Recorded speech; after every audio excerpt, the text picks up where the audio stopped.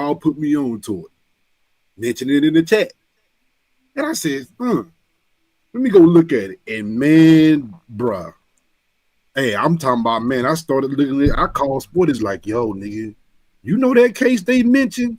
This shit is wild. This shit is wild. You know, so, but I still think it's something that we need to talk about in order, if we don't do nothing else but to avoid it. You see what I'm saying? If we just can avoid stuff like this, and because I don't know if we don't even think shit like this be happening in 2025. You know, this was the shit that you think that your old uncle did or your people back in the freaking day. You wouldn't think this shit would be happening right up under your nose, 2024, you know, and this shit was just going on. Like, this is bad, you know. But it's something that informational we need to know. We need to know. I think this is, you know, the videos help explain it better, yo. Yeah. Being all over the place, and everybody, they all over the place with it. Don't know how it started, when it picked up, when it became national. Yeah. But we starting from the fucking beginning, from videos starting for about 10 months, 8 months, get up to about 3 weeks. Then we're gonna get into more. But just to get the bases. Because a lot of people came on the stream like, why the fuck y'all ain't reviewing this? Why the fuck y'all ain't reviewing it? But it's all good. Here we are, reviewing it. Right, reviewing what?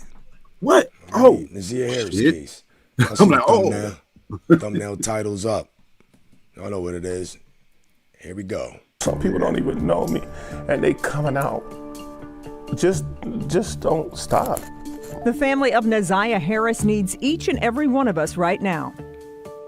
Her father, Mervyn Jennings, is holding on to hope that he will see his daughter again, but it's been 10 weeks. Yeah, there have been numerous searches, and yet they are no closer to bringing 13-year-old Nazia home. Here's Pamela Osborne. 13-year-old Nazia Harris, an 8th grader at J.E. Clark Preparatory Academy, is still missing. She was last seen on Tuesday, January 9th. They came up to see me at the hospital. They asked me some questions about as you can see, my the dad. daughter. Have I seen her? And I haven't seen my daughter. Nazia's father, Mervyn Jennings, had been in the hospital for weeks recovering from a stroke and other health issues when he learned of Nazia's disappearance from school investigators. We know Nazia went to school that day. She rode the bus home to her usual stop at Cornwall and 3 Mile. They have, footage of her getting on the school bus, and the bus driver did say that she did get off at her regular stop, okay? And she was supposed to have been coming home like she normally do. Back in February, we spoke with Annette Harris, Nazia's maternal grandmother and guardian. She reported Nazia's disappearance to Detroit Public Schools Community District. Their police department launched an investigation the very next day, on January 10th. More than a month later, after hitting a roadblock, they notified Detroit police of Nazia's disappearance. That was February 13th. A 13-year-old girl named Nazia. DPD got to work immediately canvassing the east side community where Nazia lived and was last seen. It would be the first of many major searches. I would describe as a metropolitan scavenger hunt. You know, the searches have been everywhere. Tamara Smith, the DPD commissioner from the district where Nazia went missing, helped us put pins on a map. Investigators from more than a dozen local, state, and federal departments have searched all over the city of Detroit, Clinton Township, also in and around Ann Arbor. We've been heavily canvassing the area by Greater Grace Church, area around the Rouge River, outskirts of Brightmoor. Specialized water rescue and recovery teams have assisted in some of the searches, while the net of concerned community members pitching in to help find Nazia grows wider. We had active gang members, people who are deemed to be the worst of the city, who were viciously out looking for her, passing flyers out, going door to door, canvassing. We all want the best. We want to see Nazia home in the living. Mervyn suffers from congestive heart failure but is out searching himself every day he's well enough to, with his wife Nakia by his side.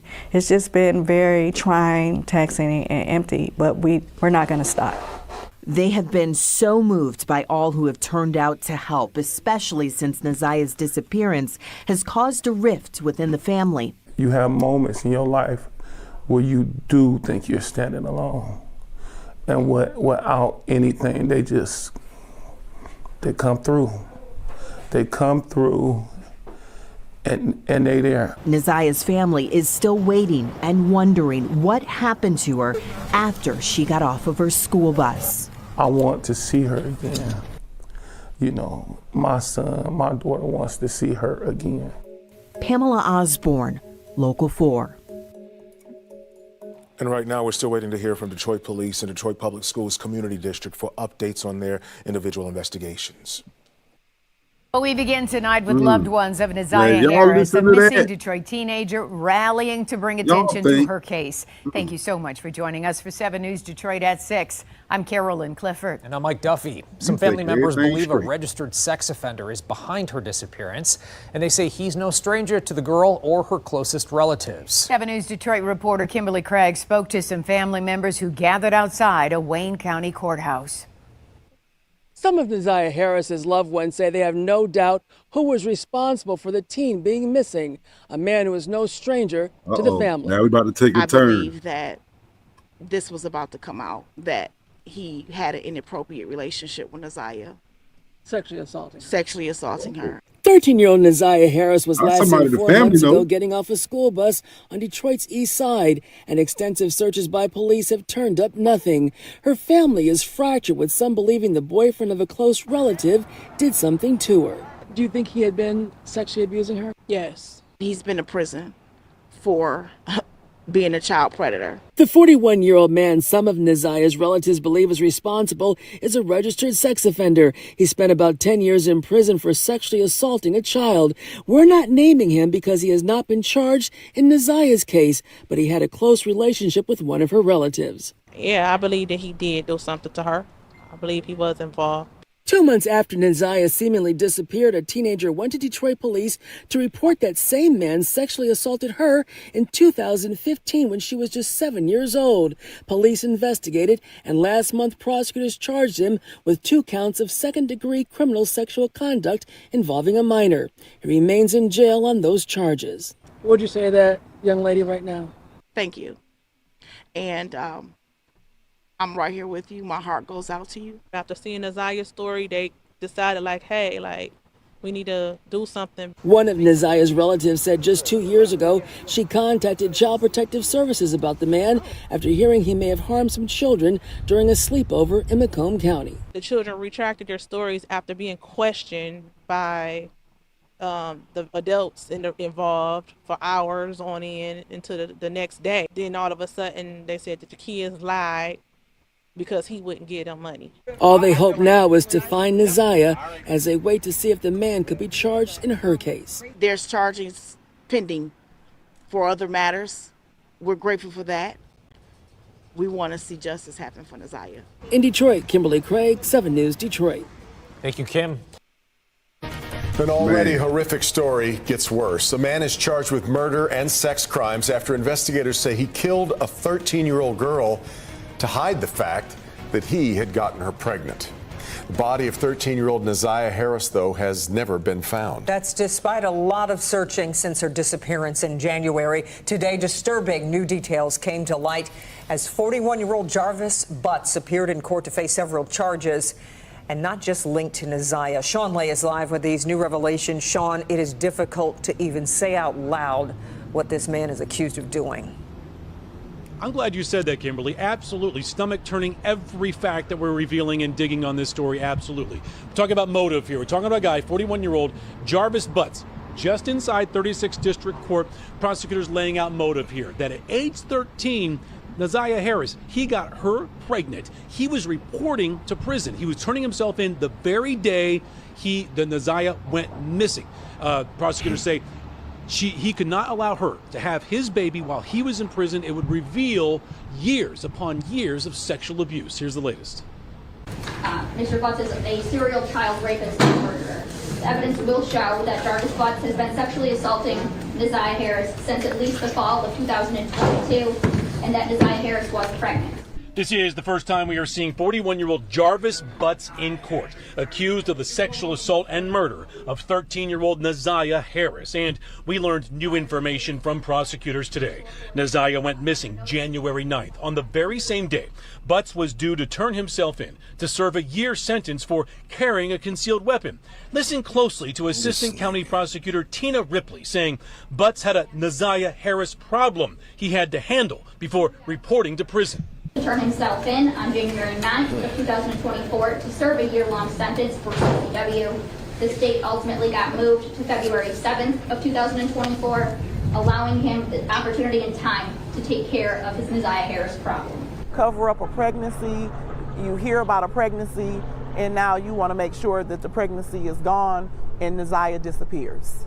Tiffany Jennings is Neziah's aunt. She has never spoken out before until now. Who's ultimately responsible for protecting Neziah from this guy? Oh, what a loaded question, right, Sean? In my personal opinion, with no affiliation, there are multiple parties involved, as many have already stated. And I just have to hold on to hope that the entire truth will come to light.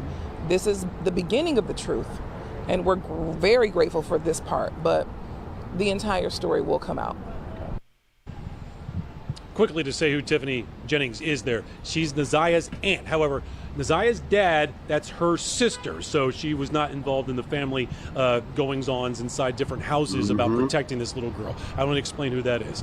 Butts hit with 2 other charges, one for the sexual assault of a girl under the age of 13, and another, his own daughter, apparently 4 years old, who allegedly gave an STD. I told you, it just keeps getting worse. He is now being held without any bond. Chief White said it best yesterday that if convicted, if all this is true, that he cannot hurt anyone else. That's why Tamara Smith, Board of Commissioners, Police Chief Kim Worthy saying if anyone else feels that they have been assaulted or violated or part of this case, have the bravery to come forward right now. Back to you. Just awful, awful. All right, Sean, we appreciate it. Jarvis Butts in court Friday afternoon. He's the man charged in connection with the homicide of Neziah Harris. The 13-year-old girl disappeared on January 19th. In addition to allegedly sexually assaulting Harris and impregnating her, investigators say he also sexually molested his own daughter. The alleged molestation began when she was under the age of 10. They further allege he sexually assaulted another girl who was under the age of 5 at the time. She was 4 years old at the time, and she was the daughter of one of Mr. Butts' girlfriends at the time, and we believe her to have contracted chlamydia. It's disgusting. It's despicable. It's worse than what I thought it was. I've been trying to bring attention to him since 2022. And I did not realize it was this bad. Bond was remanded for 41-year-old Butts. He's currently incarcerated on an unrelated weapons charge. The sexual assault charges involving minors date back to 2012. Investigators say he started molesting Neziah Harris in 2022. Unbelievable, unbelievable. I just want this case to move forward. Neziah receives the justice that she deserves. And any other victims who have been victimized by this maniac. Authorities believe there are likely more children who were victimized by Butts. Meanwhile, Harris's body was never found. I would encourage any other victims who have been victimized by this man, please speak up. Don't be afraid. Now is your time. In Detroit, Camila Mary, Fox 2 News. Jarvis Butts. Okay. This is calling case number, Mr. Butts has 3 cases. Case number 240-596-1901, Houston, Michigan versus Jarvis Butts. Case number 240-596-1801, Houston, Michigan versus Jarvis Butts. And case number 240-596-1701, Houston, Michigan versus Jarvis Butts. This is 4 months ago right here. Appearances from the people. Yes. Good afternoon, Your Honor. Tina Ripley on behalf of the people, P83688. And good afternoon, Your Honor. Matthew Mason. About 5 minutes. Some horrific details in the case. Okay. It's quick. Good afternoon, Your Honor. Neighborhood Defender Service by Cheryl Quick, P83973, on behalf of Jarvis Butts. I believe co-counsel is present. Ken Riggins. Yes, he is. And good afternoon, Your Honor. Good afternoon to your staff. Neighborhood Defender Services by Ken Riggins, P82125, on behalf of Mr. Jarvis Butts, who stands with me to my right. Okay, Ms. Quick and Mr. Riggins, do you waive on reading stand mute? We do, Your Honor. Okay, court order not guilty. Yes, Your Honor. Court order not guilty plea on behalf of your client with respect to all three cases. Bond recommendation from the people. Yes, Judge. People are requesting a remand. On all three? Yes, Judge. Can you give just a brief summary for each case? Yes, Judge. Very, relatively brief, yes. Sure, Judge. Starting with the case ending in 619, that is a criminal sexual conduct in the first degree with added charges of criminal sexual conduct in the second degree. That is for Mr. Butts' biological daughter, and she was around 8 or 9 when the touchings first started happening, and 10 when she was penetrated. Mr. Butts is a habitual offender, fourth offense notice, mandatory 25 years, and he also has a prior conviction for criminal sexual conduct in the third degree with a person 13 through 15. Okay, give me background on those two cases, please. Yes, and as it relates to case ending in 618, that is one count of criminal sexual conduct in the second degree. He does have the second offense notice on that, along with a habitual fourth offense mandatory 25. That case is for the sexual assault of a 4-year-old minor. She was 4 years old at the time, and she was the daughter of one of Mr. Butts' girlfriends at the time, and we believe her to have contracted chlamydia. And y'all hear that? As it relates to the case ending in 617, that case involves the missing 13-year-old Neziah Harris. Neziah went missing on January 9th in 2024 after last being seen alive with Jarvis Butts. Mr. Butts is a serial child rapist and murderer. The evidence will show that Jarvis Butts has been sexually assaulting Neziah Harris since at least the fall of 2022, and that Neziah Harris was pregnant with Jarvis Butts' child on January 9th of 2024, and that Mr. Butts was aware of this pregnancy. Jarvis Butts was supposed to turn himself in on January 9th of 2024 to serve a year-long sentence for CCW. This date ultimately got moved to February 7th of 2024, allowing him the opportunity and time to take care of his Neziah Harris problem.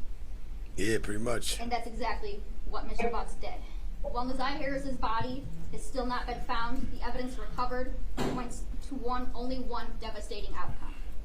Although Jarvis Butts is currently serving a sentence for CCW, that's no excuse for his bond in this case to be anything but a remand.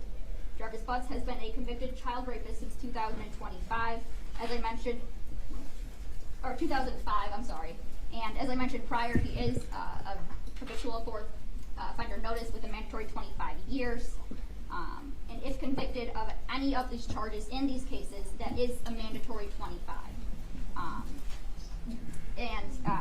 He is an absolute danger to the community and all children. Since getting out of prison, Jarvis Butts has continued to sexually assault children, resulting in now 3 active criminal sexual conduct cases against minors, with no doubt many more out there. The people acknowledge that these charges are allegations at this point, but we're confident in these charges moving forward that the evidence will show that Jarvis Butts not only sexually assaulted and impregnated Neziah Harris, but that he ultimately killed her in order to cover up the ongoing assaults and pregnancy. Thank you, Ms. Riggins. From Ms. Quick or Mr. Riggins, any response to the question you made? Well, I will say, with all conjecture aside, the one thing she said that is true is Mr. Butts is currently under sentence. As such, he is not eligible to be released, so we are not going to object to the bond at this time. Okay. Ms. Quick, is there anything you want to add? No, Mr. Riggins. Okay. All right. Court haven't heard an argument as to bond. All right, no, he ain't getting no bond here. Hell no. Let's get back to one case. Just want to I go mean, back I one want to know more what y'all to think about discuss it, man. An already horrific story gets worse. A man is charged with murder and sex crimes after investigators say he killed a 13-year-old girl to hide the fact that he had gotten her pregnant.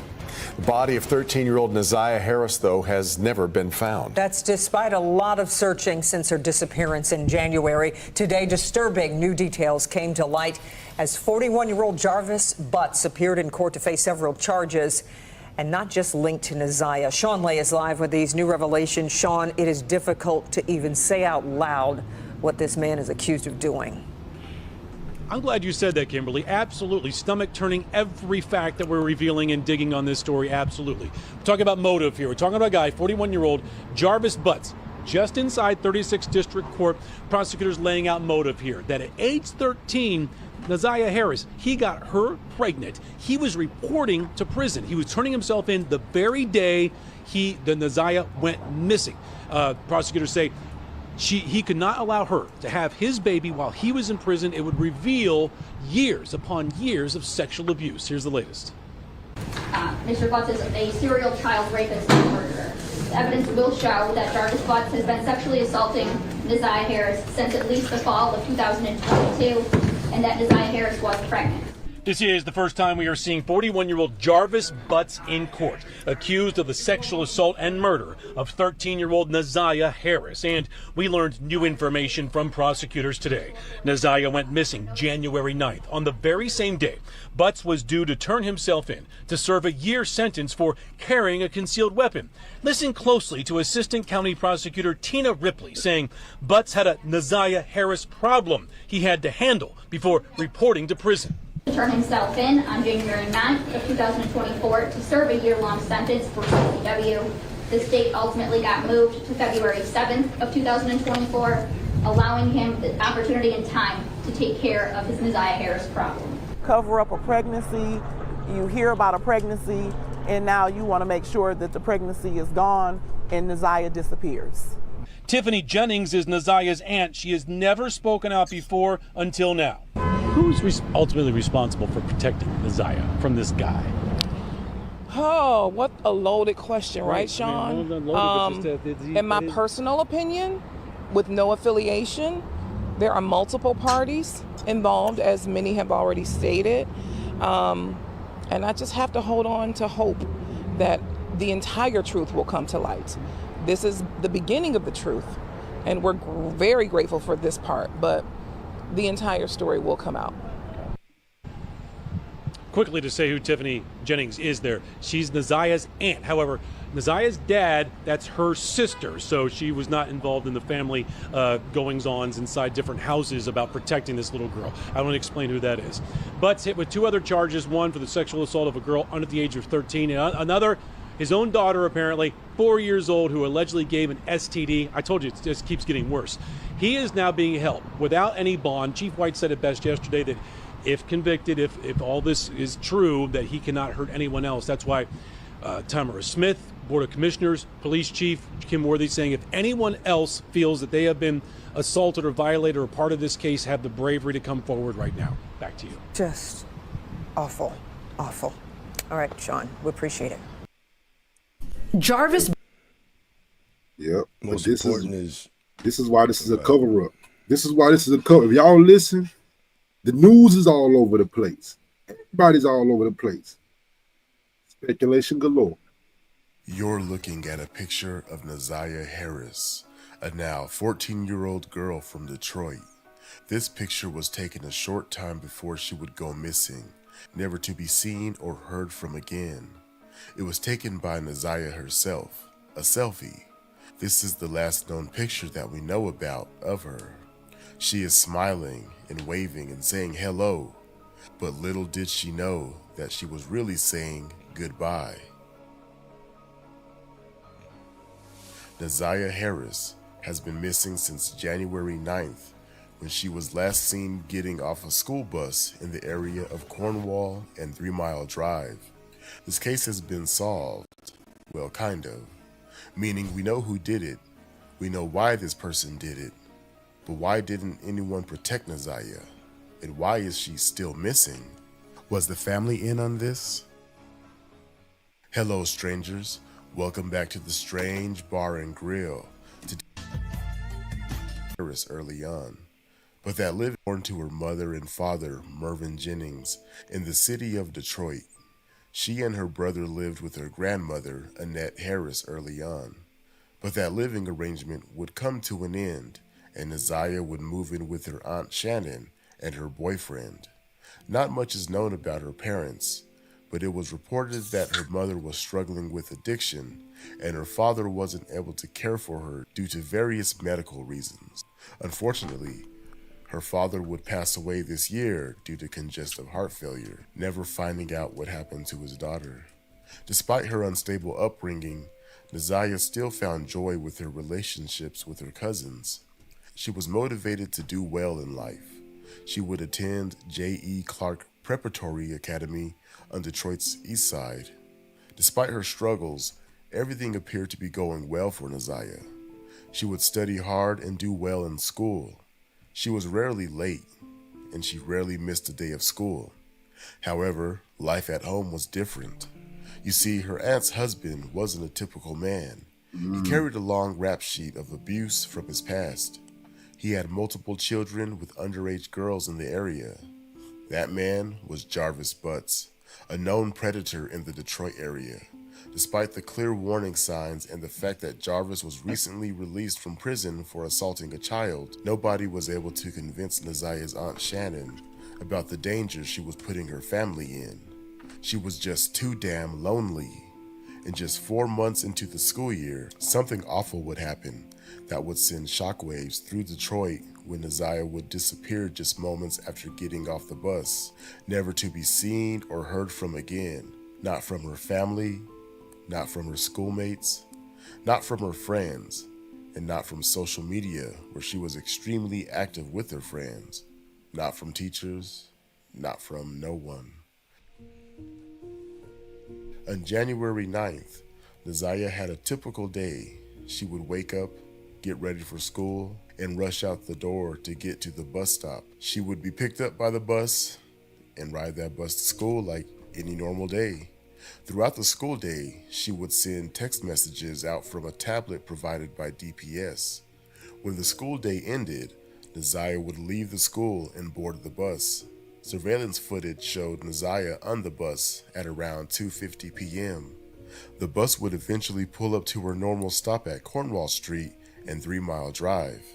Neziah would exit the bus, but she wouldn't head home. Instead, something bad would happen to Neziah. Her Aunt Shannon noticed she didn't return from school.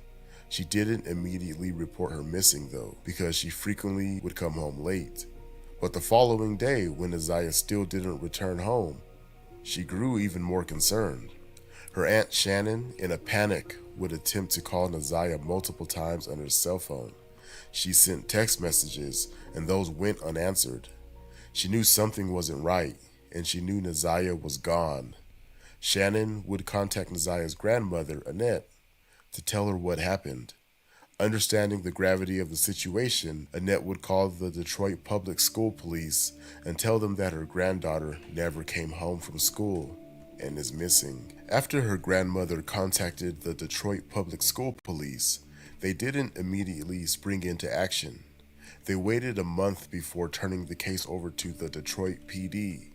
Detroit police then contacted federal law enforcement, including the U.S. Marshals, for assistance with the case. The different agencies worked together in an attempt to locate Neziah. The community also came together to spread awareness. They put up posters, shared social media posts. Everybody was truly wanting for Neziah to be brought home.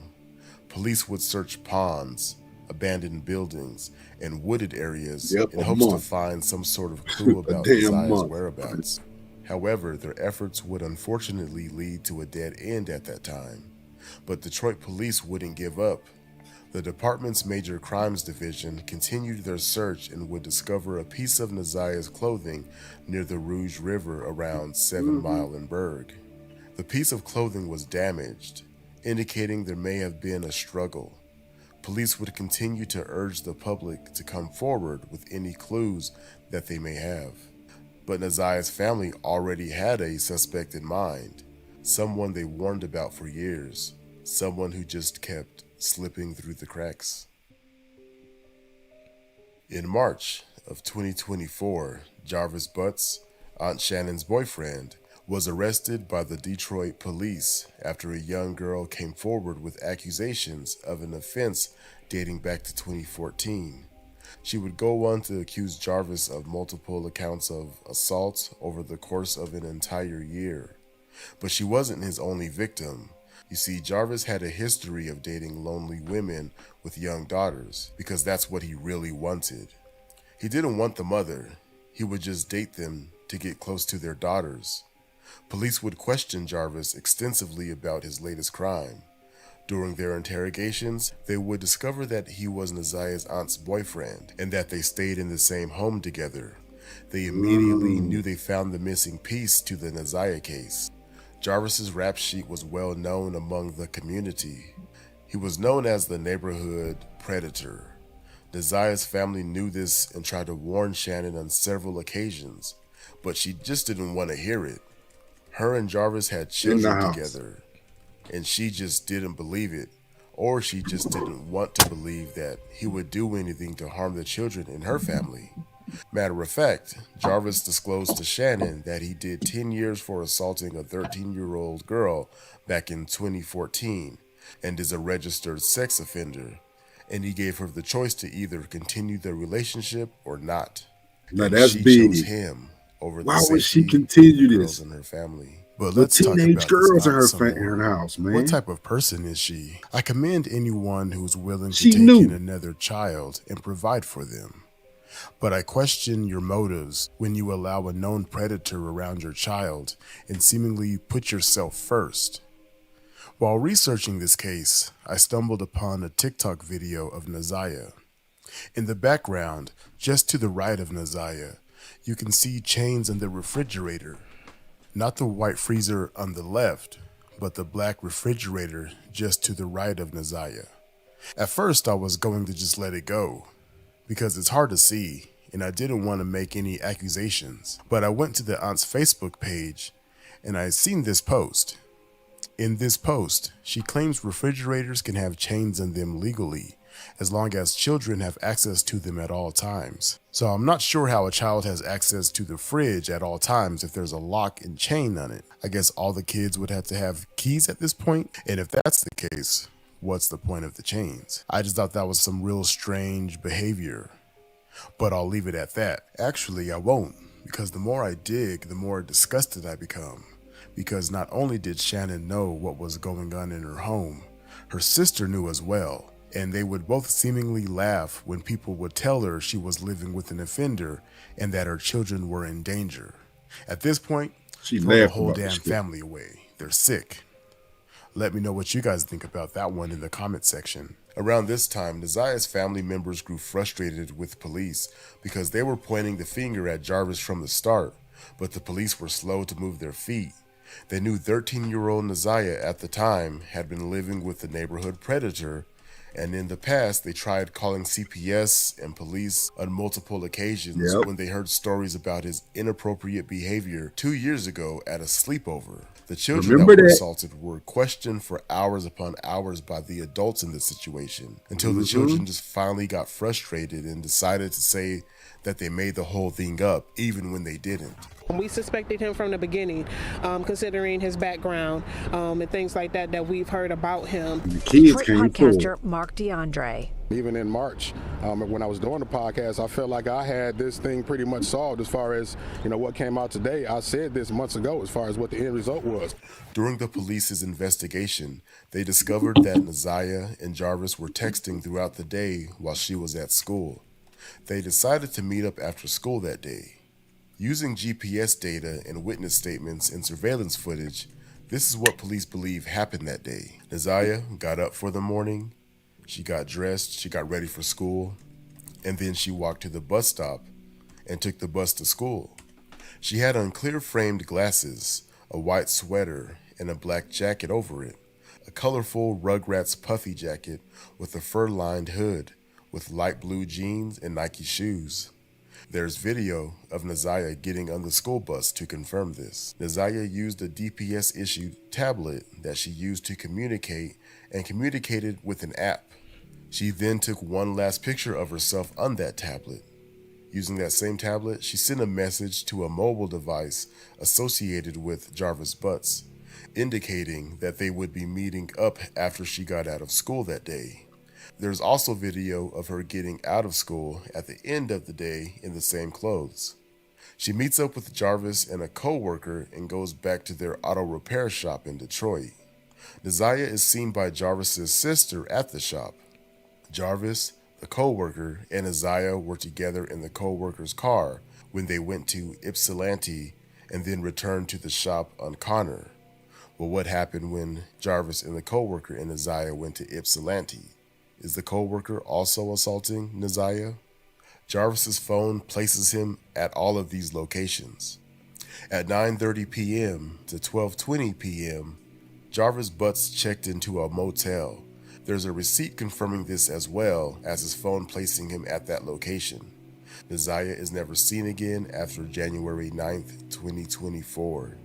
Now, thanks to a tip, police would find articles of Zaniah's clothing near the Rouge River around 7 Mile and Berg. GPS data showed that Jarvis visited that same area on January 10th, the day after Naziah went missing. Jarvis started sending Naziah sexually explicit texts in September of 2022. In September of 2023, she sent Jarvis a text saying she had not had her period. And by November of 2023, Jarvis was aware that Naziah was pregnant. Phone records also show that Jarvis had been searching for abortion and abortion pills and drinking red antifreeze online before Naziah's death. It's believed that Jarvis killed Naziah because she was pregnant and wasn't able to get an abortion. But what do you all think? Do you think that Naziah met her fate in that motel room? I think Jarvis killed Naziah in that motel room, and then the next day he disposed of her body at that river. On Thursday, September 26th, 2024, almost 9 months later, Jarvis Butts was arrested in connection with the death and disappearance of Naziah Harris. He was charged with first-degree premeditated murder, 1 count of criminal sexual conduct in the second degree, and 1 count of CP material. He is also being charged for 2 separate cases of SA of 2 more young girls. Given all this evidence, Jarvis still hasn't confessed to the crime. The evidence shows that Naziah is in fact deceased, but her body is still missing because Jarvis refuses to disclose what he did with Naziah's body. See, now he won't even but he tell is the going people. to prison, and inmates hate child predators. Maybe he can sit on Big Bubba's lap, and they can talk about the first thing that pops up.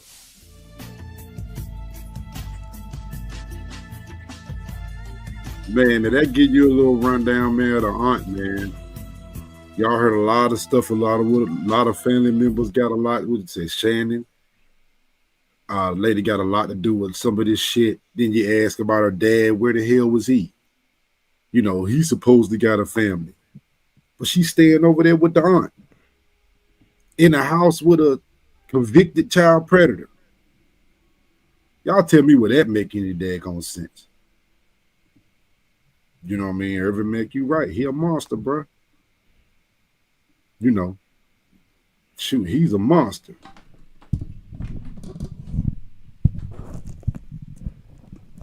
You know, and getting into, like I said, so we put you on to a couple of details in the case. My question is, you know, so also that's what you think it is? His wife wouldn't allow her to live there?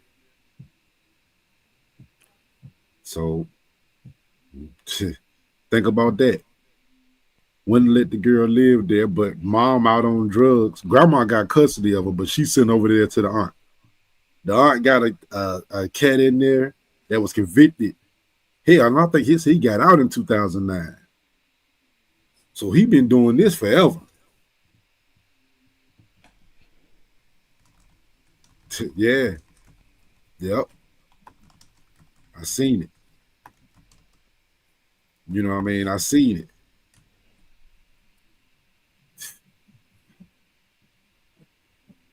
Yeah. You know what I mean? Yeah.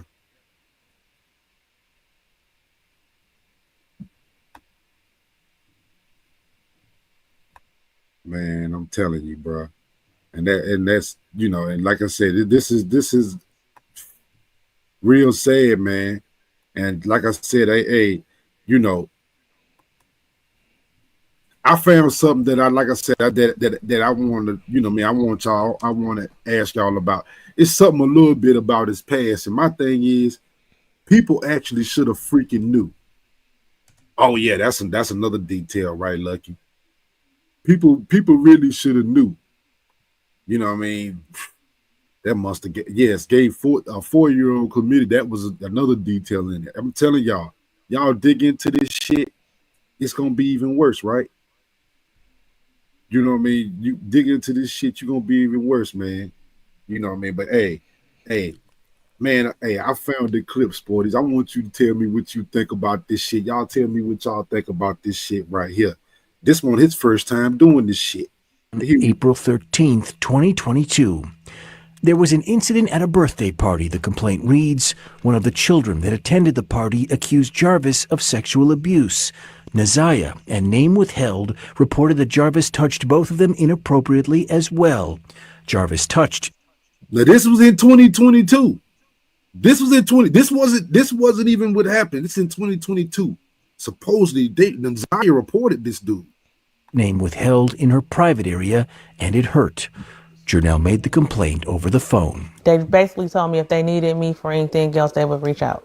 The next day, Jernell would receive a text from her niece, Butts' girlfriend, confirming that CPS had contacted her. CPS called me, the text reads. They called about the well-being of my kids. Then they called back to get Jarvis info. A CPS spokeswoman would not tell 7 News Detroit if investigators ever questioned Nazaya Harris after receiving the complaint. But we do know it wasn't the only complaint filed with CPS, naming Jarvis Butts. And it wasn't easy for me to call Protective Services just because of the horror stories that you hear. Kawana Morton said she heard about the same allegations against Butts from a conversation with his girlfriend. 2 months after her cousins called to CPS, she would file her own complaint. I told them that there's a problem and they need to be aware of it. I am 90% sure that there's sexual abuse going on within the home. Did you specifically mention Jarvis by name? Yes, absolutely. Internal CPS records we obtained show that investigators looked into that complaint, conducting a face-to-face interview with Butts, who strongly denied the allegation. A forensic interview was conducted with the alleged victim, and no disclosures were made. CPS said the home was clean and free of observed safety concerns. The allegation was denied, assigned a low risk level. These are 2 complaints of at least 5 filed with CPS since 2015, naming Jarvis Butts. They allege. And she had this man living with her, bruh. This, you know, like I said, when you want to talk about, as the title says, predator stepdad with a criminal past. You know, think about this, y'all. Like, oh, he really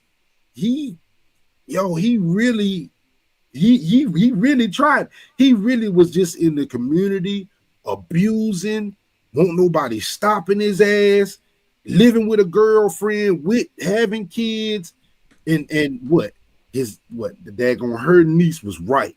Her niece was like, yo, y'all put her in a worse situation.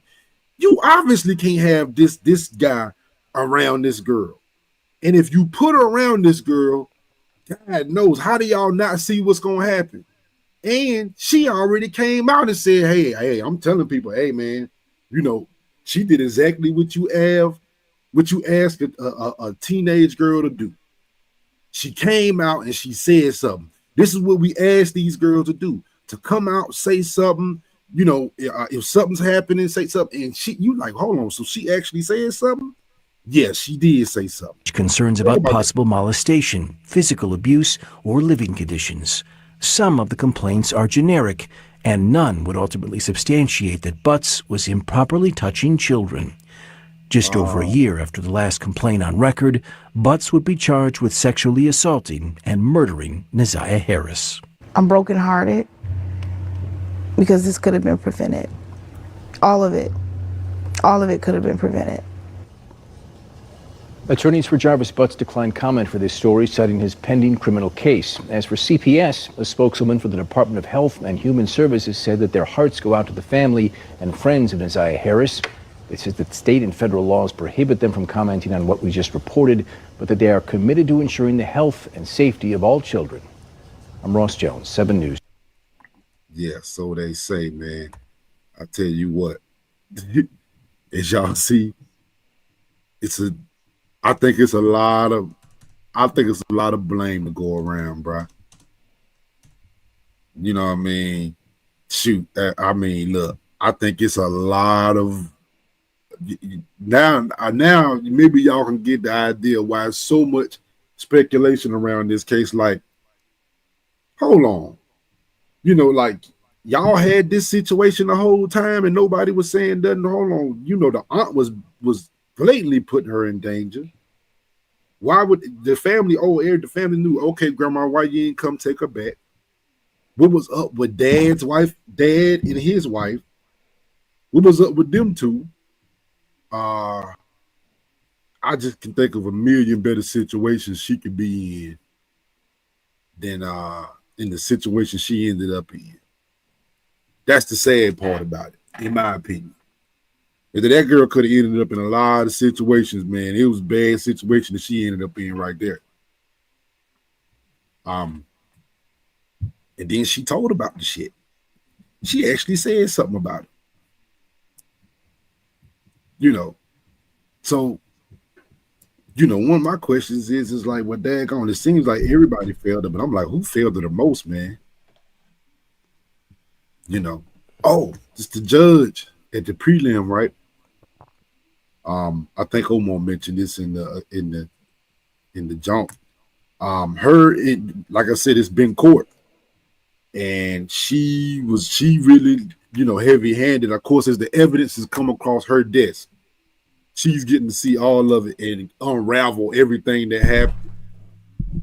And yeah, this, you know, damn, you see, people know about. You said Granny had a pedo living with her too. The case regarding a trial, and the one thing I had highlighted in pink is the quote. In this case, there was no physical evidence such as bloodstains or a weapon leaking defendant to Joyce's death. In this case, we don't have the same facts or circumstances. I do agree this is a circumstantial case, and circumstantial evidence is sufficient for a bind over and even conviction. Today is January 9th, 2025, exactly 1 year, from the day Neziah Harris disappeared. Before I get into the charges, and the main charge of premeditated first-degree murder, I have to speak on Neziah Harris and the community who failed her. And I am only presented with certain evidence. I don't know the whole story. The attorneys know more than me, the family knows more than me, but from what I have heard over the last 4 days and 5 days total, is that several people failed her. I don't know where her mother is. I don't know anything other than that she was forced to live in a home where she was not protected or given the adequate attention and love. I don't know where her father is.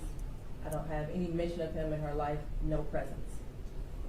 To Cordell, aka King, and all the men who saw Jarvis Butts hanging out and always around these young girls, including Neziah, and his 9-year-old daughter going up to the shop to clean up his shop.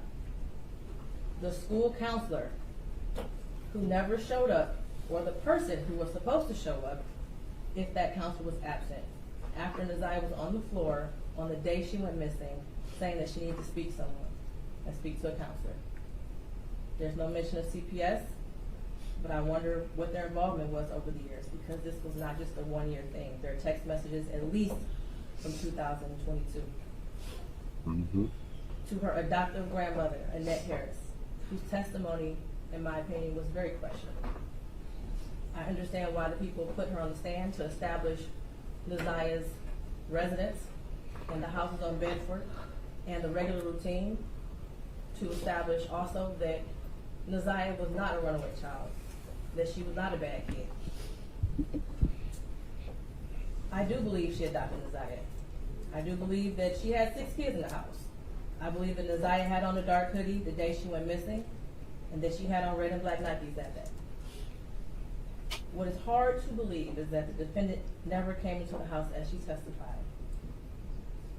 And there was also a minor that testified that he did as well. Text messages that show between him and Neziah that he did. In the basement, saying he was going to the shower, stealing her panties. He was always lurking around that house and asking for Janiyah and Zaniyah, from what I know. I even thought about the breakfast routine and saying that all the kids like eating breakfast at school. Did they have a choice? I don't know. But to always send those girls up there to clean up the shop raises questions.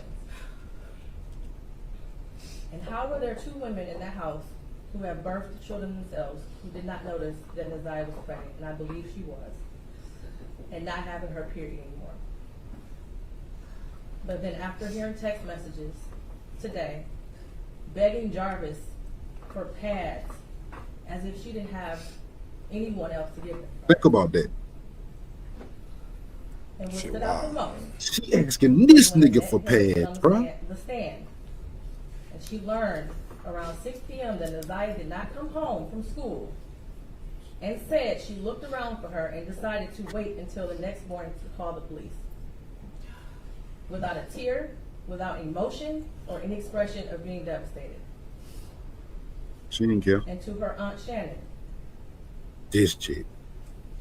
who also showed no emotion, expression of being devastated from Neziah going missing. She stated that she had friends help look for Neziah, but was directed to just wait until the morning to call the police. A grown woman who likely suspected something strange going on didn't feel the need to call the police either. They were both able to go to sleep at night without hearing from Neziah or having any indication that she was coming home that night. And of course, the defendant, who I will get to in a minute. I don't know who else failed Neziah, but the community did. As far as the people establishing probable cause, I will focus on count 1, as it's been stated that there is no contention with counts 2 and 3. In count 3, I will amend based off of the motion and the testimony I heard that Neziah was 12 and not 13 at the time that Jarvis Butts had sexual intercourse with her. The prosecution is correct. You do not have to have a body to establish first-degree premeditated murder. It would have been a much shorter exam had her body been found, but this is where we are. In the last 365 days, no text messages. We all heard today and yesterday that she was very active and frequently texted. No social media for a year. We heard through testimony that she was also active on social media. No phone calls, which she was also able to do according to testimony. No physical sighting of her by anyone. She never came back to school. No one has seen her. Medical records dated from July 2014 to October 2023 indicated that she had no life-threatening medical issues that would lead to a natural cause of death. The black hoodie found in the area of 7 Mountainburg with her DNA and blood on it. The holes in the hoodie consistent with some sort of struggle, violence, or weapon being used. And we know that there were no holes in that hoodie when she wore it to school. We saw a picture of her in a black hoodie on her last day that everyone saw her. I do believe her grandma testified truthfully about the sweatshirt that she had on and that it was practically new. And the border agent who said that no evidence of animals would have destroyed the clothing or the shoes to possibly lead to animals tearing up that hoodie. Damn, the border agent. So give out Detroit. Nissan the day after she went missing. That border. The behavior of the defendant when he snatched those glasses. They looked exactly like the glasses she had on in her last picture, according to the witness. The shoes that her brother described as the same shoes that were found also in the area of 7 Mountainburg near the hoodie. While this is still probable cause, the evidence all points to Jarvis Butts. His locations, him being seen with her last, the abortion searches, the abrupt silence between the two of them in text messages, and the constant lies he told throughout the entire investigation. And they were proven to be lies with text messages and other testimony.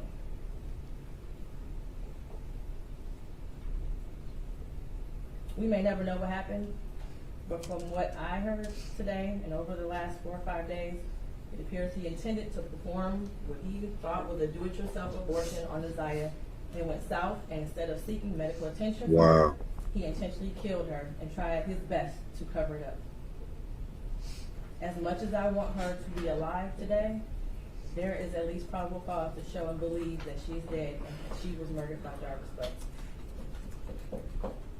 Mr. Butts, stand up. You've been sitting over there for 4 days with your head down, sitting between and behind your attorney with your mask on and taking vigorous notes. I want you to pay attention and listen to everything I have to say. I have been trying to figure out for the last 5 days, you. At one point I thought you were cognitively impaired in the beginning of this exam. And then maybe you had the brain of a 10-year-old, and that's why you were doing such things. But as I heard more and more testimony, you're just the true definition of a pedophile. Watching you laugh and brag about all the women you have with different women and the children and the girlfriends, and making babies to groom them, and having them in your presence, cleaning up, quote, cleaning up your shop, and the little girls around you, has landed you here today. You groomed Neziah. You played mind games with her. We all heard that. You controlled her emotionally. She was exposed to so much at such a young age. The text messages between you two were disgusting to hear. And to think that she had you saved in her phone as babe for life. Neziah deserves so much more. And while I mentioned other people that failed her, Jarvis Butts, you are the monster in this whole picture. She did deserve love from her parents and everyone who was in her life. She was ignored, she was neglected, and you took complete advantage of that. She wanted someone to love her, and she will never know what that feels like. Your children deserve more.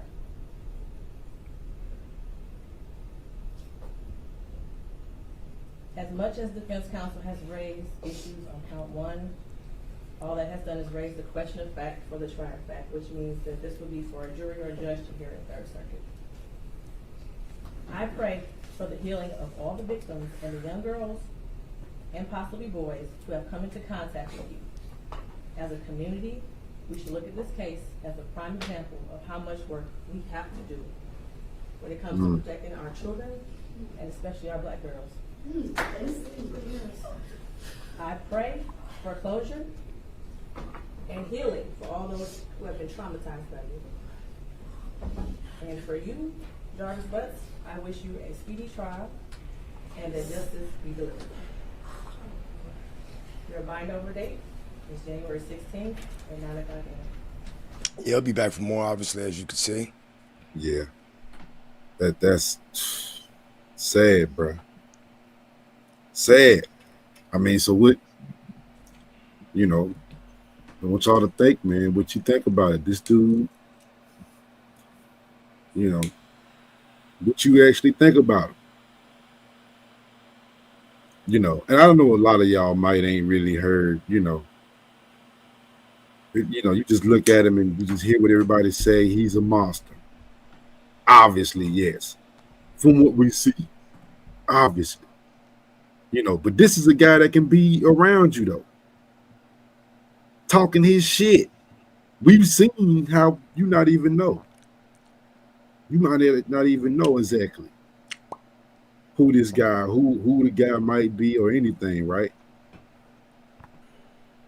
He can be just another guy shooting the shit around you. Yep, he did do time, Miss Jill. I think that was for the 14-year-old. He got convicted for a few girls when he did that first bid. He did the bid and came home. And they say he picked right up where he left off. Right? He picked right up where he left off.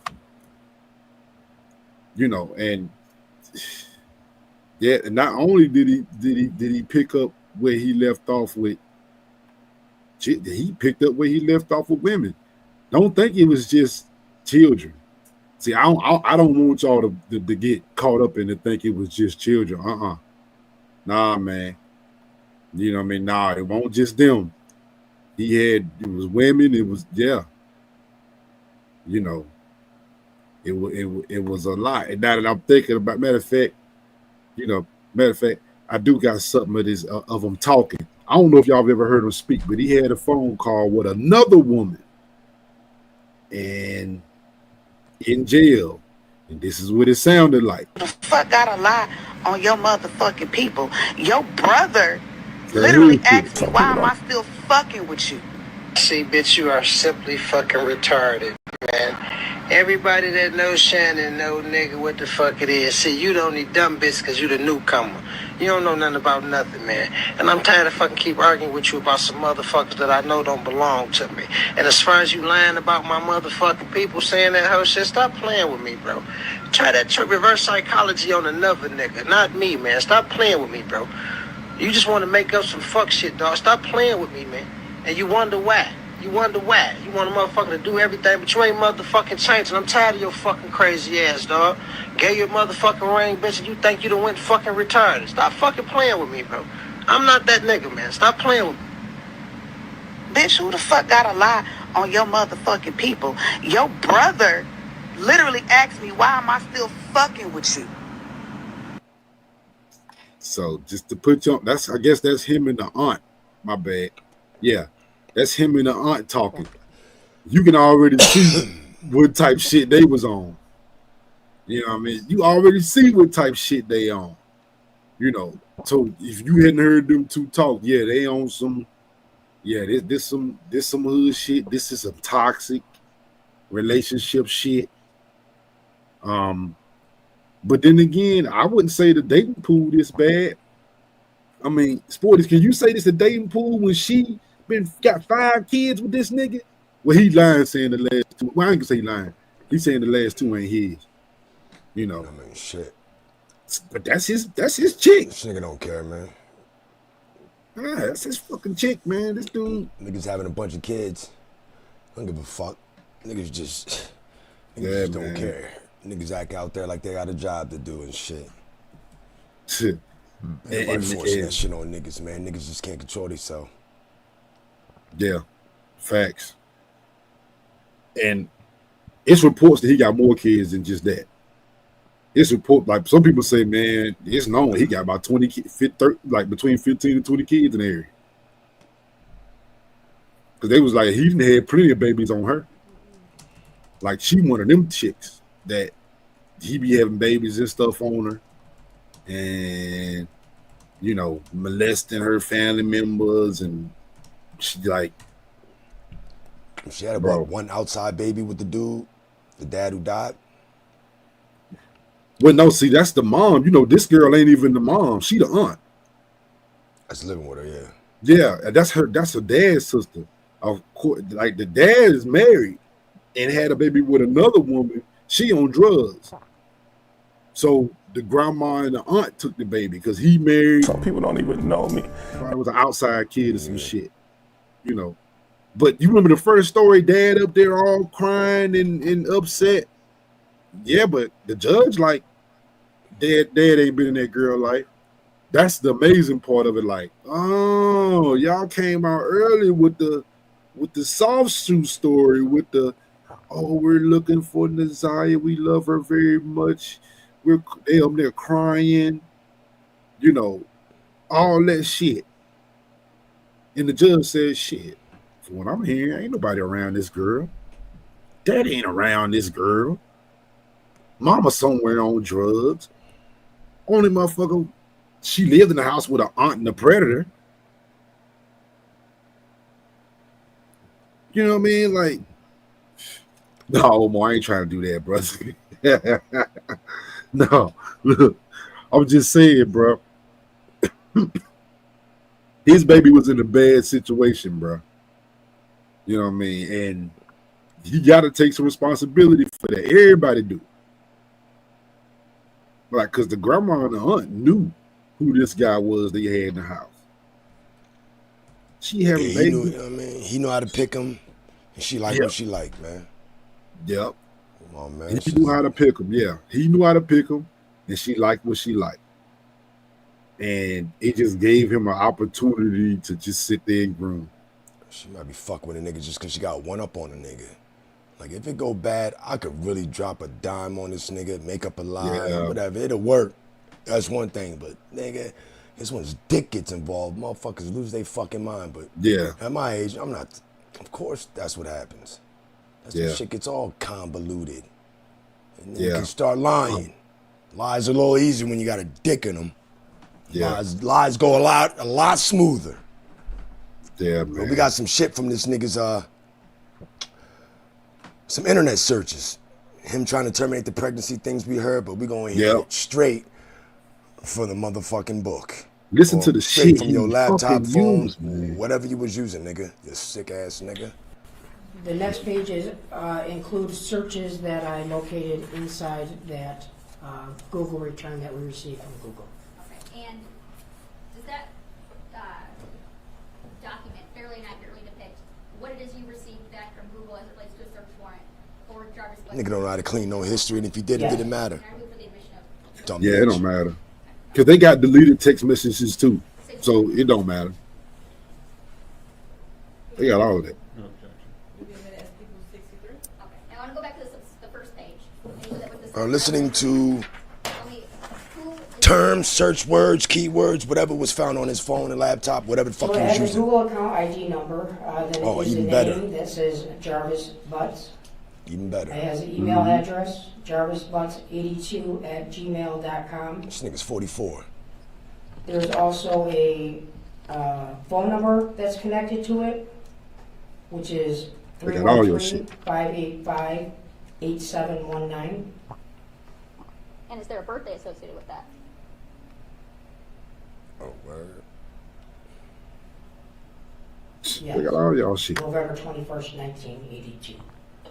82. And moving on to the searches, So, you what 42. dates do those searches encompass? These searches are December 9th.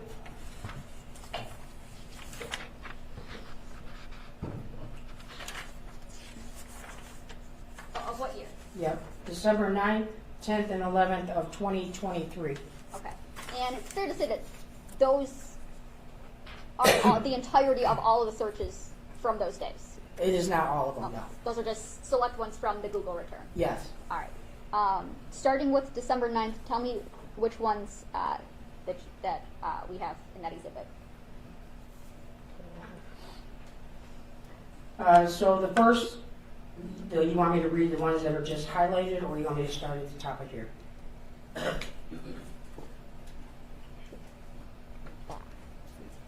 So. The ones that are highlighted. Okay. Just start with the ones that are highlighted. Yep, so this search was December 9th, 2023 at 3:32 UTC time. So you would actually have to subtract 5 hours, which would make it the night of December 8th. And the site is, what's visited, it's Drink Me and Abort Your Baby, the Herbal Abortion Tea by Maya. And what about the next one after that? Okay.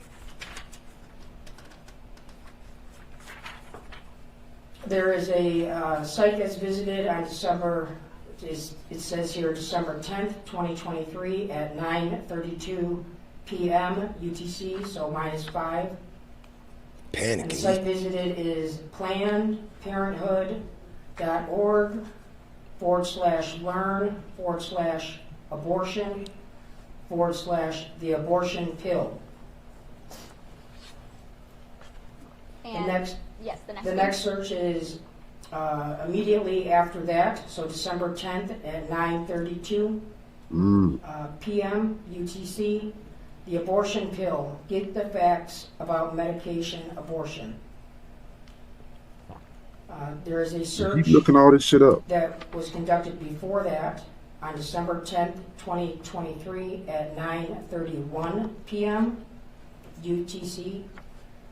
And that site is plannedparenthood.org /blog/can I use herbs to have an abortion at home. This nigga. And The next one is December 10th, 2023 at 9:31 p.m. UTC. Can I use herbs to have an abortion at home? Planned Parenthood. Oh, they tell you that shit. And the next one? The next one is December 10th, 2023 at 9:36 p.m. UTC. So again, minus 5 hours. And that site is, it's ansirh.org, research, over-counter medication abortion. Search December 10th, 2023 at 9:36 p.m. Over-the-counter medication abortion, and that's from that same place before, ANSIRH. God damn. December 10th, 2023 at 9:32. This nigga Planned Parenthood, abortion, the abortion pill. How do I have an abortion using only misoprostol? MISO. Way past that. He was trying to get rid of that shit. Way past that point. Next search, December 10th, 2023 at 9:32. Planned Parenthood, learn abortion, the abortion pill. So it's like the same shit. To the same, Too site. fucking late, you dumbass. On December 11th at 11:43 p.m. UTC, so minus 5 hours. You've been searching all day, Specifically, is searched is, can I drink red antifreeze? Damn. Again, that same It's all criminal now. item is searched again right after the same time, 11:43 on December 11th, 2023.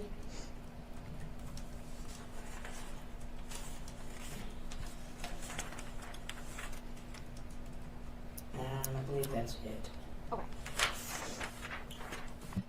The case regarding the trial, and the one thing I had highlighted in case was the quote, in this case there was no physical evidence such as bloodstains or a weapon leading defendant to Joyce's death. In this case, we don't have the same facts or circumstances. I do agree this is a circumstantial case, and circumstantial evidence is sufficient for a bind over and even conviction. Today is January 9th, 2025, exactly 1 year, from the day Neziah Harris disappeared. Before I get into the charges, and the main charge of premeditated first-degree murder, I have to speak on Neziah Harris and the community who failed her. And I am only presented with certain evidence. I don't know the whole story. The attorneys know more than me, the family knows more than me, but from what I have heard over the last 4 days and 5 days total, is that several people failed her. I don't know where her He was mother trying to is. get rid of I don't that know kid. anything other than that she was forced to live in a home where she was not protected or given the adequate attention and love. I don't know where her father is. I didn't even notice that last video went off. It's going Yeah. to the... Yeah, let's go right to the next one. And but yo, he look what he was looking up. Red antifreeze. The abortion pill. Yeah, bro, you was panicking, dog. You was panicking the long way. You ain't know what to do. Like you said, he was about to go in from that other case. That girl was sitting there pregnant. Now, my question is, y'all talking about overnight? That girl was hanging around that shop. She was following this man everywhere he was going. Everywhere he was at, she was at. Ain't none of y'all think shit. Ain't none of y'all think nothing. That's crazy. He looking up shit on his phone, trying to get rid of shit. Like you said, the dude done now, bro. You done did it. You done did what it is, man. You know, you done did that thing, man. You didn't did it to the point that you can't reverse time now. Yeah, you caught, motherfuckers. Shit, there's evidence of it. And instead of letting it play out, you know, he did what's even worse. Which, you know, I argue there ain't really no worse, but yeah, you just unalived you just unalived the whole situation. With, you know, sad case, man. Sad case, and a definition of a true monster. I'm telling you, sometimes people can live right amongst you, man, and let that shit get the best of them. You know, and the reason why this case is so interesting because it's not just him. It's not just him. It's not just that he's, you know, preying on her. It's the fact that the people around her ain't even paying no attention. Or if they paying attention, I believe, like Omar said, they all fucking knew. They all fucking knew. And I want y'all to think about this. If Shannon knew, it's another question to y'all. If Shannon knew, how much y'all think she wanted that little girl gone? It's a monkey wrench in that shit. Think about it. If she knew that girl might have been pregnant, you think she ain't want that little girl up out of there? Think about that shit. She ain't want that little girl around. You looking at that going her, man, and she probably looking at her like she grown or some dumb shit. Man, sad, bro. We got more info from the CPS caseworker who already warned of this alleged killer in advance. A lot of people had a lot of signs, just going through their daily life, ignoring shit until the shit get real. CPS, bro. They knew about it. Right now, Jarvis Butts is awaiting trial for the murder and sexual abuse of Neziah Harris. After listening to days of testimony last month, a judge called Butts a monster and said that opportunities to protect the 13-year-old girl were missed. Tonight, the 7 investigators are revealing years of warnings that preceded Butts' alleged crimes. Warnings that family members say were made to Children's Protective Services that could have saved Neziah's life. Here's what 7 investigator Ross Jones has uncovered. You look at that face, and you do not see the horrors that she had gone through in her short life. The exploitation, the molestations, the sexual abuse, and the pregnancy that she was concealing. Years before Jarvis Butts would be charged by Wayne County's prosecutor, accused of killing and sexually abusing 13-year-old Neziah Harris, Harris's own relatives say they saw the warning signs and told anyone who would listen. So that at that point, I was like, this is too much. I'm calling CPS. I tried not just once, but multiple times for them to take me serious in what I was saying. Kiwana Morton and her cousin Jernell are both relatives of Neziah Harris. In February of 2022, Jernell says she learned of allegations of improper touching involving Butts and other small children. She says she was told about the claims while talking to her niece, Jarvis Butts' girlfriend, and that the alleged victims were Neziah Harris and 2 other children. I was just like, oh my God, I was not crazy.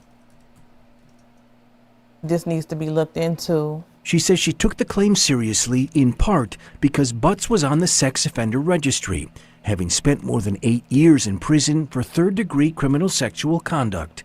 She didn't alert authorities at first because she believed her niece would notify police. But weeks later, Jernell did notify Child Protective Services. Her complaint came in on April 13, 2022. There was an incident at a birthday party, the complaint reads. One of the children that attended the party accused Jarvis of sexual abuse. Neziah, and name withheld, reported that Jarvis touched both of them inappropriately as well. Jarvis touched, name withheld, in her private area, and it hurt. Jernell made the complaint over the phone. They basically told me if they needed me for anything else, they would reach out. The next day, Jernell would receive a text from her niece, Butts' girlfriend, confirming that CPS had contacted her. CPS called me, the text reads. They called about the well-being of my kids. Then they called back to get Jarvis info. A CPS spokeswoman would not tell 7 News Detroit if investigators ever questioned Neziah Harris after receiving the complaint.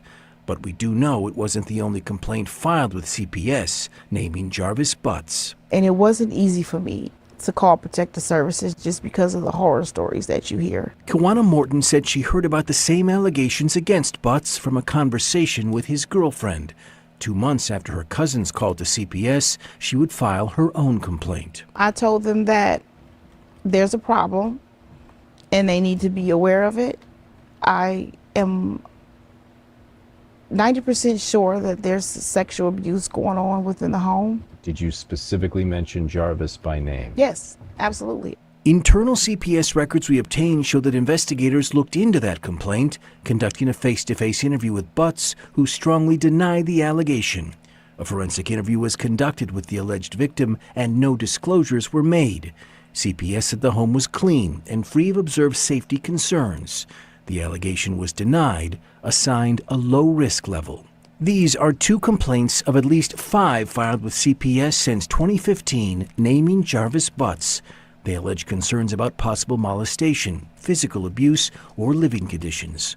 Some of the complaints are generic, and none would ultimately substantiate that Butts was improperly touching children. Just over a year after the last complaint on record, Butts would be charged with sexually assaulting and murdering Neziah Harris.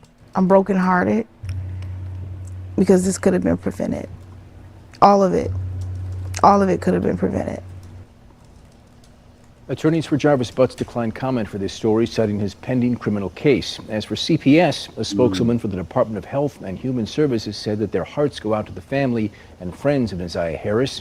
They said that state and federal laws prohibit them from commenting on what we just reported, but that they are committed to ensuring the health and safety of all children. I'm Ross Jones, 7 News, Detroit. Man, ain't that crazy? Ain't that crazy? You talking about the CPS? Yeah, they knew. Yeah, they knew. CPS be knowing a lot of shit. My mom worked. CPS, Word? DSF. Yeah, a lot of, man, that office is full of women. I mean, and it's, yeah, they know everything they got on. When my mom got hired back in the day, I'm talking like maybe the early 2000s. I just got my degree, so it had to be like 2005, 2006. And if y'all ain't heard it, it was on Oprah. It was 3 boys living in Collinswood, which is a town next to Camden. Literally, you can go across the street from Camden or on the same street and be in Collinswood, which is upperly affluent. And there's always a cop waiting at the entrance to get into that fucking town because they know you're coming from a fucking cross the street, Camden, nigga. And you have nothing to do over there. But it was 3 boys. They was on Oprah. These niggas was bony. And then one kid was like 16, weighed 80 pounds. Another kid weighed 60. One of the kids weighed like 40. These niggas was eating paint chips off the wall and shit. Y'all seen that case. If I can look it up, I'll find it. Kids was eating paint chips, wasn't getting fed, was getting chained at night. Like, it was fucked up, yo, because even I know and everyone, well, a lot of people know, yo. A lot of people that just get foster kids just because of the fucking check is so goddamn big. Yeah. The check, 3, 4, 5 foster kids. Nigga, that check is dumb, nigga. Because it's like $2 grand, $2 or $3 grand a kid. That was down south. It was like $3 grand a kid. You know, down south in the country, that's nothing. Services. So they have 4 kids. That's 12, 13 grand a month. You know that Some they people get. care. Some And like don't, you said, man. not even the perks. You ain't even adding in the perks. Yeah, people don't understand, man. To that. I got a couple foster cousins. My Uncle Jacob, which is the youngest of 12. He was he might have been like, I think he was the first to die in the family. That's how I got my first truck. My uncle died in a car accident. My dad took his Chevy Silverado and gave me his GMC Sonoma. But I remember growing up, remembering little Jacob and his little sister, my little cousin, but I remember there being 3 more kids. But I heard, I mean, they grew up, got families and shit. But yeah, they was part of the family too. We go visit them. They was older than his actual kids, my 2 actual cousins. And I remember them raising, I mean, shit. I didn't see nothing wrong with it. I mean, they was in Iowa. He was the only cousin, only uncle that was in Iowa. But one thing about they grew up in Opelika, shop. Grandpa sold it. They moved to motherfucking, what's that shit? High Springs in Florida. I mean, Gainesville, everyone's a Gainesville, everyone's a Gators fan. And shit, everybody in that family either went to the military or learned something about the farm. And we still got that farm to this day. Y'all ever in High Springs, holla at me. let you use the Airbnb and shit, which is in all the goddamn cousins' names are a part of this Airbnb that's on the property that our grandpa was on. You know what I mean? So where is that? Hot Springs. I mean, surrounded Springs. by like Gainesville. Jersey? Right? Oh, Florida. No, Florida. Oh, yeah, shit. Gainesville. Man, well, shit. Up the street from got a Gainesville, good Hot spot. Springs. Yeah, they've had that forever. I know my grandpa died. They all chipped in, bought the, you know what I mean, got rid of the trailer. In the summertime, we be like, we can go to Gainesville. Why sports got a money spot down that motherfucker. We got to go to Airbnb in Florida anyway. Then we'll go to this. Dixie. Still got to win Dixie. It's about what, hour and a half from Jacksonville. Yeah. I mean, that's the airport you got to come in at. Yeah. Gainesville. That's what the University of Florida. But it's like, man, Gators. You know, but the CPS thing. Let's be honest. We've heard the CPS thing a lot. A lot in this space. Oh, they call CPS, but to hear that they don't do shit with blatant cases like this. Is that disheartening? Like, damn, so they don't even catch the big shit? It's the social workers to me, yo. I mean, a lot of them are chilling. Like, what's the problem? I mean, one thing's for sure, the government will never stop giving money to dysfunctional families. That's like a guaranteed. That's a great business. Group homes, all that shit, because it's never enough group homes. Yeah, it's never enough. Got to drive kids 2-3 hours up north just to get them a placement, because there ain't enough group homes in Camden, Jersey, South Jersey. But them kids, shit, they just getting thrown to the motherfucking wolves, nigga. But you know what? And we used to say this shit all the time, man. Hey, to be honest with you, they in a better situation sometimes in the group home than they were in their own home. It depends, especially being transitional. They got to make money. Yeah. They have to have a job. So when they leave at 21, they got a bag, they got an apartment. I mean, all they got to do is keep rinse and repeat, man. I mean, shit, you only get so much help, nigga. Now it's time to go on your own and fuck up, nigga. Or listen to what the fuck we told you, nigga. Your choice. Yeah. And see, think about it. Them be kids who already didn't got, but it's just like, man, what if we can have a preventative thing? Because I'm thinking like, you know how the homes was. We worked at, you got cameras in them, people watching them, or at least in the main, in areas. You know what I mean? Like you couldn't, they no staff member being able to get away with that shit that the uncle was doing. So it's like, but Zaya, she wasn't mentally nothing wrong with her. So you can't really justify even putting her anywhere like that. So I mean, once the mom fuck up, shit. One case, I mean, you got a case on the house. I mean, shit. When they pop up for one kid, nigga, they popping up for the house. I mean, shit. They popping up for the mom. You responsible for them, right? All right, cool. I mean, you ready to take this test? All right, what's been going on? Blase, blah. I mean, some parents, it is women in that job field. A lot of women ain't trying to ruin nobody's fucking life, even though the shit's might already been ruined. They did it to themselves. You ain't pop up. They did it to themselves. Somebody called on them. Once you get CPS, DIFUS, whatever on your ass, you ain't getting off, nigga. It's a rap. It's a fucking rap, nigga. That's tied to you. They be knowing when they coming, though. So it's like they got time to clean up shit. Well, I guess sometimes they do pop-up visits, but sometimes they keep it real. You walk in the house that smell like weed, all you have to do is say, I don't smell anything.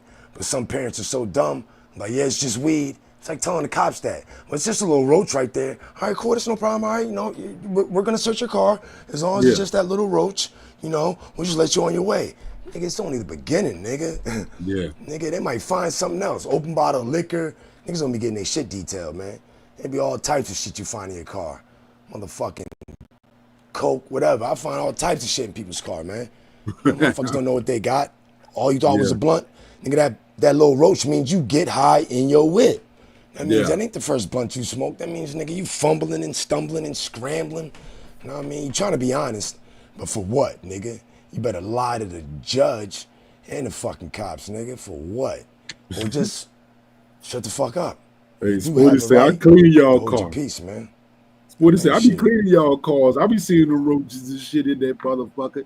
What the hell you think the cops see? You niggas be blazing in there. If anything, they can find something, man. Paraphernalia, Like, I mean, it always starts off like this. They ain't stupid. Oh, it's just a roach? All right, cool. As long as it's just that, blah, blah, blah. Is it cool if I search your whip? Well, it doesn't matter if you don't say no, because I'm just being nice until you fucking flip and fuck it up. And then we bring the dogs, and then we just make it worse for you, yo. I mean, even though you made it worse for yourself, I mean, shit, ain't our fault. Oh, medical card? Oh, well, it shouldn't have smoke coming out the motherfucking windows, nigga. You can have a whole bunch on you, but you can't be lighting it up. You know what I mean? Can't be smelling that burnt marijuana, man. You don't like that shit. It all fucks up, man. You get that case on you, you're done. You're saying you say anything, you're done. I don't smell nothing. I don't see nothing. And that's it, you're good. But if you say something, nigga, they gotta honor it. Because usually them women are coming to your crib with a cop, a resource officer or whatever, nigga. Same as the cop, no difference in shit. He's just there for the fucking office, the CPS of that building, of that county, yo. And yeah, they shit, that's the worst. The motherfuckers coming into CPS or whatever, that's the first thing they gotta do, is intake. They don't wanna do that shit. No, they don't. Motherfuckers all gotta come through intake. Well, you gotta have the motherfuckers there, we gotta write everything down, we gotta everything label up, you. get the PCP together, the behavior plan together. You know what I mean? But yo, Omar, you right, bro. One of the texts read the preliminary was saying she needed that man was getting her feminine products. So I'm like, how involved was her aunt with her? She was always with Jarvis. She asking Jarvis for money, say, hey, I need feminine products, I need this, I need that. You know, it's like, bruh, y'all letting him take care of the girl. He running around with her. Shit, who else gonna take care of her? I mean, her mom got a bunch of other kids. I'm not sure what age this one was, but ain't no telling when she thought they were adults, 9, 10. You good? One less problem for me. Because come on, man, and it's not my kid. Yeah, the aunt had five kids. She say with him, so that's 5 kids. You right? She could be one of the older ones. Victims, nigga. I don't know why they ain't said shit about that. Well, they probably did. That's 5 victims, man. But they said that they called about it or the birthday party years ago. You remember? And they was like, that's how CPS got involved. It wasn't just Zanaya. Zanaya, it was another little girl too. I guess Zanaya was just the one that got pregnant this time. You know, but as you can see on the screen, I'm going to get into the preliminary hearing because we got everybody's fucking testimony. Yes, everybody's fucking testimony. Anybody you can think of, from the jump in order, sequential, all that. So we're going to start here. This is a nice long one, but we're going to get into it as long as y'all interested. Shit, we learning, y'all learning. Here we go. But this is the preliminary hearing. I mean, this is going to be not long, but I mean, on top of that, everything else is going to be short, pretty much. But everybody, as you can see, we rolled down this list. Everybody in it. Yeah. Evidence uncovered, all that shit, man. Yes. Disappearance, the investigator, the detectives. I mean, everybody. The crime scene, the expert testimony revealed. All that shit, man. Everybody, aunt, all that. His co-worker at the shop. Oh man, him. He was actually the last one to see her because she was at the shop. You want to speak into this mic, you also pick it up and hold in your lap.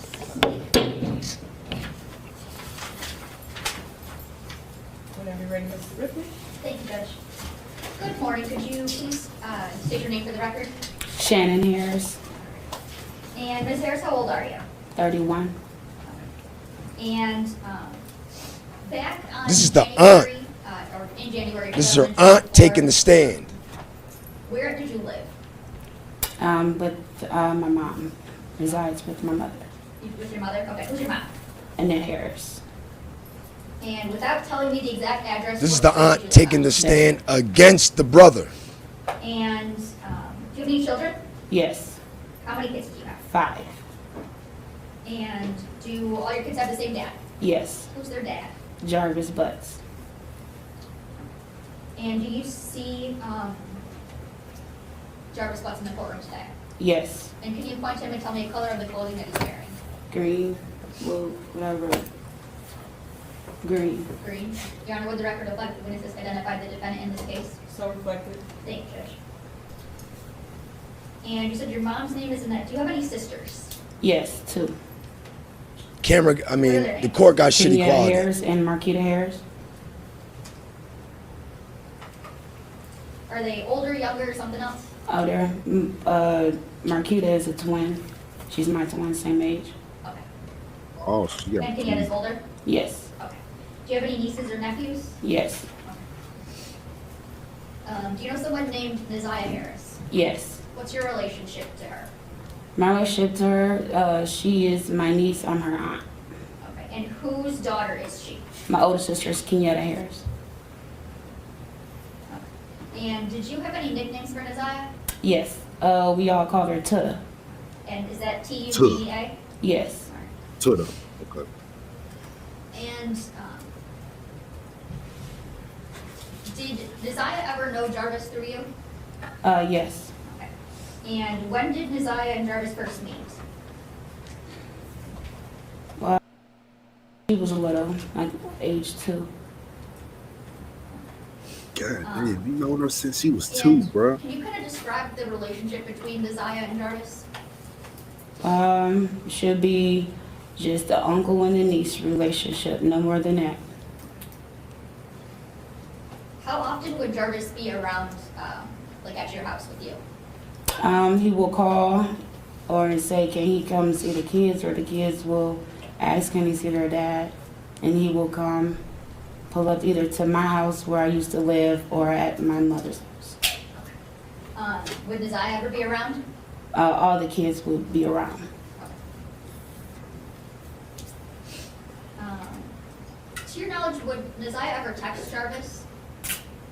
From my knowledge, no, unless I will have her to text. But to your knowledge, you didn't know of any kind of separate outside relationship? No. You giving the girl his number. Would there ever be times where Just text Jarvis, Janaya. Jarvis What? Butts to work? Pardon? Where did you know Jarvis Butts to work? Where did I know him to work at? Yes. He worked at 2 different locations. The first location would be on East Warren, and the other location would be on Grashford and Connor. And what were those locations? Those are the auto repair shop. Always need a nigga to fix your car. Neziah to help Jarvis Butts at his shop? Yes, he will call me and say, hey, if I can get our daughter and Neziah to come and work up at the shop. And I would say, let me ask my mom first regarding Neziah. And which daughter of yours would that be? That would be my oldest, Janaya. Would you ever know Neziah to go to Jarvis's shop alone? No. Now, where are little girls in a mechanic shop? Anybody ever asked that? Whose birthday Yeah, is did anybody on ever or around ask that? September 26th? That's my oldest, my 4th oldest birthday. Do you recall a birthday party on September 26th of 2022? Yes. Okay. And was Jarvis there? No. Okay. And that would have been his son's birthday party? Yes. Were there ever times that you would text Jarvis off of a text now number? The only time I would text Jarvis off a text now number is if my phone is off. Other than that, no. And do you recall the numbers that you would text Jarvis from? Yes. Okay. And does a 586-510-5161 sound familiar? Yes. And what number is that? That used to be my old number. And is that number that you would text Jarvis from? Yes. Okay. And what about a 586-842-4504? That was the number before this number. Before the 510 number? Correct. Okay. And is that a number you would also text Jarvis from? Correct. And what number did you have for Jarvis Butts? The 313-585-8719. And did you have any numbers for Neziah? It was a funny looking area code. The area code was a 231. Okay.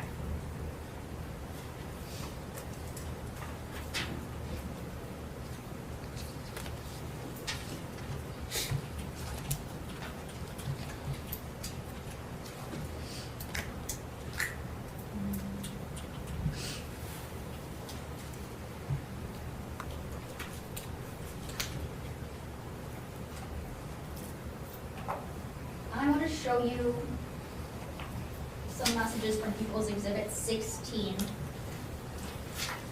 and ask you some questions about them, okay? Okay. Brandon, may I approach? Yes.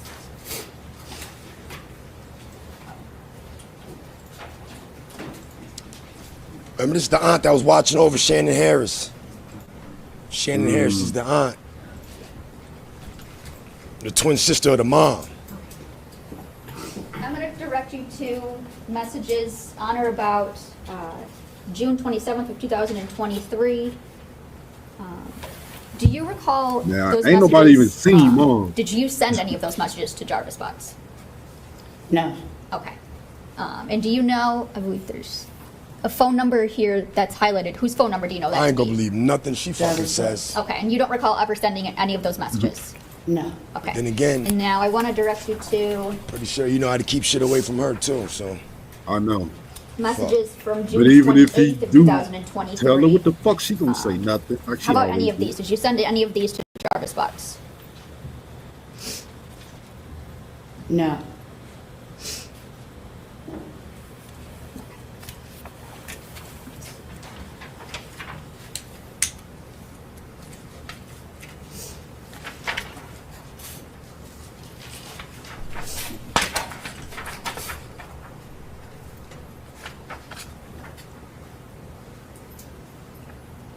What about any messages from July 2nd of 2023?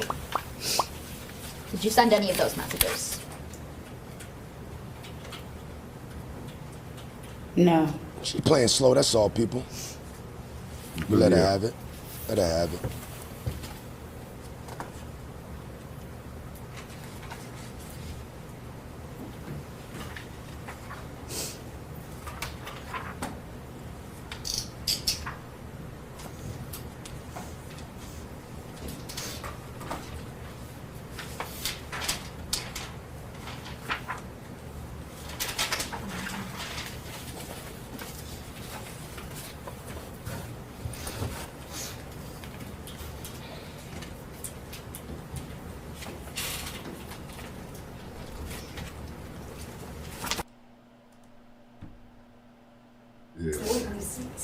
August 26th.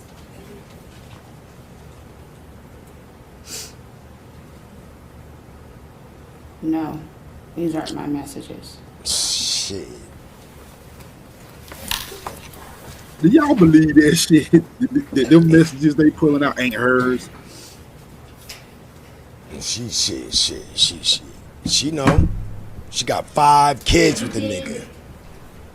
Yeah. Crazy, Jarvis Butts yo. ever tell you that Neziah texted him to meet up on January 9th, 2024? No. Did you tell Jarvis Butts about not being able to locate Neziah on January 9th, 2024? Yes. And tell me, how did you tell him that? I called him. He didn't answer. I sent him a message asking him, have he seen Tuda, any whereabouts? And I said no Tuda, and he responded back, oh wow. I didn't hear what you said, the last part. Last part, I had, I texted him. Well, at first I called him.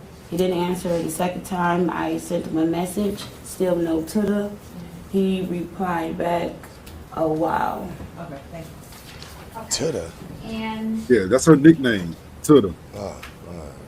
Yeah, that's what they called her. They didn't call her Neziah. But like I said, she asking him still no Tuda. That means she was always around this nigga. She was always around this nigga. for record references, I'm showing her what's going to be proposed, People's Exhibit 48. Ms. Harris, those text messages that you just referenced, do you see those on this page?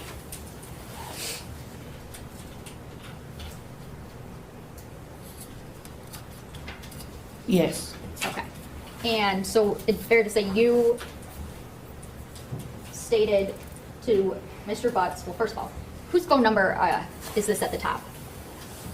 The phone number is my old telephone number. Okay, and who is the phone number below that? Jarvis Butts. Okay. And is this, I guess, do these fairly and accurately represent these two messages? 3, 4, 5, 6 messages sent between you and Mr. Butts on January 9th, 2024 through January 11th, 2024. She don't remember none of that shit. She better not deny all this shit. The first page is, yes, it's correct. Second page is correct.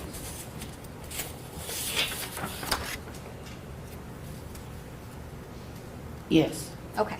And so in January 9th, like you had indicated before, you had stated that you told him that there was still no Tutta. Correct. Okay. And you said he responded, oh, wow. Correct. Okay. And on January 11th, was Neziah still missing? Yes. Okay. And did you ask Mr. Butts to do something? At this point, I just asked that if she's going to read from the text message, just omit the exhibit. I can. issue with moving to admit? No, Judge. Okay. Do these fairly and accurately represent text messages between you and your phone to Jarvis and his phone between, well, they start back earlier, some from December 3rd, 2023 through January 21st of 2024? These fairly and accurately represent text messages between you and your phone to Mr. Butts and his phone? Yes. She acting like she And don't I know move for the shit. admission of People's Proposed Exhibit 48. What messages? Me? Thank you, Judge. So on January 11th, did you ask Mr. Butts to do something? Yes. And what is it that you asked him to do? I asked him, can he share the missing flyer on his Facebook page? Okay. And did you send him a copy of that missing flyer? Yes. Okay. And Did he put it up? No way.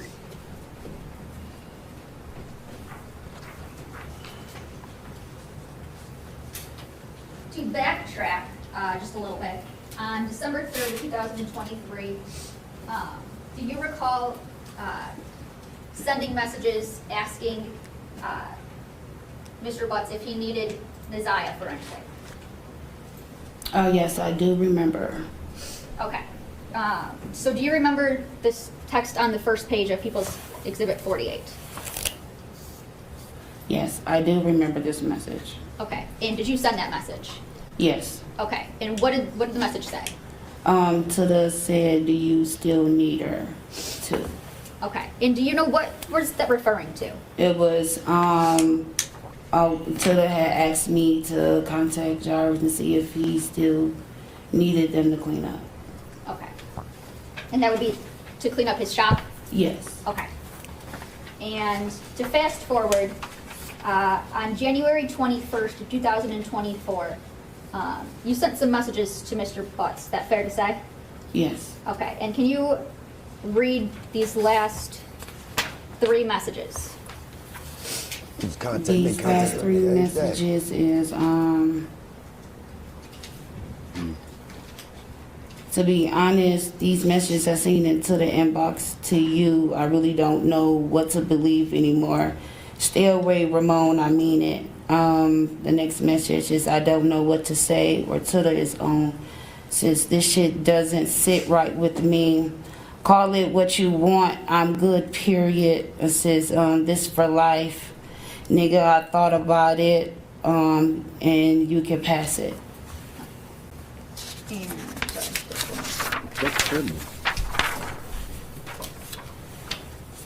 And don't call me, no need to explain shit. I already see it. Okay.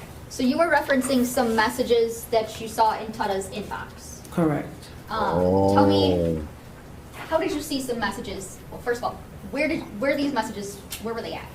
The day of, Officer Gardner came to pick up Neziah's tablet. My mom asked me to put it on the charger. I put it on the charger. Officer Gardner, after that, Officer Gardner called and said she's on her way. You're saying, without saying what? Okay, I'm sorry. The officer had called and said that They was on their way to come Still pick up hearsay. the tablet. Okay. So, Nah, that you knew before then. Yeah. I don't believe you. continue. So the tablet, before the tablet was picked up, I looked inside to this tablet. She has 2 passwords that I normally know. So one of them is referenced for her brother's birthday, and the other one is referenced from my password. So I put the first password in, it didn't work. So I put the second password in. So the first thing I went to was Instagram, which I was scrolling. And I seen Jarvis Butts' Instagram page. I clicked on his page, and I seen 2 messages. Okay, and what were the messages that you saw? Who were they between, first of all? Naziah, my niece, and Jarvis. Okay, and what were the messages that you seen? It was roughly 2 messages that I have seen that I can recall. States. I'm going to object to this as hearsay. They have not been admitted, and the messages themselves would be the evidence. Bruh, I think she knew before this, bruh. I don't believe her. Were the messages of a sexual nature? No. Okay, and you said you saw 2 messages? Yes. Okay, did you see anything else? It was two sent pictures, but you can't really make anything out. It wasn't nothing there, but you know, it was a picture was sent. Okay. What did seeing those messages, what did they cause you to do? Well, when I see no messages, I called him. Who's and Jarvis Butts. Okay. Called him while he was at work, asked him, what is these messages I seen between you and my niece? And he said, what messages? Said it's 2 particular messages that states out and it's a picture. And he stated that, I don't know, these messages, I told him what the messages were, and he said it was probably our children was messaging him. And I stated no, because I know how our children will text. Okay. And reading those messages, is that what caused you to text Mr. Butts, yes. Mr. Butts, in that you've seen the messages in the inbox and you don't really know what to believe anymore? Correct. Okay.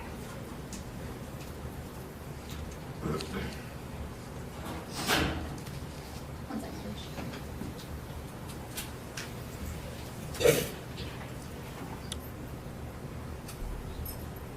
And she's just digging herself a deep hole.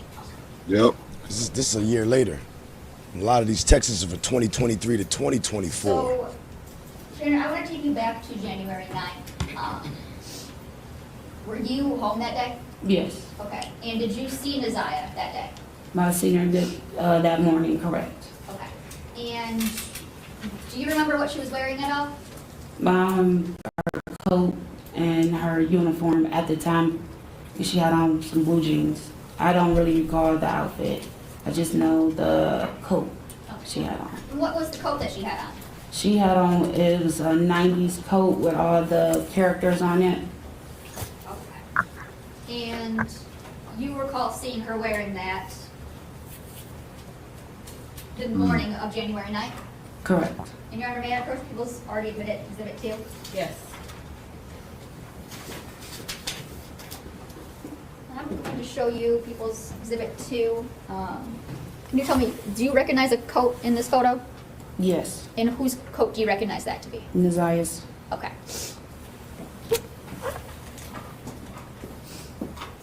Now, after you...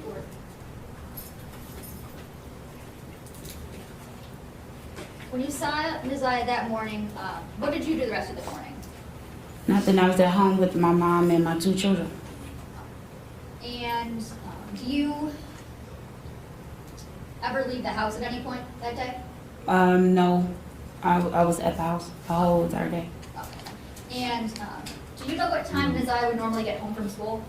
On certain days, she will stay for after school, and then on certain days she will come home. The days she will stay for after school is 6, and the days that she don't is at 3 o'clock. Okay. And on January 9th, do you know if Naziah had the after-school program? Yes. At that time, my mom took her out of the after-school program, so she will come home directly at 3 o'clock. Okay. And were you home at 3 o'clock? Yes. And did you see Neziah come home? No. Okay. And did you see her come home at all the rest of the night? No. Okay. Did you leave at any point after 3 o'clock? No. Okay. Did you, yes, when Neziah didn't come home, did that cause you to experience or feel any type of way? It did. When she didn't come home is when my mom went to go pick up the other two children from the after-school program. They knocked on the door and they had asked a question and said, Objection. Sounds like hearsay. One second. You have a response or? A question isn't hearsay technically. I think she said she said. It's just a question? Yes. She was getting ready to say a question. Okay, What was the question? the two children had asked me, Mom said, did That's the hearsay. did Mom- Neziah come home? The hearsay is mom said. Okay, so were you asked directly whether Neziah came home? Oh my God. So my She mom was still in being the car, ticked. I was inside the house. They was coming to the Technicality. house, walking up to the door. When I opened the door, they asked me, Mom said, did Neziah come home? I said, no. And was Neziah home at all? No. Okay. And did you do any sort of looking for Neziah that night? Yes. What did you do? It's January I called my 2024. sister. I called some of her friends that I know. January that 2024. stays close by. She's missing. If they had seen Neziah, heard from Neziah and everything. And when I reached out to my sister, she said no. Her friend said no. So after that, I asked my mom, did she want me to call the police? She said no, she will take it up in the morning. Mm-hmm. Just one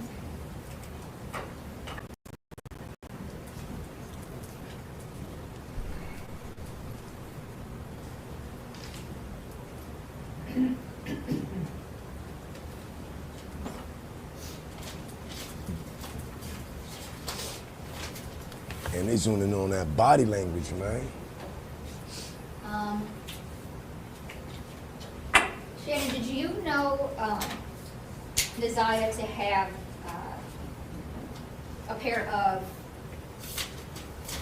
red and black Nike shoes? Yes. Okay. And if I showed you a picture of them, would you be able to identify them? Yes. Okay.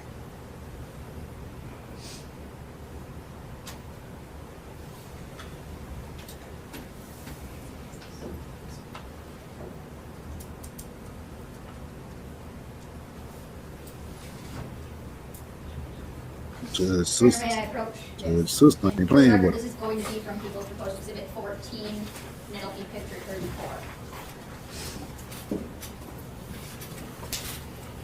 Do you recognize these shoes?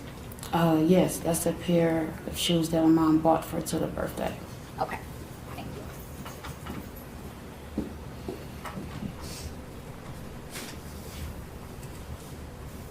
Now, back on the 9th, you said your mom was going to file a police report in the morning. Correct. Okay, did you go with her to file a police report in the morning? No, it was my older sister. Okay. Did you do anything on the 10th as it relates to trying to find Neziah? Yes, we went out, I and some others went out to go get some pictures, made copies. We went to other stores, passed out flyers, and everything that we need to do. Now, what was asked of us to do. Who was asked? Since January 9th, 2024, have you seen Neziah? No. Have you, since January 9th, 2024, have you heard from Neziah? No.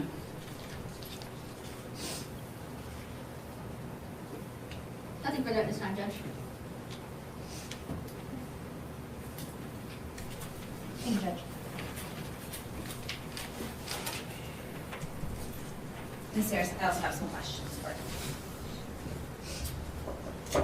You and Mr. Butts have been, or you've known him for about 12 years? Correct. And fair to say that you were in a dating relationship with him for most of that time? Correct. But towards the end, like last year, it was more off and on, fair to say? No, it was on and off for years. For years, okay.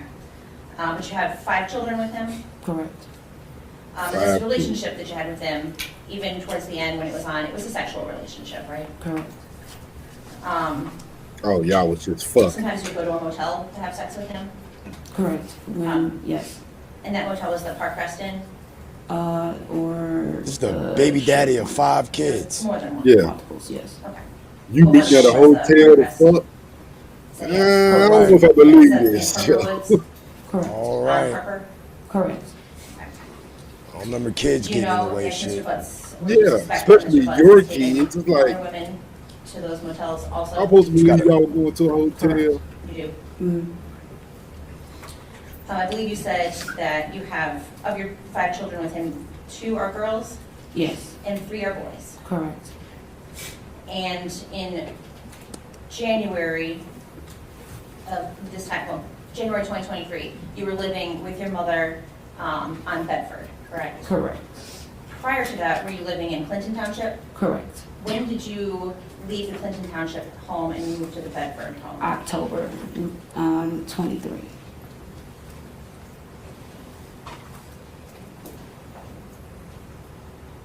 And so there were times when you were in Clinton Township that Mr. Butts would travel out there to see the kids? Correct. And then when you moved to the Bedford address, he would go to the Bedford address to see the kids? Correct. That's, yo, he And been the who Bedford he address is. is when 5 kids. Isaiah was also living there, Yeah. correct? Correct. Now, that's 5 kids with her. It's rumored he got about 20 kids. He got to go to a hotel so he can fucking be sneaky. One of the baby moms gonna fucking pop up at that crib. Yep. And I believe you just testified that on January the 9th, you were living at It's that the house? only joint you Correct. claiming. And Yeah. you were there He had a during the few day? moments. Correct. And so were you one of the first So he people wouldn't that even go to her realized that house. Isaiah did not She come meet him at the home when hotel. she was expected to be home? Well, we didn't realize. I didn't realize it until I had got a question by the other kids had asked, "Did I have Naziah came home yet, or have I seen her?" And I said no. Damn, kids. Do you remember what time that was in the afternoon? That was in the evening. My mom picked them up 6 o'clock. So that was about 3 hours later than she normally should have been home? Correct. Was that surprising? Yes, it was. One, we thought that she was at the after-school program, but it didn't dawn on no one until my mom came back to the house, and she wasn't here, or she wasn't in the car when they had got in the car. And so when you all realized that she wasn't at school and she wasn't at home, was that surprising? Yes. But you didn't go to the police that night? No. She ever not returned home previously? No, this is her first time ever. Bro, it was the kids that Did she have notified friends me. in the neighborhood that she would go visit? Yes. The And you kids said were that those are the concerned. folks that you contacted to ask? Yes. That's probably why she was over there to begin with. Nobody cared but her cousins. Her cousins gave a fuck about it. You were just shown a pair of red and black Nike shoes, right? Correct. And you identified those shoes as being Naziah's shoe. Is that correct? Correct. It's a shoe that looks like the shoe that Naziah is wearing, correct? Correct. Correct. You can't say for sure that that Yes, exact her- shoe came from Naziah, is that fair to say? Correct.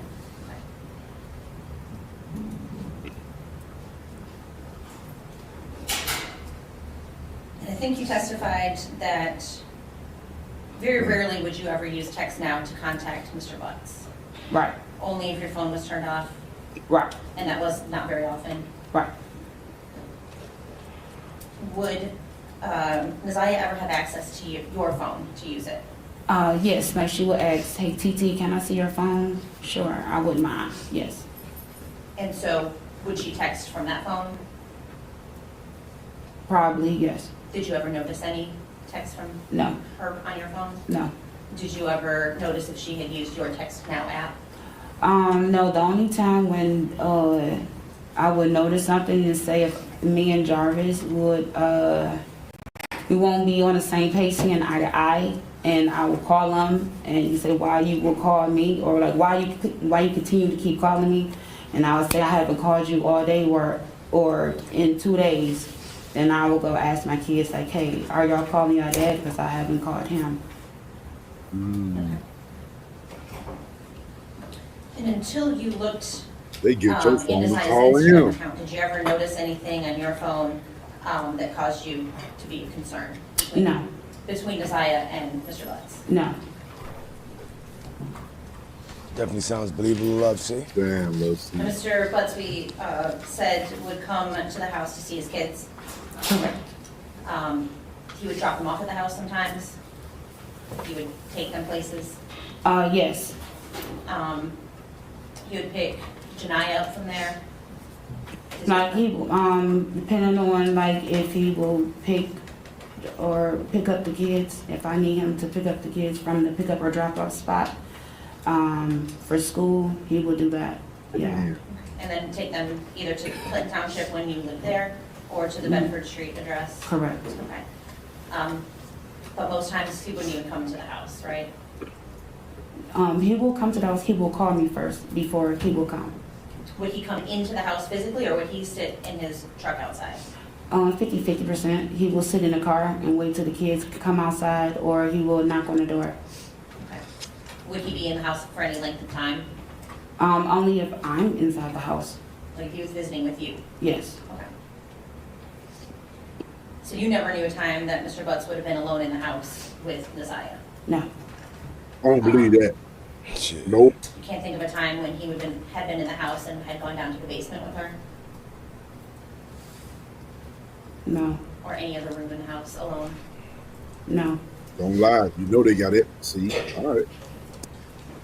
Would Mr. Butts have ever been at that house if another adult, like you or your mother, weren't there? He will, what you said. Would Mr. Butts ever be at the house if you or your mother weren't there? No. It will be me or another person.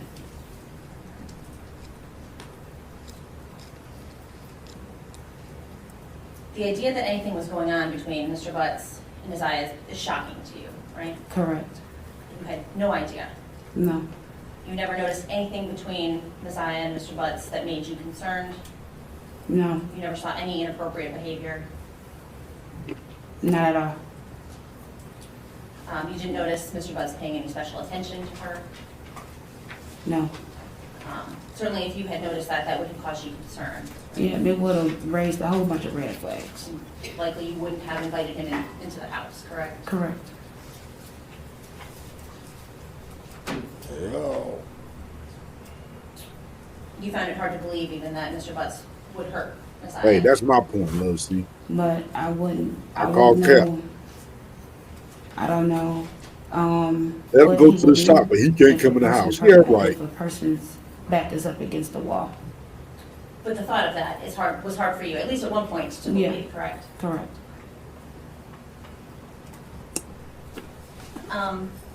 Now, during the time that you and Mr. Butts were together, he had children with other women. Correct. Pretty consistently with other women. Correct. More than one woman. Correct. Yep. Some of those women you actually knew about, correct? Correct. They lived kind of even in the same neighborhood on the east side. Correct. Did you suspect that there were women that you didn't know about? Correct.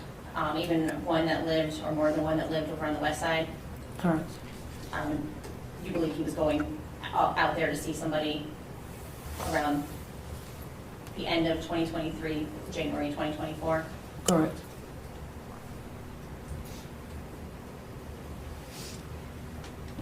Before January the 9th, you had a conversation with Naziah about a location on Outer Drive in Belfour? Yes. And that was surprising to you, right? Correct. That's on the east side of Detroit? Yes.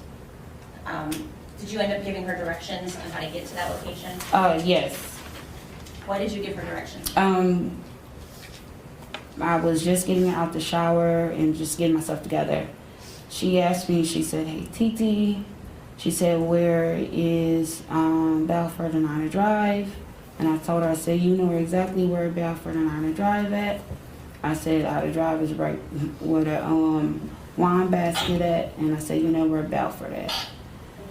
And she was like, I get Balfour and Bedford mixed up. So I said, you already know Balfour is before Bedford. So she said, okay. She said, because we are in school and we are learning about our surroundings. So I said, okay. But that was the only two things that she had asked, was where was Honor Drive and Balfour at. Does that location have any special significance to you? No. Do you know anybody at that location? No, the only thing that I'm used to, I'm familiarized with just picking up Jarvis out of Drive in Balfour. It's just on a corner. On a corner? Mm-hmm. Not at an address? Not on an address. Okay. When was this conversation that you had about that location? Do you recall? This was right before Naziah went missing. Like how soon before? Weeks? Maybe it was still like in that same week she went missing.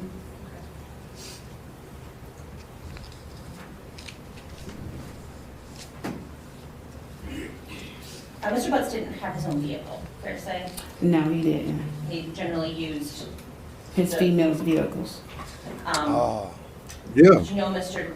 Butts to He was one of them pick one niggas. location and maybe walk to another? Got a shop, but using Yeah. everybody else's vehicle. Undetected? Yeah, he keep that shit mixed. Yeah, Would let it me. be, Yeah. Not out of the ordinary for him to pick. Hard to for you say have no to pick out that. a random, She's getting a or discount. Seemed to be a random location. That's his angle, bro. Correct.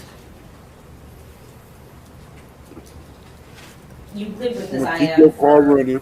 you said from about October until January the 9th. Correct. So you spent a lot of And time you around don't her. wanna pay for it. You knew her mannerisms. If you gonna Yes. give some of that daggone Her moods. that pussy. Yes. Did anything strike you as out of the ordinary about how she was acting at any point in time in December or January before she disappeared? No, Naziah, nothing have changed her character, none of that. She was just the same old Naziah. Nothing was different. Naziah has a brother, right? Yes. Is it an older brother? Yes. Now, he had run away in 2023, is that right? Yes. Objection relevance. Right? If it's something that had bothered her or something that she was dealing with at the time, could cause a change in her demeanor. Okay. So she did have a brother that ran away, Correct. and was that something that she struggled with? She didn't like the fact that her brother was running away. Yes, she didn't like it. Around the same time, around the time December, January, was her mother supposed to come visit, her biological mother? Yes. Did she end up coming to see Naziah? Yes. She did. Or biological Was mother. did Naziah seem to have some big emotions about that contact? Yes. It was complicated, fair to say? Yes. Did she talk to you about that? All the time.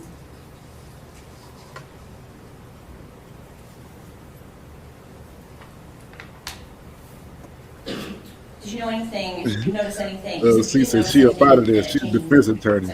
I can't No. defend this shit. What about physically? No.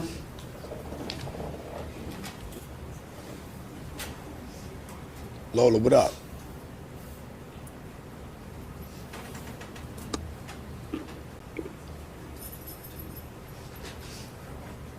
I don't have anything else, thank you. Fucking right.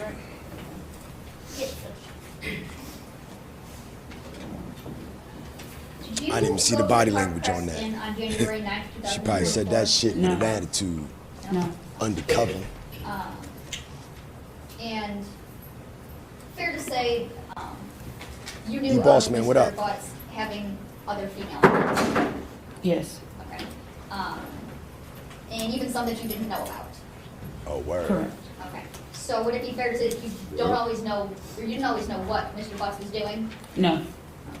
You couldn't Like account for everybody, his even whereabouts the every DEA. minute of the day? No. Taking too long to lock this guy up. Did you know him to, You need that body one of those too. cars that he would use, did you know him to have a white Escalade type truck? Correct, yes. And you were asking questions about Outer Drive and Balfour. Fair to say, from what I gathered, the only connection you have to that area is Jarvis Butts. Correct, Okay, so he's the only one you would associate with that area. correct.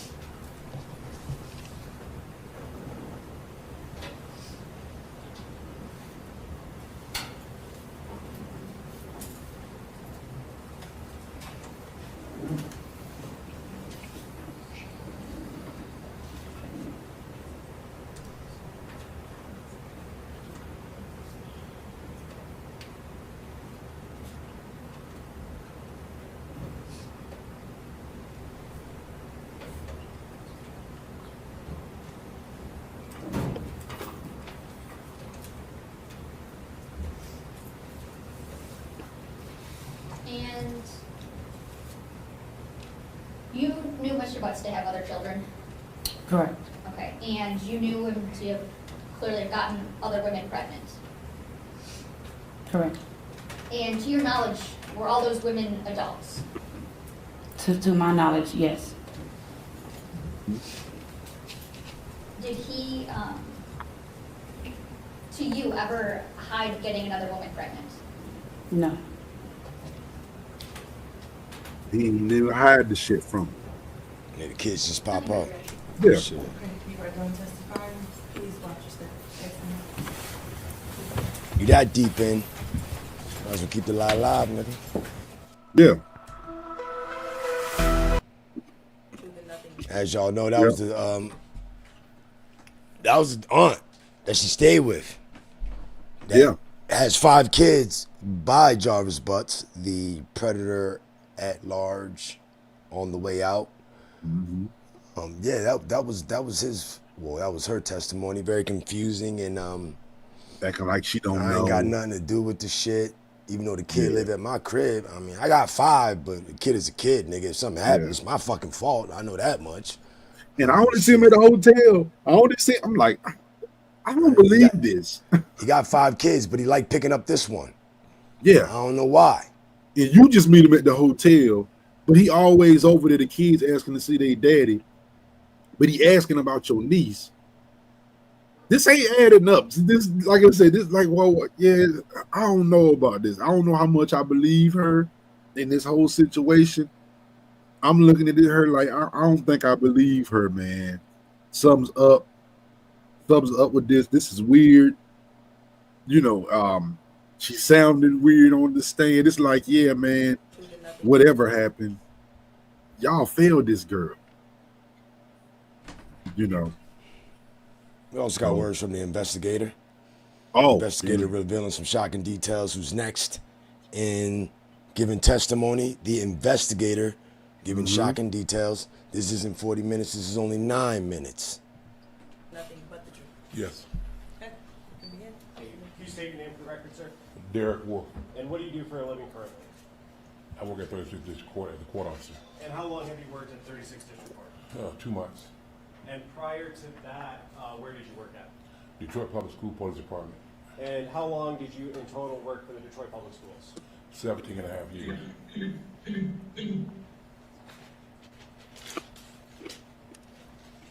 You worked for DPS for 17 and a half years? Yes. And how long have you been in law enforcement in total? 39 years. Before DPS, who did you work for? I retired from Detroit Police Department.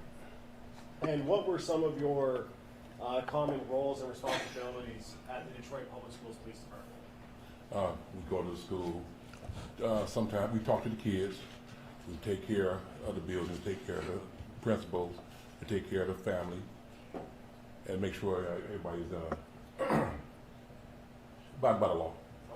And in January of 2024, what was your assignment at the DPS Police Department? I was assigned to investigations.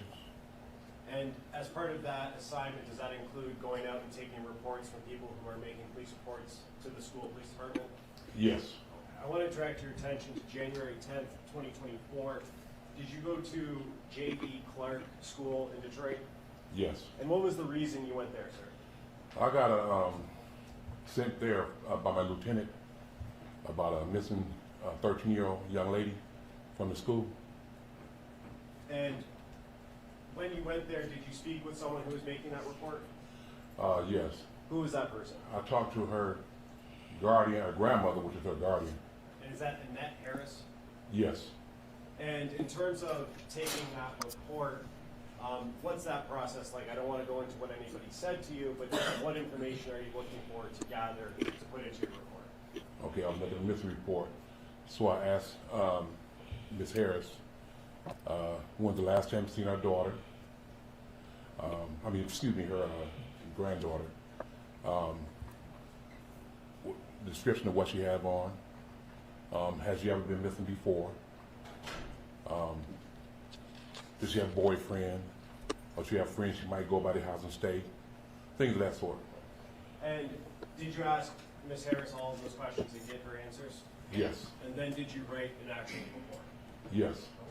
After you write that report, do you have any role in actually investigating to attempting to locate the missing person? Yes. Okay, what did you do after writing the report?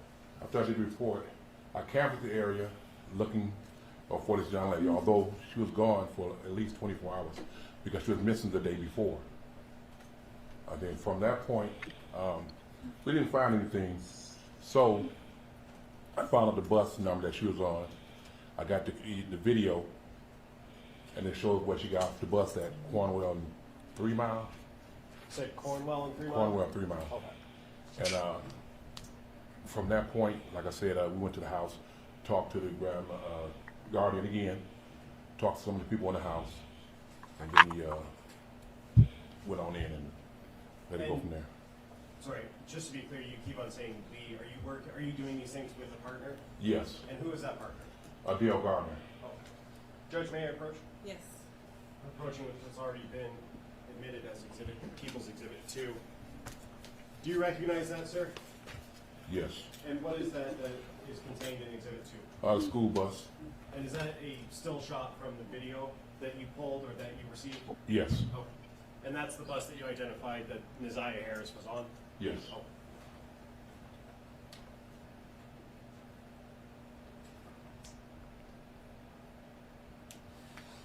May I have one moment, Judge? Yes.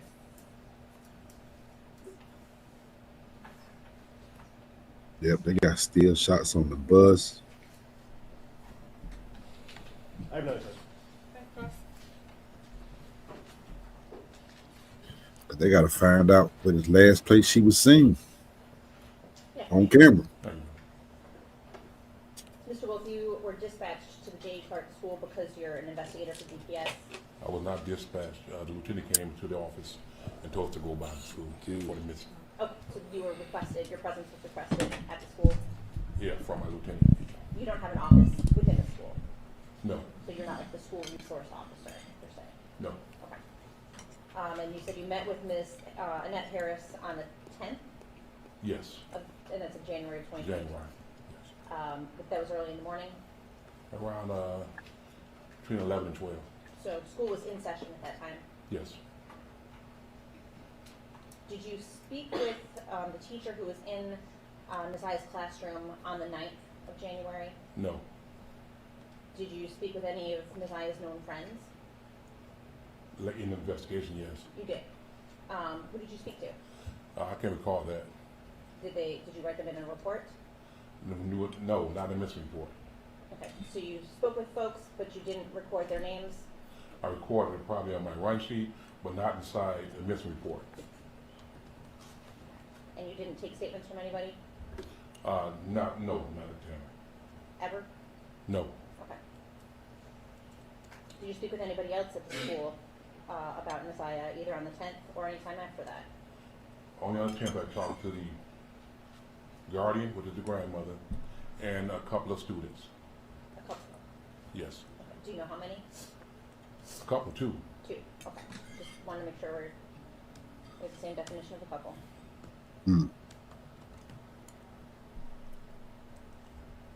And you said you canvassed the area?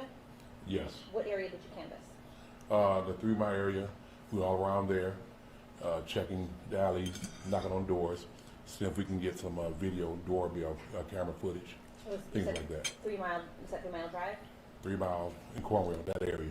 Okay, and that's where the bus stop was? Yes. Where Neziah would have gotten off the bus? Yes. Anywhere else around the school? We checked around the schools. We checked, matter of fact, on her street as well. We didn't find anything. In her classroom, does she have a locker or a cubby or anything where she stores items? I can answer that question. You don't know? I don't know. Fair to say then that you didn't check? I may have, but I can't recall right now because Is it's there been such a long time. Is there a report that documents whether you did or not? No. Okay.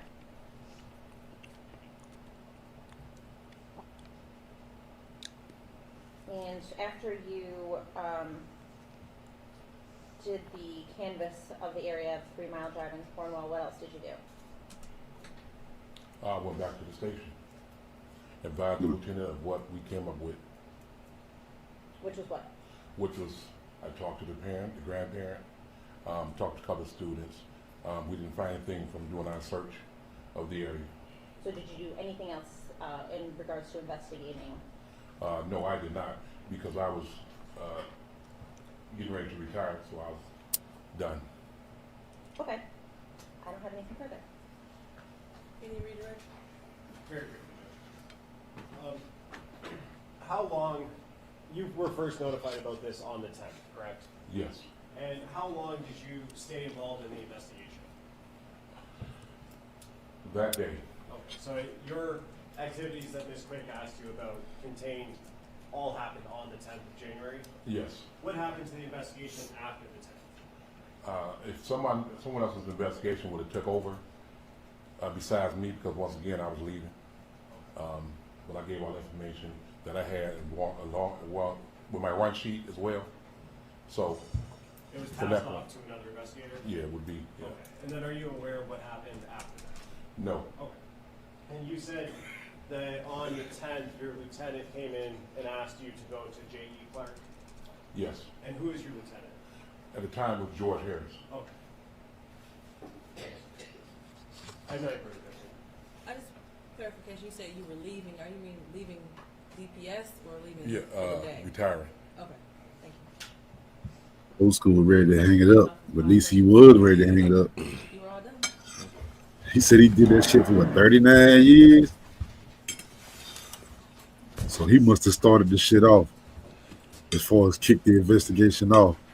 Old school probably started talking to motherfuckers and say, oh, hell no. Hey, bro, I'm about to retire next year. This shit too much for my old ass.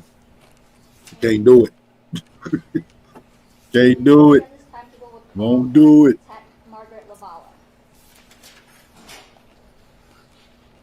Old school got the hell out of Josh, baby. Out the courtroom. Next.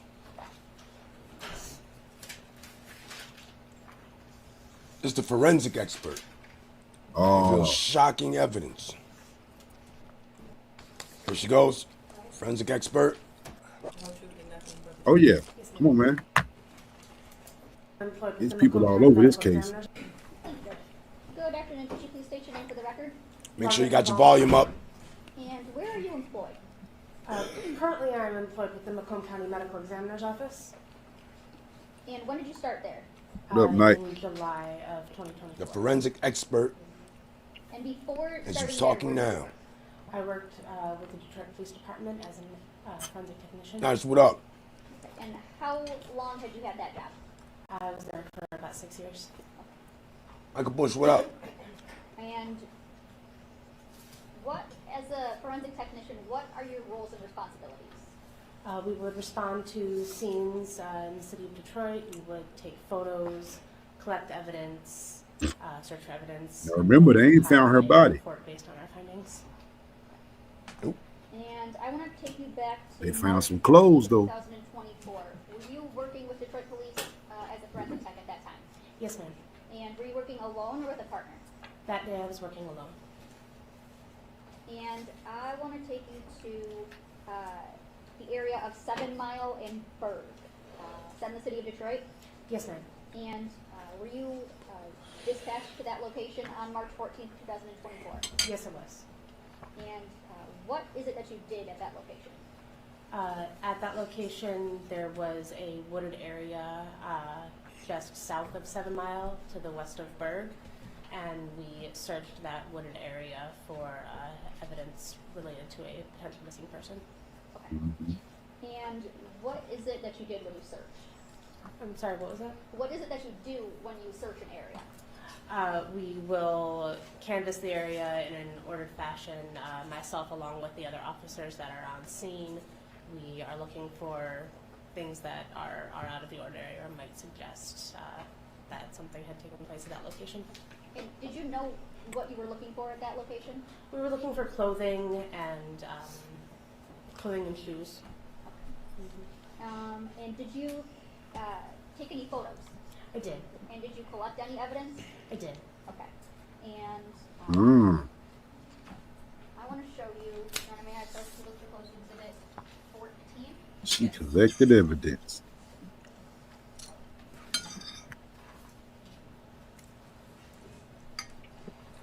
Showing you this market people's proposed exhibit 14, the PowerPoint. Could you tell me, do you recall going to this area? Yes, ma'am. And these photos, there are 129 of them. Do they fairly and accurately depict the scene of 7 Mile and Berg as you saw it that day, back on March 14th, 2024? Yes, we did. That's my recollection. And Your Honor, I move for the admission of proposed exhibit 14. No objection. Okay, they'll be admitted. Thank you.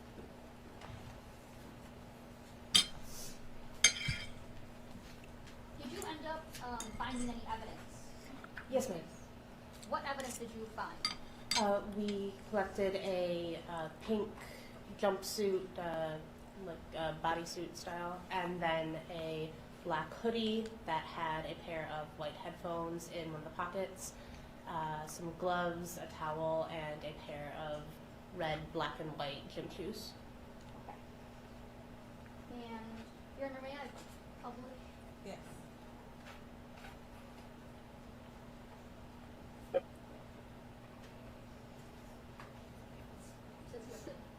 Allow me. I don't know, Sin. It's a year. There ain't nobody. Call it what you want. But whatever he did, they can't find it.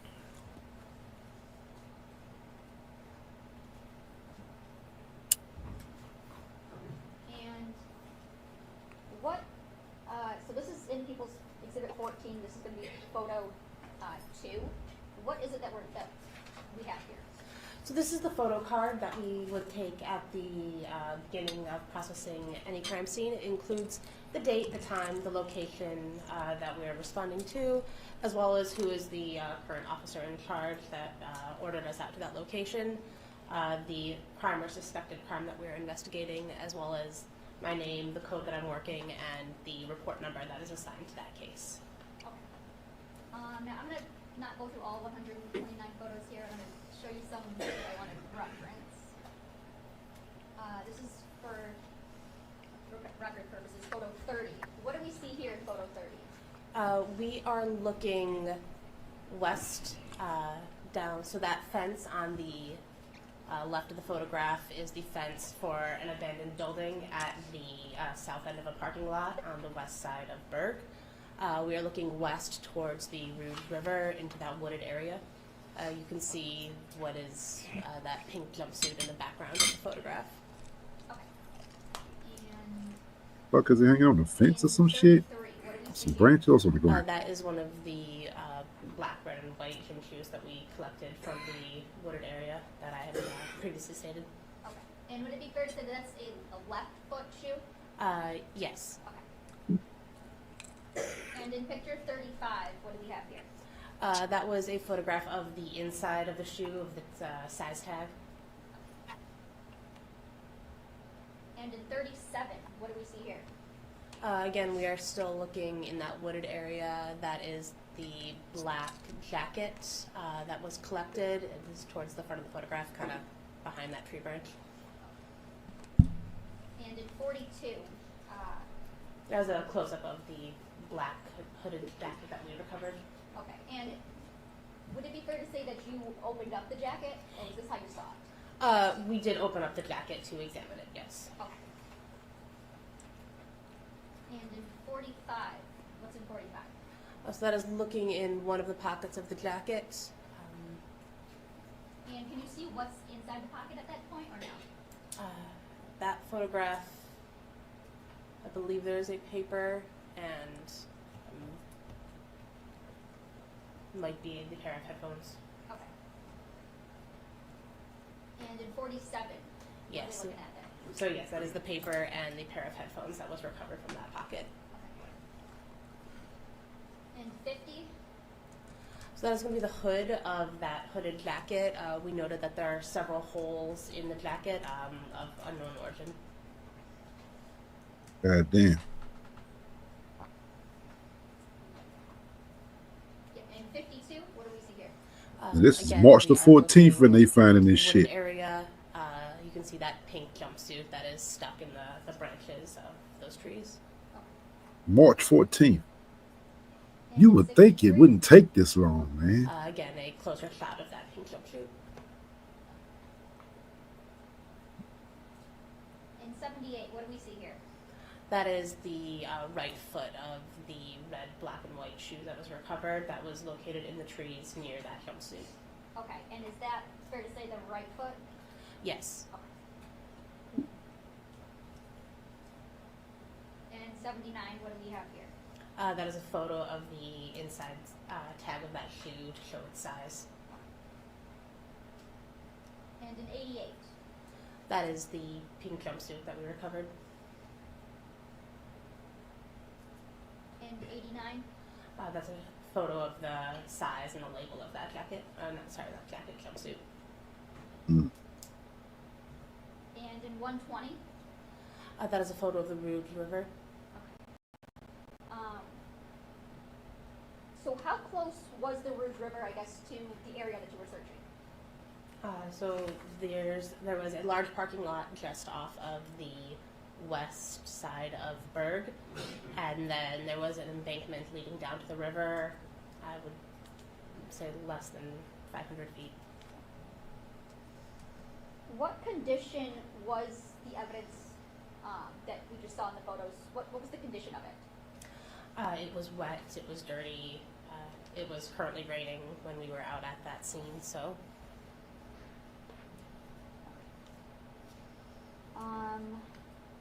What did you do with the evidence once you photographed it? Once it was photographed, I collected it and took it from the scene. The items that were wet, we then brought to the Detroit Police Department evidence garage, where we have a drying chamber so that that evidence could be dried in a safe, secure, and way so that any type of DNA evidence could be preserved. And then once that evidence was then dried, it was packaged and processed and submitted to the DPD property unit. And you would have been the one who placed those items in the drying chamber? Yes. And are you also the one who placed them on evidence afterwards? Yes. Nothing further, Judge. Cross. Thank you.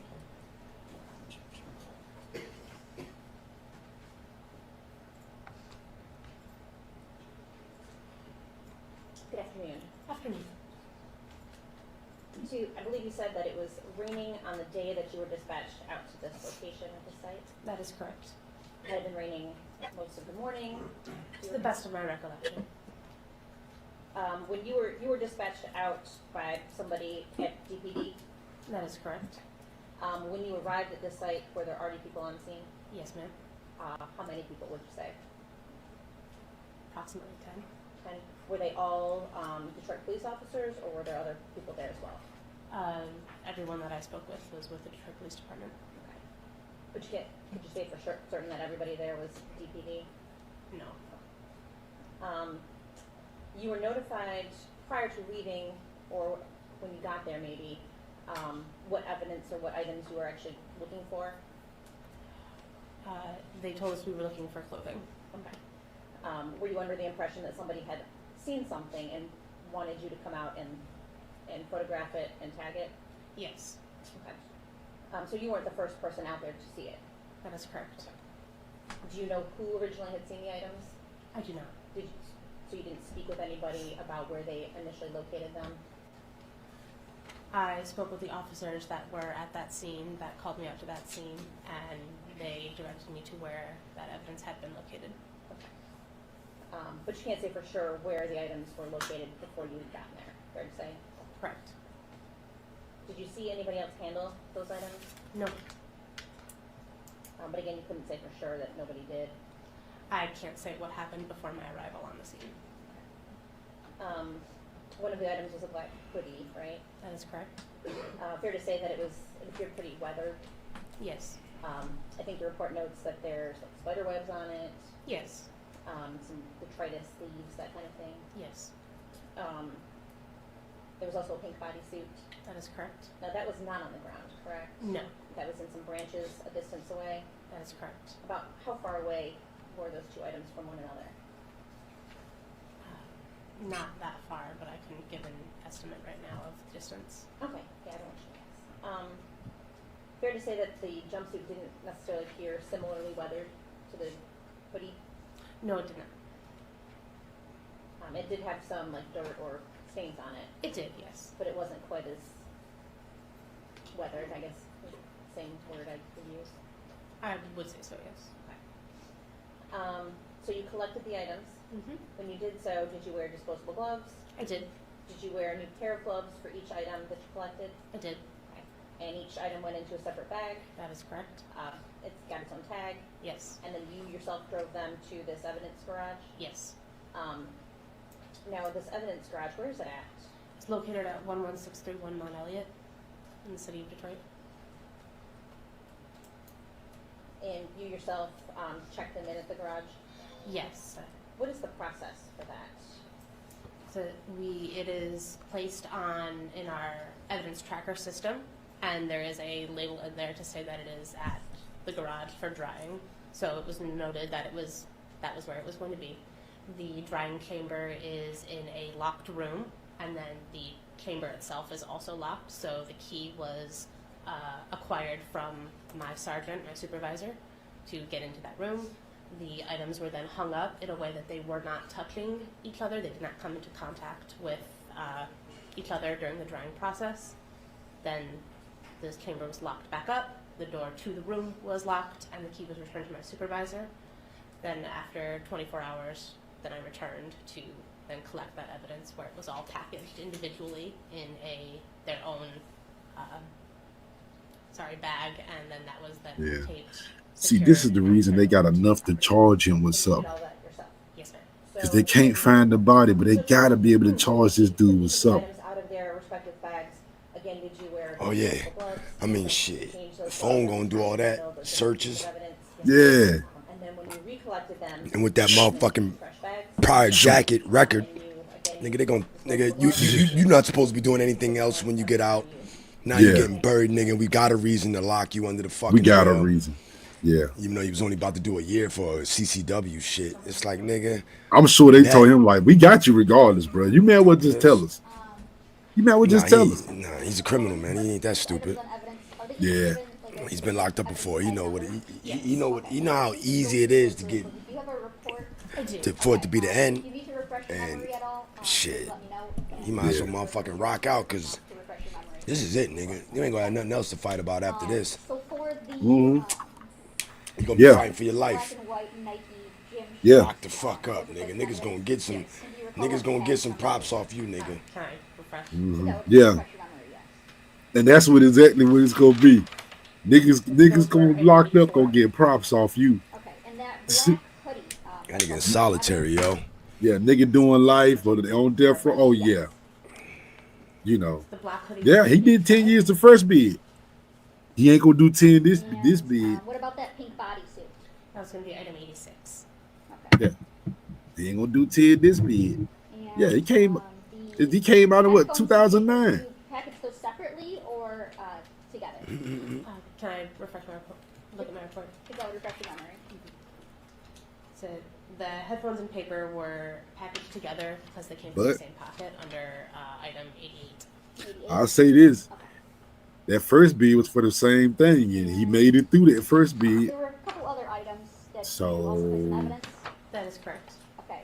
Never know. What were the other items? There was a But I don't pair of think he coming gloves out. that was recovered from the wooded area as well, and a brown, blue, gray towel. It was a dirty towel, a dirty wet towel from near the parking lot. Okay. And did you place that towel on evidence? Yes. What number did you place that on? May I refresh? Yes. God damn, oh. So the towel was 82. Okay. And what about those Holes gloves in we're the talking body. about? The gloves were 83. You don't need a weapon. Was there any other items?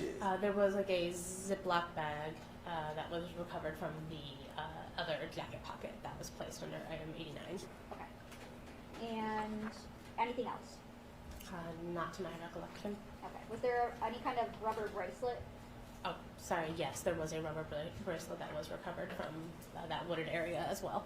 Okay. And was that on evidence also? Yes, ma'am. Okay. And what was that placed on? May I refresh? If it would refresh your memory, yes. Thank you. That was item number 87.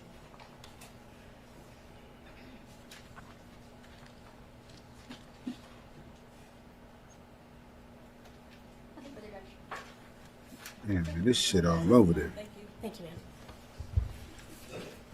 ma'am. Next up, we got the sister of the defendant.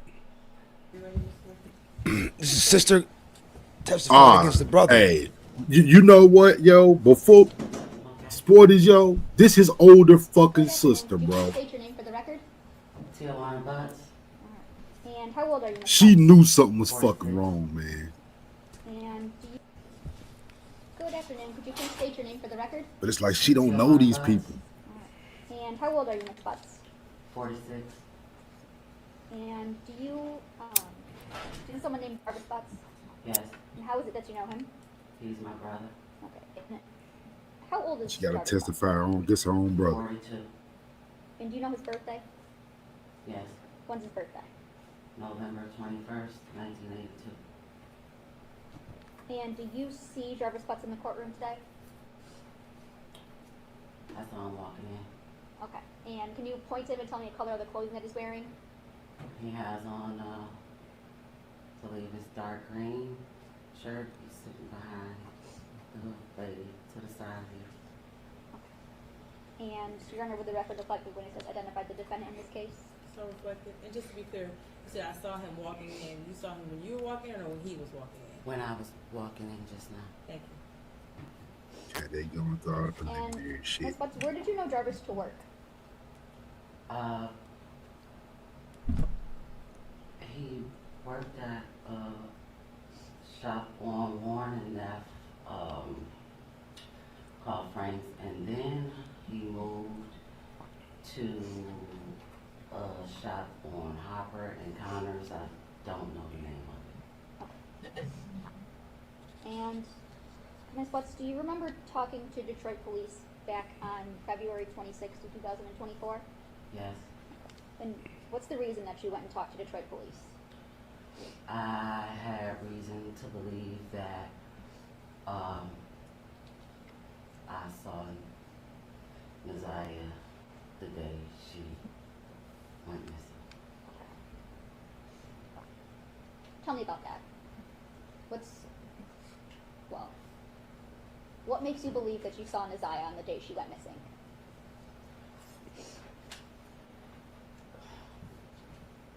Where do you want me to start? It's a lot. So, from the very beginning, where is it that you think you saw Naziah?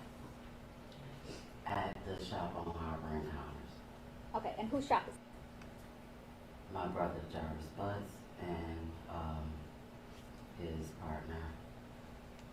Okay. What's the reason you were at your brother's shop that day? Something was wrong with the car that I was driving, and I just needed him to check it out to make sure it was safe for me to drive. Do you recall about what time did you go to Jarvis's shop that day? About 4 p.m., give or take a few minutes. Okay, and around what time did you leave? Somewhere between 6 and 6:30. Okay. And what is it that you noticed while you were at the shop? So, it's a 2 car, like garage. So I was sitting outside of the shop in my car because they were working on another car on the inside. As I sat there for the time that I was there, I kept seeing a little girl get in and out of his truck, going to the gas station and going back to his car. Okay, so I'm gonna stop you right there. Whose car are we talking about? My brother. Okay, and what kind of Man, car you was know it? your brother too now. I believe a Cadillac Escalade. Do you remember what color? Kind of like a pearl white, off white cream color. Okay, and you said you described this as like a 2 garage shop? Yes. Okay, and I want to approach with people's Exhibit 7. Okay. Now, Ms. Butts, do you recognize what is it we're looking at in People's Exhibit 7? Yes. Okay, what is that? That is the shop. Okay. Right in the middle. And where at were you parked when you saw someone getting in and out of Jarvis's truck? In front of the car doors, well, the garage right here, I was parked facing, I don't know what direction it is, but going towards Gratiot. I was like in front, but outside. Okay, so you were kind of parked parallel with the road? Yes. Okay. Can you draw a T where your truck was? My car? Yeah, your car was. Yes. See, this nigga worked on everybody's cars. Arrow the way you were facing.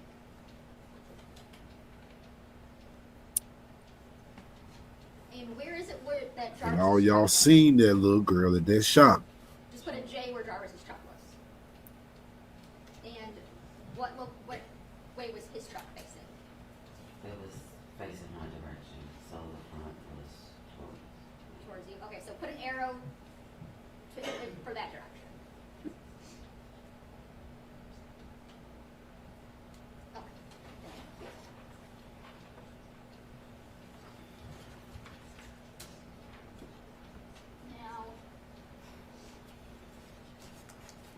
Do you get a look at this little girl that you see getting in and out of his car? I saw her, as she was walking. I never saw her face. Did you see any clothing? I did. Okay. Did anything about the clothing stick out to you that you remember? I just remember her having on a colorful jacket. Okay. And what door, which side do you remember seeing her getting in and out of Jarvis's truck? Or did it change? I don't really remember. Okay, that's okay. So you said you mostly remember a jacket, a colorful jacket. Yes. Okay. Now, I'm going to show you what's marked as People's Exhibit 2, which is already admitted, and People's Proposed Exhibit 10. You want to may I approach? Yes. Handing you what's marked as People's Exhibits 2 and 10. Okay. Do you recognize anything in those photos? Yeah. Yes. Yes. What is it that you recognize? Right here, this jacket. And for the record, you're pointing up in channel 1, and you recognize this like pink colorful jacket? Yes. Okay. And that's in People's Exhibit 10? Your Honor, I would move for the admission of People's Proposed Exhibit 10 as Exhibit 10. Is that a fair and accurate depiction of the jacket that you saw that day? Yes. Your Honor, I move for the proposed People's Exhibit 10. Yeah. Any objection? No objection. Okay, it'll be admitted as People's Exhibit 10. Okay. And in People's 2, is that also, where is the what you recognize People's Exhibit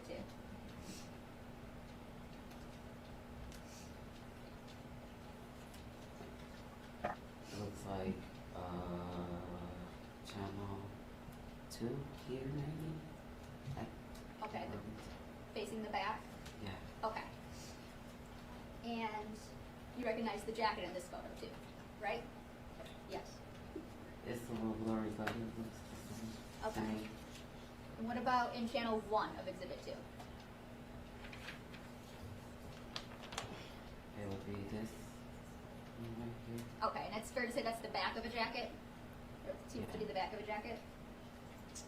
Okay, thank you. And you said that you saw this little girl with this jacket on getting in and out going into the gas station? Yes. Okay. Did you know who this little girl was at the time? No. Okay. Is there a time that you ever get out of your car? Yes. And what do you do? I needed to use the restroom, so I asked his partner if I could use the restroom. He told me to go and tell him in the gas station. And as I was walking towards the gas station, she was walking in front of me going into the gas station. Okay. So about how far in front of you was she? I would say maybe where the gentleman in the gray blazer is behind you. Maybe a little bit farther, I'm not really sure, but about that distance. From where you are to him? Yeah. Okay. And I really bad at estimates. 20, 25 feet? I would agree with about 20, 25 feet. And you said you never got a chance to see this little girl's face? No. Was there anything else about her that you can remember? I just remember her being kind of small, like outside, just seeing her get in and out of the car. When I was walking towards her, I was like, she's tiny, and I just remembered the coat. Okay. Tiny, like in what way? Like tiny, skinny, short? Kind of skinny and short. Okay.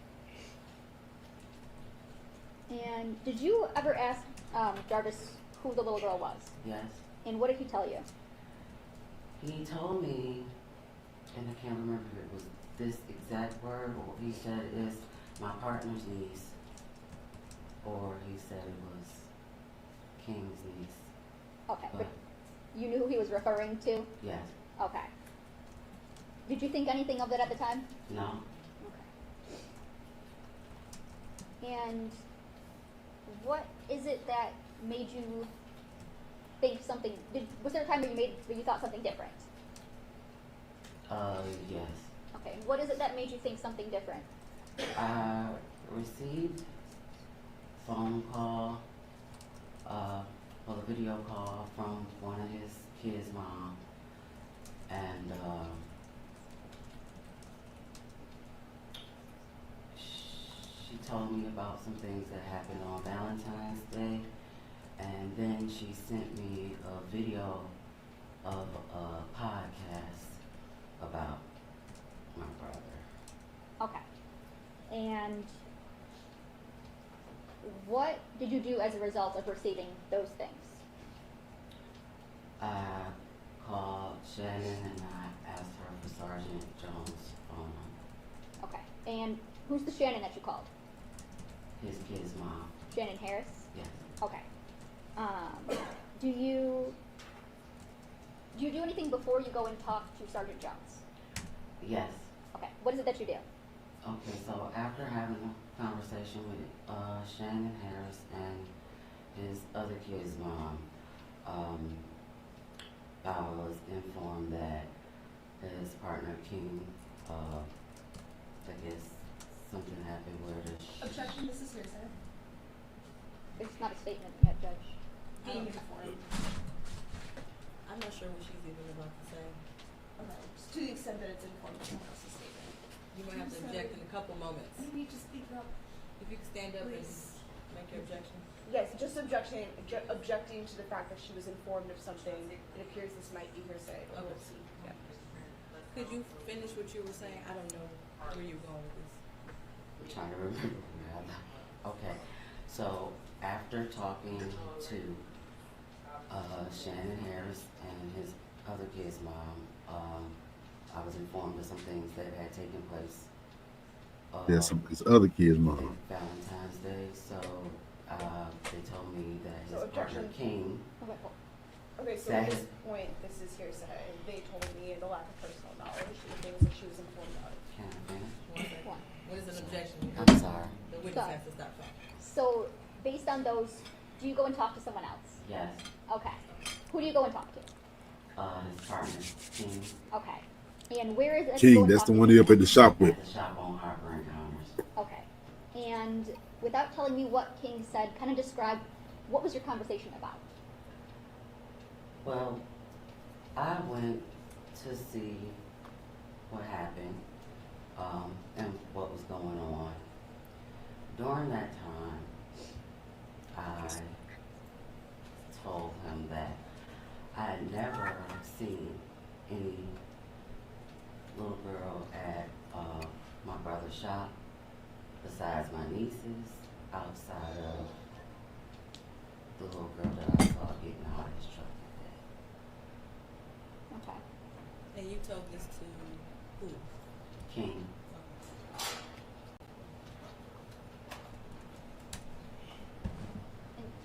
Who is King again? His business partner. Okay. And do you know his government name? I believe it's Cordero or something like that. I just always call him King. Okay. So you went and told him that you hadn't seen anyone out at the shop besides your nieces and then the one little girl you saw that one day. Yes. Okay. Did you ask him about that little girl? Well, I didn't ask him about it. After I said that to him, he told me. Objection, Your Honor, this is going to be hearsay again. Judge, it's going to go to the effect of on the listener. There could be an exception. I don't know what she's saying. So you might as well just stay standing up. Go ahead, say what you were saying. After I mentioned to him that I had only saw my nieces and one particular little girl, he then told me that that was Messiah that I saw that day and I was there. I would object then, given now that she has testified to that it is hearsay, and that it is deemed introduced for the truth. And Judge, I would say that it's actually a statement of identification.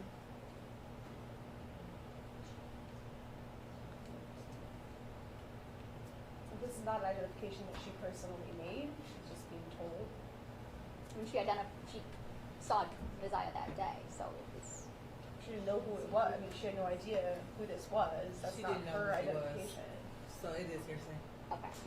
So, without saying what King said, were you informed of anything about a little girl that you saw on January 9th, 2024? Yes. Okay. And to your knowledge, Jarvis had told you that that was King's niece? Yes. Okay. And when you talked to King, did See, Jarvis said it was King niece. He lying to you big have sis. reason to not believe what Jarvis told you? Yes. Okay. See, you knew he was on bullshit, sis. Do you know your nieces from Jarvis?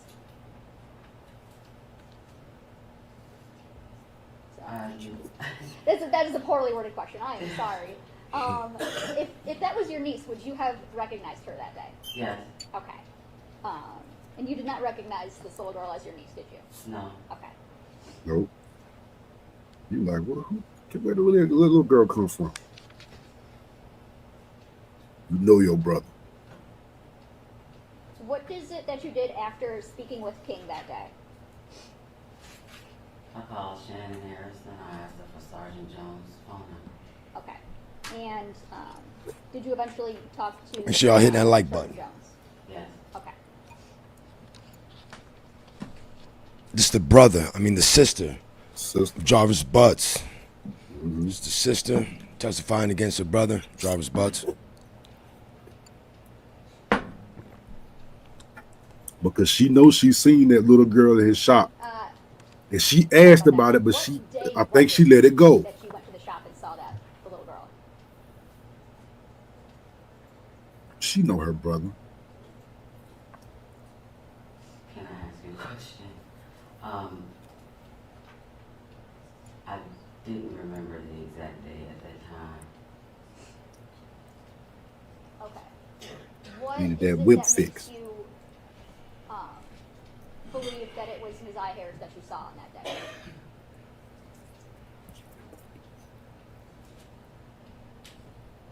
I'm not quite sure how to answer what you're asking me. Like, That may be a poorly worded question. I'm sorry.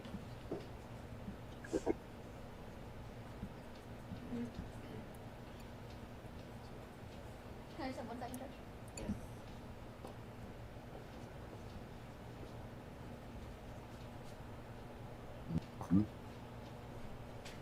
Yep, let's see that guilt eating her alive. Cause she seen that little girl. She ain't say shit. Learn of the day that you had gone to Jarvis's shop by going through the locations on your phone? yes, Okay. And that's the day that you don't remember off the top of your head right now, but it is revealed in your phone locations? yes. Okay.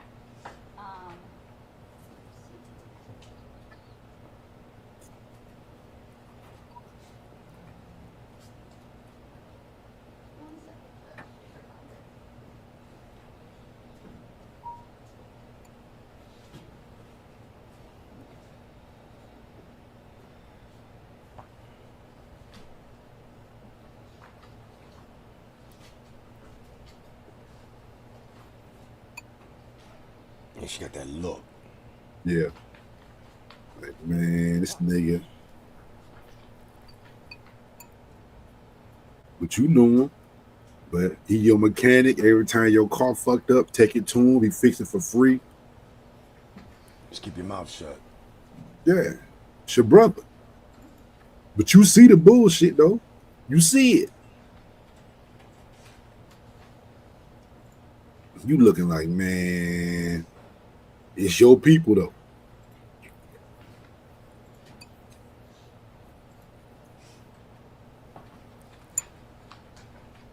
Some motherfuckers be running for the law. You don't ask questions while they running. They your folks.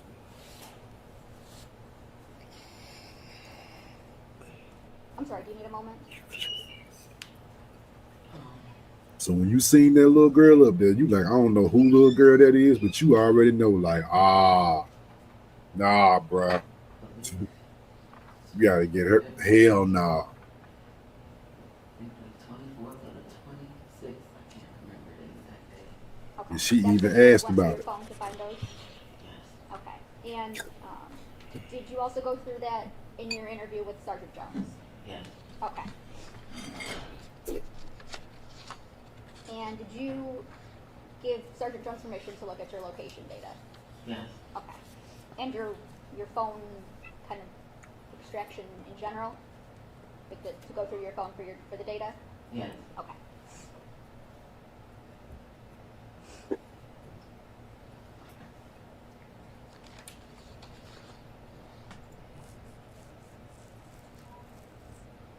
Nothing else, Judge.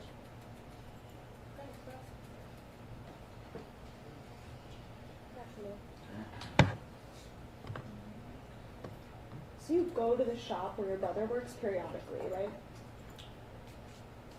From time to time, yes. You've been there prior to the day we've been talking about today? Yes. A couple times at least? Yes. And you'd been back there after? Yes. But the day we've been talking about, that's the only time you ever saw a child there? That was the only time I saw a child I didn't recognize. Okay, so you had seen other children there before? Yes. Okay. When you say that you recognize, these are who exactly? My Usually? nieces. And when you first arrived at the shop that day, Jarvis told you that he wasn't going to be able to work on your car? No. No? Did you ask him if he'd be able to? Judge, I think this calls for hearsay. They can't admit statements of the defendant.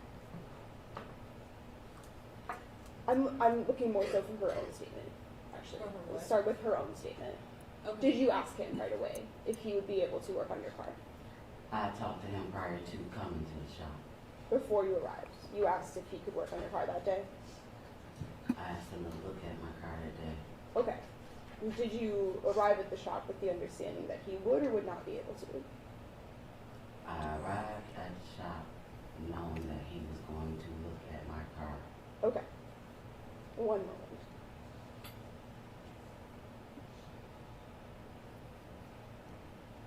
She seems like she gonna get a little annoyed. And was But that these questions kind of hard. via text or call or some other way? Probably a video call. Okay, so a video call a little bit before you headed over? Earlier in the day, maybe. Okay. I'm not sure exactly what time. Okay, so that's how you decided that you'd go over later. He told me I could come. Judge, this is kind of all calling for hearsay in a backdoor way. The response is hearsay. Not Yes. that you necessarily asked for it, but it is hearsay. Sure, we can keep it just her own. So to be clear, we don't need to talk about what he said to you, but you did a video call to him. And in that call, you asked if he could work on your car. You Right. keep saying work on my car. I said look at my car. Okay, look at your car, but you asked him personally in the video call. Yes. Fuck. And that was maybe that morning? I don't remember what time of day it was, but it was before I went to him. Okay, thank you. Okay. And as you were saying, this day, I think you said you saw some other children there at other times, but this particular child, you only ever saw this child on this particular day. Yes. And the whole time you were there, from your testimony and from that police interview, you said that you never saw her face. Yes. And then you did also see some news stories about this case. Yes. Yeah, in the podcast that you talked about. Right, there were some podcasts. I had already saw her on the news, but I did not know who she was. Sure, but that was by She seeing knew those something was stories, up, that's though. How you started to think. Well, I was sent the podcast after some other things that was told to me.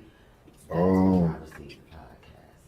So initially, between the day you were at the shop, right? She and seen a then the day you started podcast. To see that news. At first, you didn't make this connection that maybe she was anyone in particular. Not at all. Okay. And then through seeing that news, those podcasts, that's when you started to think she No, was. that's not the reason why I thought that. No, but that's the timing, or it's not? Adam. That's when you started to, at least when you saw those things, that's when you started to wonder. She uncomfortable in that seat. I was wondering before I saw the podcast. Because she knew.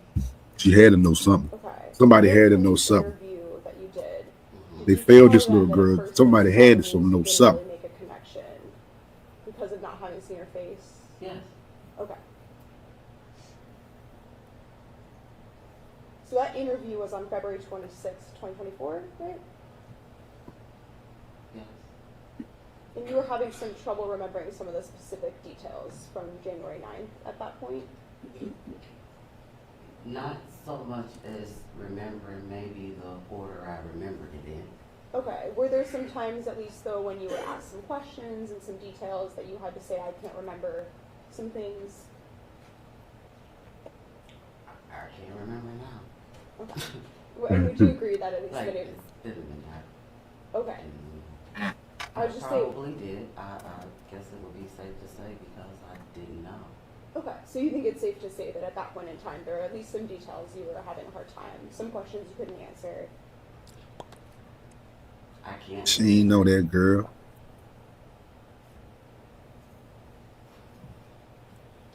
And it was pretty close in time, shortly before that police interview, that was when you first started to think that maybe this girl you'd seen at the shop had been Messiah Harris.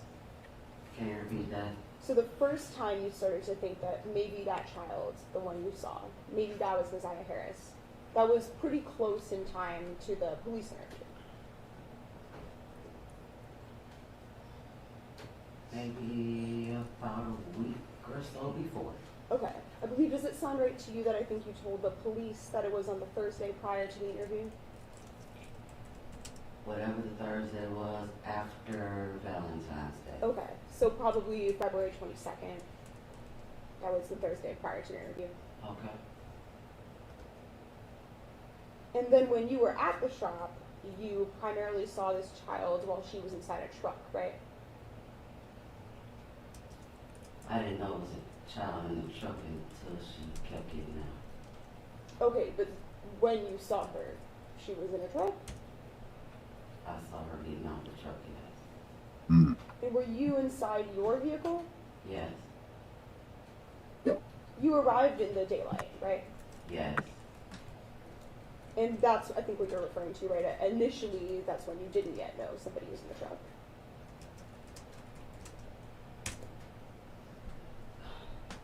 Can you say that again? So at the beginning, when you first got there, right, you didn't know right away that somebody was in the truck. No, I didn't. I think you had said before, because it was so light outside, it was a bit difficult to see into the truck. I wasn't really paying attention to his truck. He was outside of it. Sure. And then in your police interview, you referred to then seeing a light in the truck, and that's when you started to see somebody? Yeah, that's when the door opened. Okay, so there's a light turned on. This shit ain't dragging worse than the niggas dragged you through the motherfucking mud. Got some fucking nerve. You don't know. We want to break down breaking. Let's break down dragging. Shit. Oh, man. You know damn well you ain't happy unless you Fred Flintstone over the motherfucking head and dragged into a relationship, nigga. And only Unless you one doing of it. those different times you were on your way to Spinning around a strip pole and kicking them in their fucking head. Yeah. But for that whole time, she remained in front of This you. is dragging. I'm 30. I can't grow up. Man, shut up. I was going into the gas station. You hanging with adults. 35 to 44, our man group.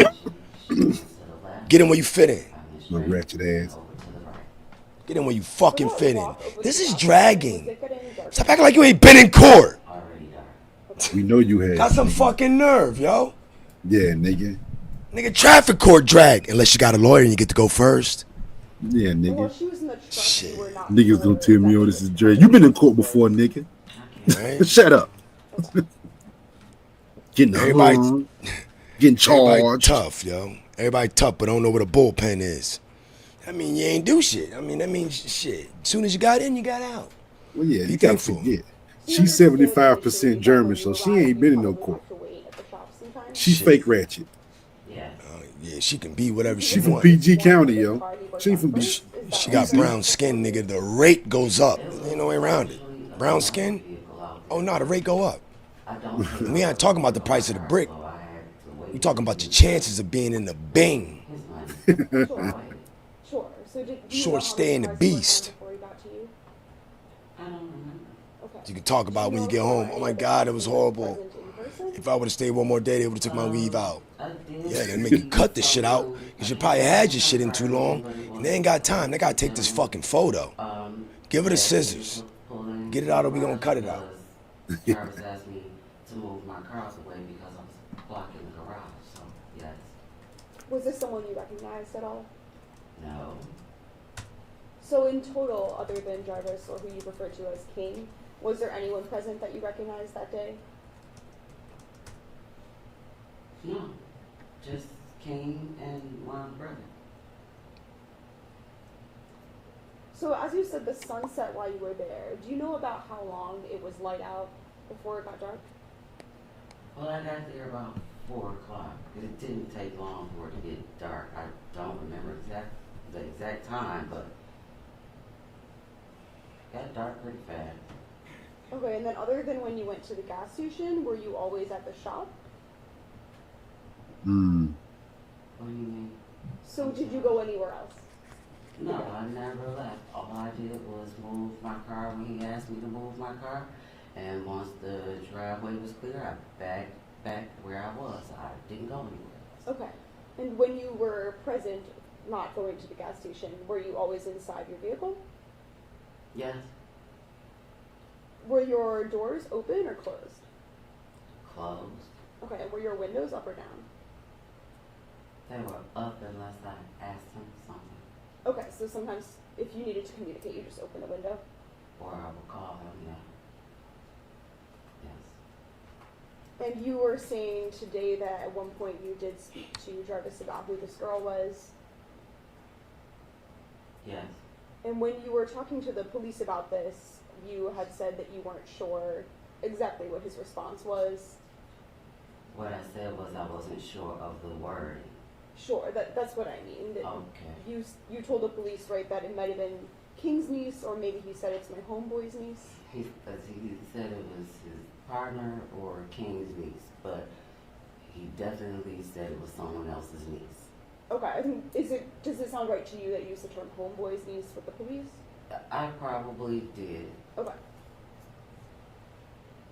It's all the same to me. And then that's what you continued to think at first, right? At first you just believed that it was someone else's niece. Yeah, Specifically, you thought it was probably King's niece. that's what I was told.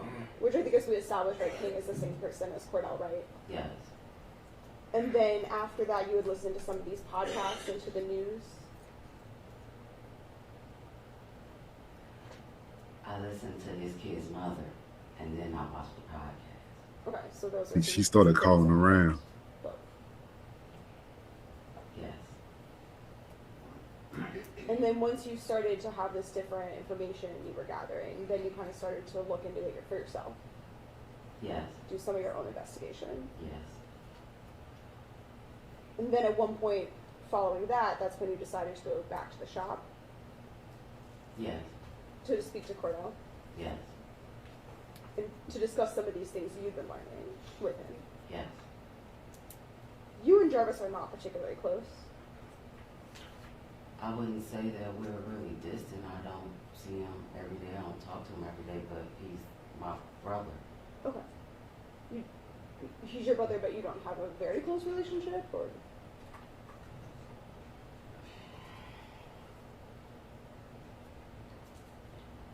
He's my brother.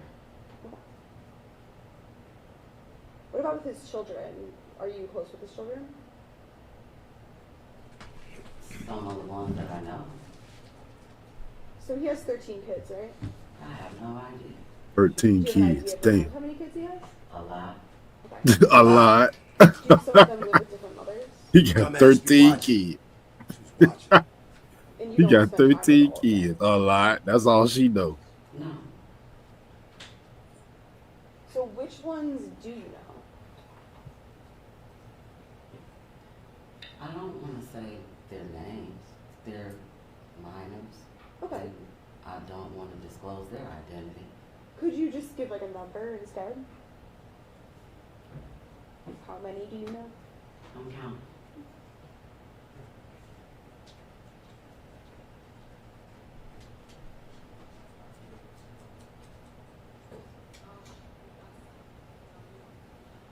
About 8. So when you say 8 that you know, does that mean 8 that you have like personal contact with? I have. Yeah. That's all them kids he got. I told you, he got a lot of kids, bro.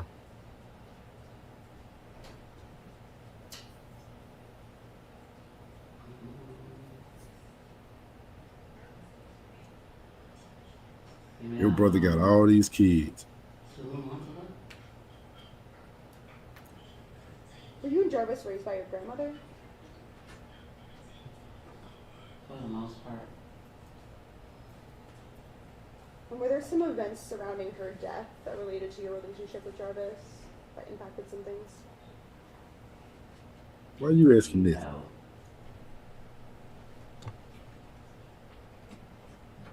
But okay. Thank you. Ask it. Yes, Judge. Ms. Butts, you said that there was another reason, there was a different reason that you thought that it was Nazai that you had saw that day.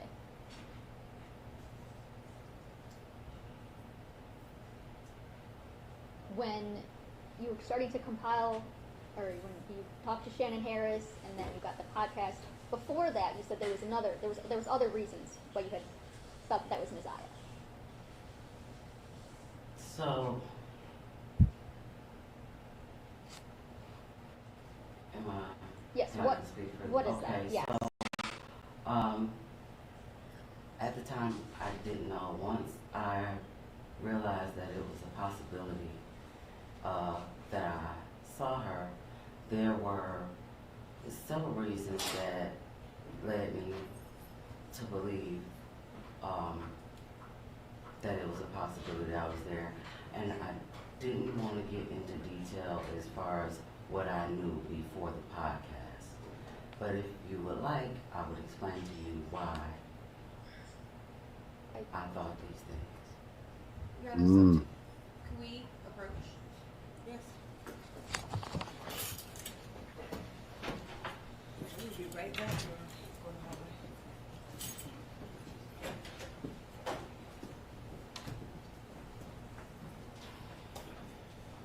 Dang, they stopped this joint and said, fuck it. We going to the back. After that. Get some names. She get names. Yeah. Just some names going on around these parts, bro. She probably don't even talk to her brother. Nah, not like that. Car. To that car. She know he'll. But she don't want to say it. She don't want to say, like, you know, I don't fuck with the nigga, because I do call him. He my brother. When I need him, I think about him. He'll call me and I'm like, yeah, what the fuck ever, nigga. But he not staying in my house. In certain families, yo. Yeah. Yo, I know they not talking to that nigga no more, yo. Yeah. They ain't talking to that nigga no more. Unless he can help whatever, them. cut him off. And if she got a man, nigga, I don't want to be around your fucking brother. Nigga doing funny shit. I'm looking at him funny. I'm assuming shit. I got kids. Yeah. Oh man, fuck that nigga. That nigga don't exist. He got kids, and the thing is she dealing with his kids. I don't want too. nothing.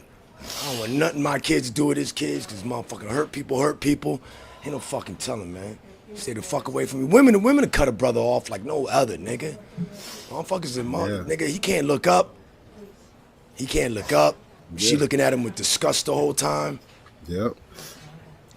That nigga. Look at her. She crying up there. But that's what I'm saying, because she didn't cut him off. She was up in that shop fixing that car. She said, yeah, he had about 8 children that she fucked with, but he had a lot of kids. He was the fuck up of the family. He was the fuck up. Stay as far away from him as possible, nigga. Unless I need something done. But think about that's the little brother. See, she's the oldest. See, I read a story, but she the oldest, and that's the little brother. So it's like, fuck, you know, he the motherfucker that went away. Like, you all the way to the left, bruh. Try to help him. Can't fucking help this nigga.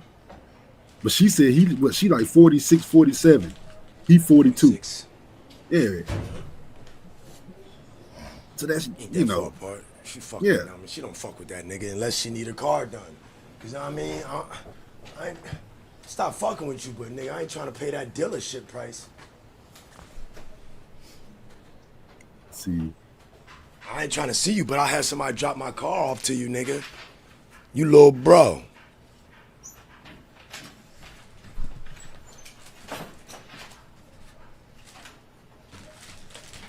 See, I think she knew her little brother. And even though when she went up to that shop and seen that little girl, she knew Ain't some you shit. got a pedophile? Ain't you got a whole fucking jacket, nigga? What the fuck is this girl doing up here? 100 feet away from motherfucking kids that ain't yours? You might need a girl? motherfucking, you might need supervised visitation to be with your kids, nigga. Supervised FaceTime, nigga. Supervised in person. Nigga, that's life. Nigga, that's law, nigga. Yeah. Everybody know who you is, nigga. And it's funny. And don't nobody want to be caught around you, nigga. Everybody know who you is. The fuck, nigga's Detroit, nigga. Nigga,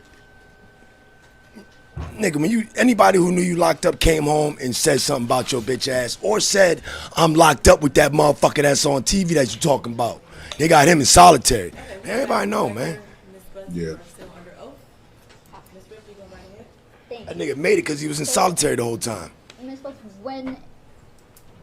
what are Don't get it twisted. COs will break their fucking pinky ring on your face and be out, get 2 months off paid leave, breaking your face. Trust me, my cousin is CO. All them niggas do is lift weights. That's it. And they not trying to get no abs. They just trying to be more brolic than the motherfucking prisoners, nigga. That's who they hanging around. Prisoners got good lifting schedules. Shit, you want to get bud? Why not listen to them? Things that I was told and things that I heard. Okay. Were there Talking about she ain't never seen a courtroom because Shiesty been locked up before. Nigga, half white, whatever, nigga. You see these motherfuckers light skinned than a motherfucker. Ain't nobody exempt. So it's some weird ass, pretty ass light skinned nigga. Sick motherfucker. So are these things the sources that you have for these reasons?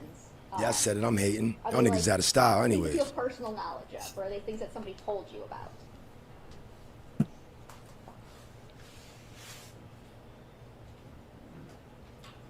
These were things that I was told. I'm trying to understand the question that you're asking. Ms. Rich, you're referring to This must be a fucking hand panel. How many times we gotta tell these shit? her leading up to believing. We just giving you time to come up with a lie. La la la la la la. Yeah. La. But see, she can't help Jarvis. She can't help Jarvis. All she can do is hurt him. Like, that's why she up there. All she doing is just telling what she saw. Shit, she's smart. She better help herself, nigga. She ain't complicit in shit. Hey, y'all knew he was a fucking gump. Well, he ain't no gump. Could be a gump. But shit, nigga dealing with kids, nigga. Yeah, see, you can't get charged by just coming one day and seeing this nigga, motherfucker what you doing around kids, nigga? Yeah. See, But you know, public niggas don't want opinion to say can get nothing. you. Yeah. Niggas don't want to say nothing. Public opinion can get you, but When you were the court can't charge her with shit.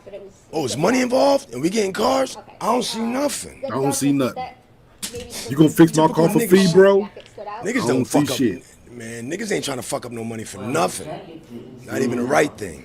I was walking into the gas station behind her because I wasn't really like paying attention to what she had on. I just kept seeing her get That doo-doo stank magic shave.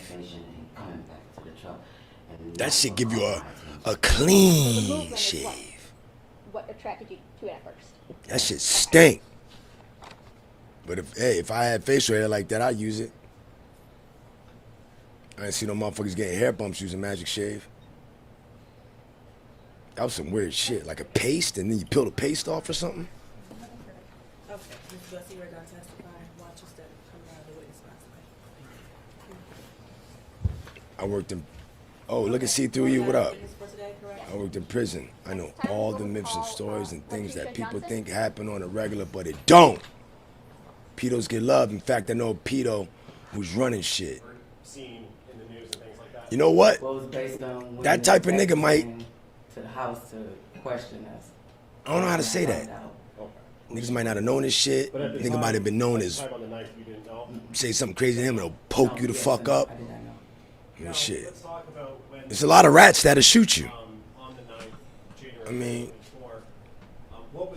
that ain't nothing new. Call him a rat. I mean, I ain't trying to bring up names, but we saw what happened in Cali. Calling a nigga a rat. They delivered the card. They were talking to my mom about what was wrong. Gave her the invoice. It was just like a regular day when. If y'all don't know, on the couch for a few minutes. Naziah was sitting in a chair by the TV. This video, this testimony, this woman is revealing the shocking details in her car repair visits. Yeah. Now hold on. Now she is one of his other baby mama's sister. she's like one of his other baby mama's sister, and she, like I said, all of these women were getting their car fixed by this dude, and they kind of was ignoring shit.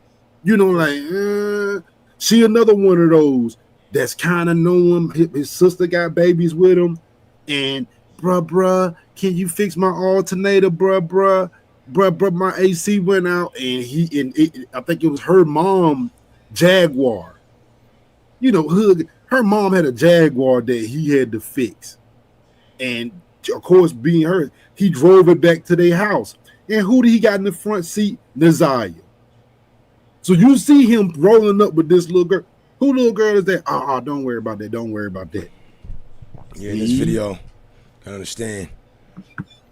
It's going to begin with a simple story. A car repair quickly escalates into a web of intrigue as the witness reveals unexpected connections and places of critical information, including the surprising moment when she learns the true identity of one of the visitors.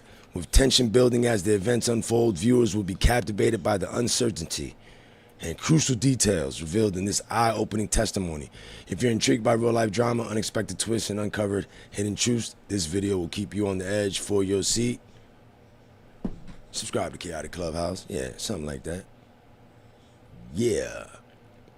And all these testimonies only a month old. This shit went down last month as far as everybody saying what they had to say, but she had an interesting reveal.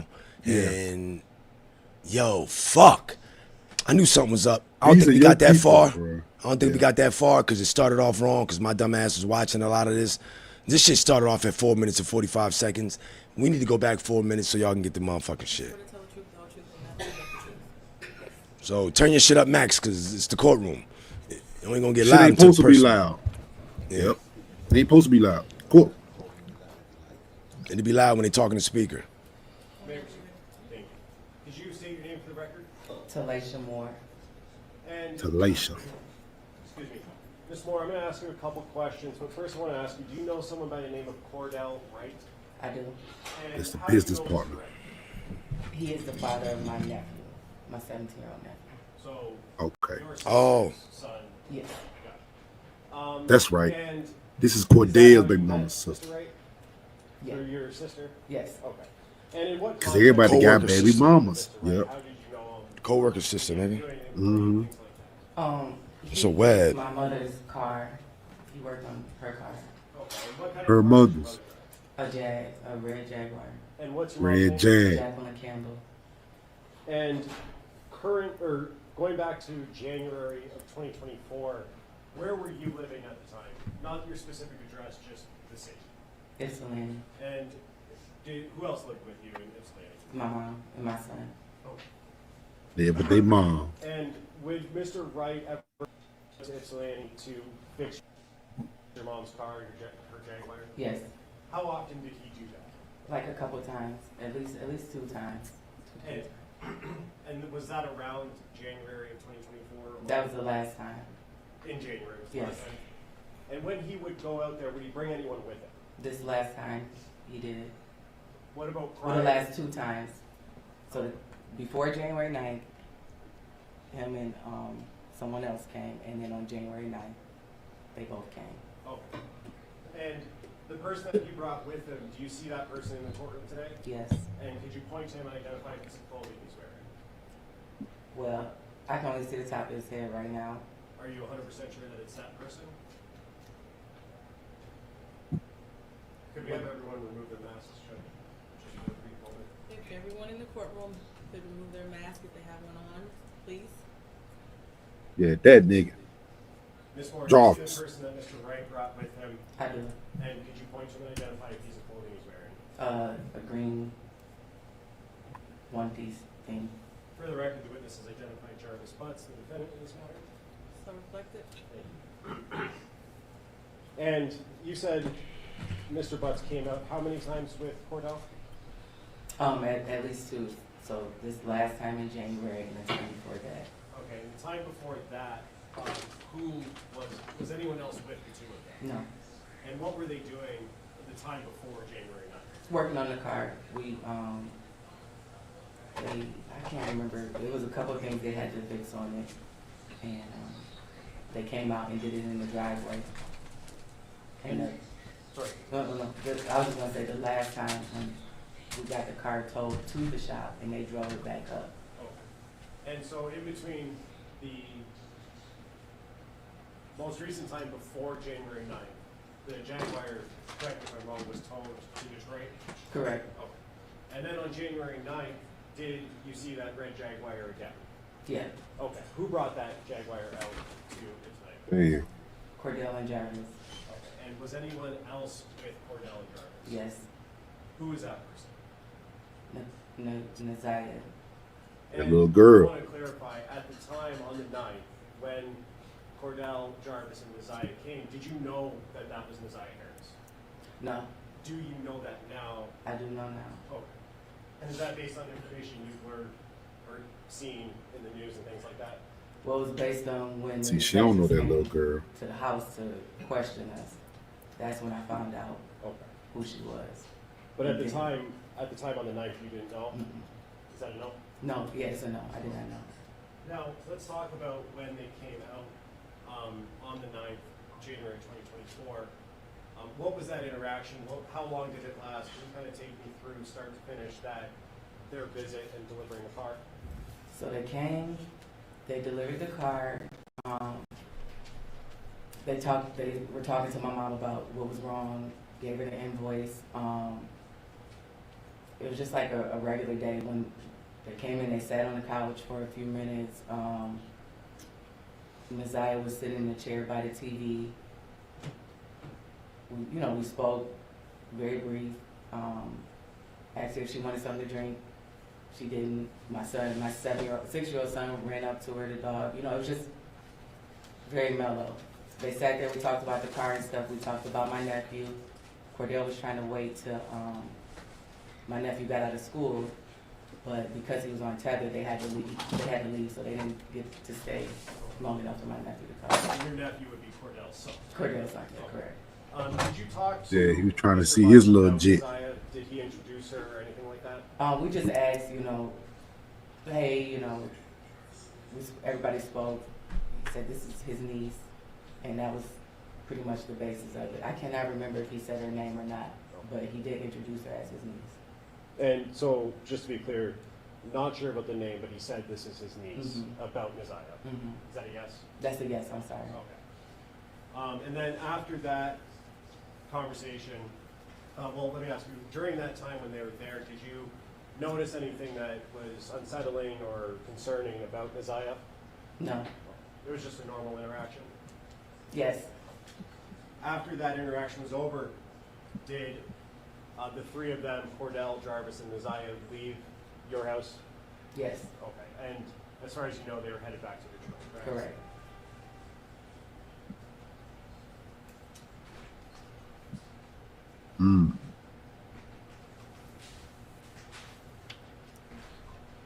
When they left, whose car were they leaving in? Cordell's truck. And all three of them were in the same car? Yes. And you said that they were delivering the Jaguar to your mom or to your house, right? Yes. Did you see them pull Drop up off notice service. what the driving and seating arrangements was? I do not. I have nothing further to say. Thanks, Russ.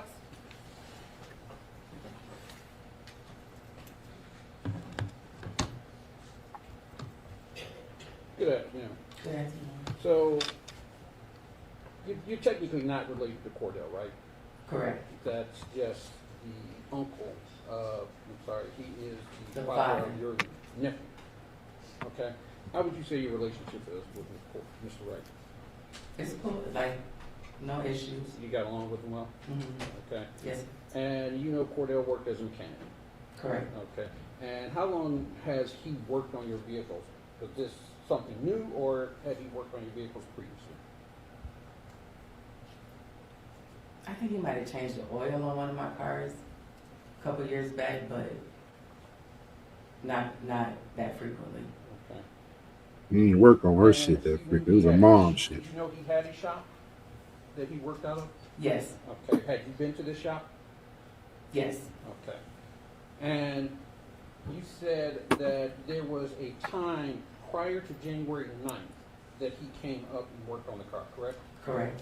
And you said that my client was with him at that time. Correct. Do you recall when that was?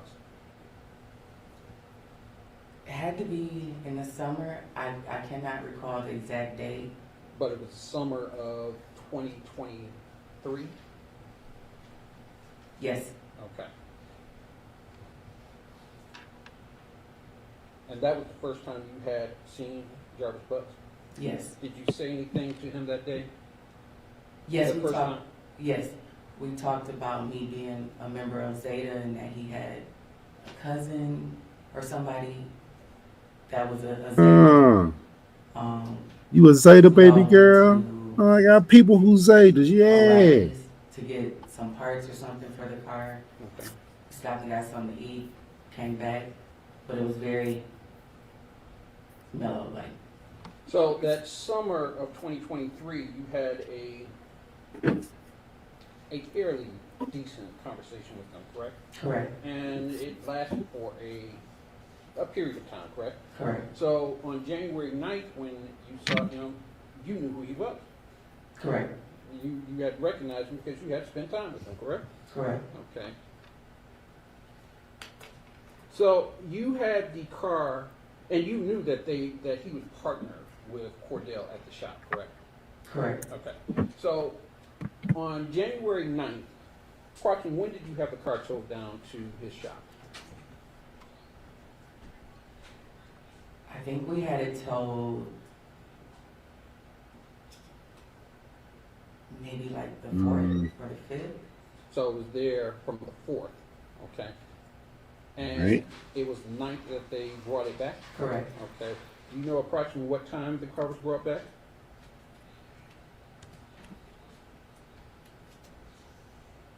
Had to be before 3:30 p.m. It was 3:30? Well, no. It had to be before 5:30 because my sister got off work at 5:30. So mid-afternoon.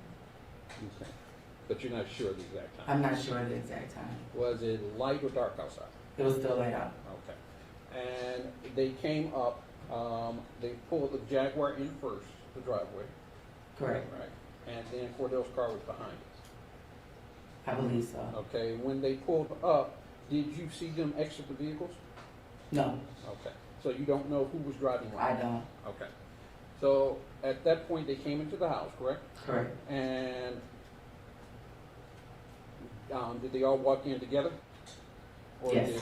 Okay, so Cordell came in, followed by Jarvis, correct? I can't tell you the exact. I don't know if Messiah walked in first or if Jarvis walked in first. Okay. And this young lady, and to be fair, you didn't know who she was, Not correct? at all. Do you recall what she was wearing when she came? I think she had on a jacket.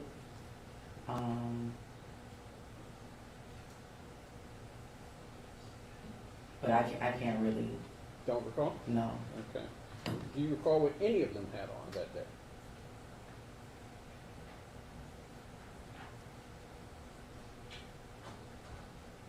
Not really. Okay. So, do you recall, without going into your house, was it dark, light in your house? Were the lights on? The lights were on. Okay. And you have a fairly large living room?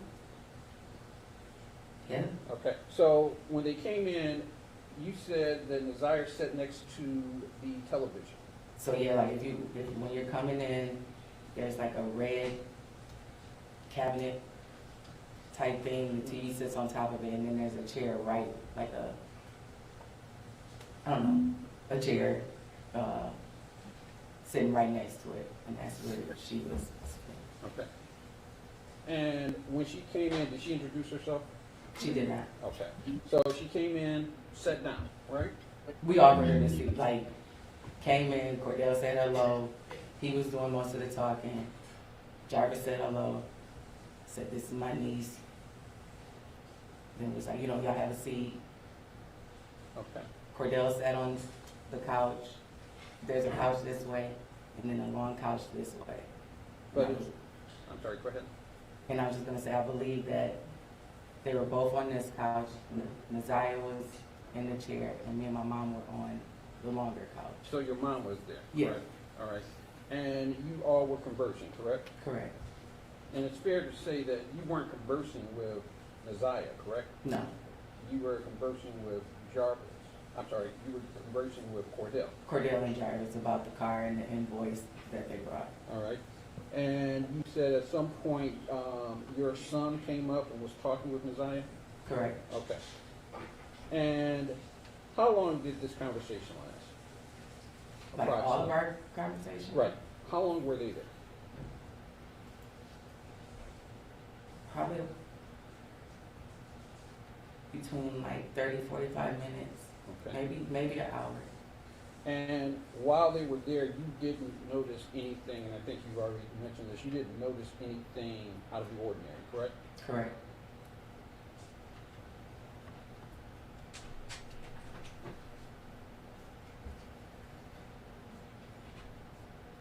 Did you see Jarvis Butts conversing with Naziah Harris?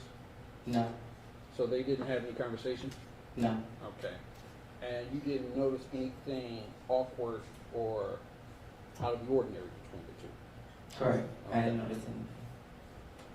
So after about an hour, they left? Correct. Was it light or dark? At that It was point? still fairly light. All right. And they got into Cordell's car, correct? Correct. You don't remember the scene, I think you've already No, said I that. do not. But was Cordell driving? Correct. Okay. So that day you didn't think anything out of the ordinary happened, correct? Correct. And at some point you were contacted, correct? Correct. When were you contacted? Well, we were contacted by Cordell the next day because when we paid the invoice, it was $70 short. So we had to get Jarvis's cash app to send the rest of the money. So that was the last part of the conversation. And then the detectives came.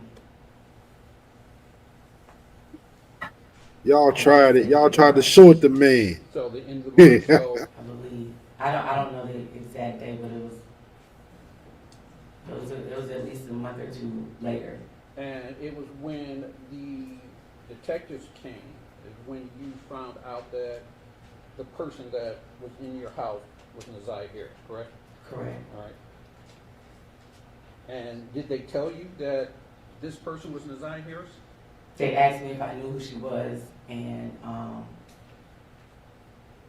they asked me if I knew who Cordell was. They showed me a picture of Mr. Butts. They asked me if I knew who all these people were, and they asked me if I knew her name, and I did not know her name at that time. Okay. And they told you her name?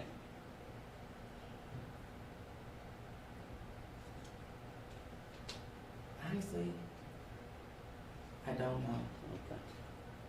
And at any point, did you look up why they were there or look up any information about this case? Yeah, after they left. After they left? Mm-hmm. Okay, and what did you look up? Objection relevance. I just want to see where her information came from. It's on the results of what she looked up. I want to see the information that she had, that go into her testimony. Go ahead. There's obviously there's podcasts out that are a bit unfavorable. It's not obvious. Well, I don't know. Okay, you don't know. Okay. What did you look up? I looked up Mr. Butts' oldest record. Okay. But I tried to type in his name, I typed in Cordell's name, tried to see if anything came up. At that time, there wasn't anything posted, but I didn't find much, other than his record. Okay.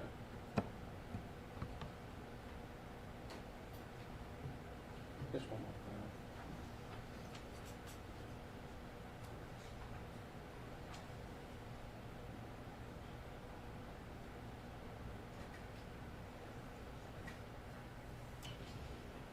No further questions. We need redirect? Yeah, very brief. Ms. Moore, Mr. Reagans was just asking you about information that you looked up and things like that. When the police were at your house, though, when the detectives were at your house, first, do you know if those were Detroit police officers? Yes, Detroit police Detectives, okay. And you said that they showed you a picture of, in court, you said Neziah, right? Say it one more time. They showed you a picture of Neziah at that time, correct? Correct. Did you identify that picture when the police were there as Neziah Harris? Did you say her name? No, I said that's the mechanic's niece. So, just to be clear, you identified her as the girl that was at your house Correct. with the defendant, Jarvis Butts? Correct. Oh. And that was before you had looked up any information? Correct, because I didn't know anything until the detectives came to the house. And while Neziah and Jarvis and Cordell were at your house, you said Neziah was sitting next to the TV? Mm-hmm. Yes. And did Neziah, during that 30 minutes to an hour, ever get up and leave, use the restroom or anything like that? No. Oh.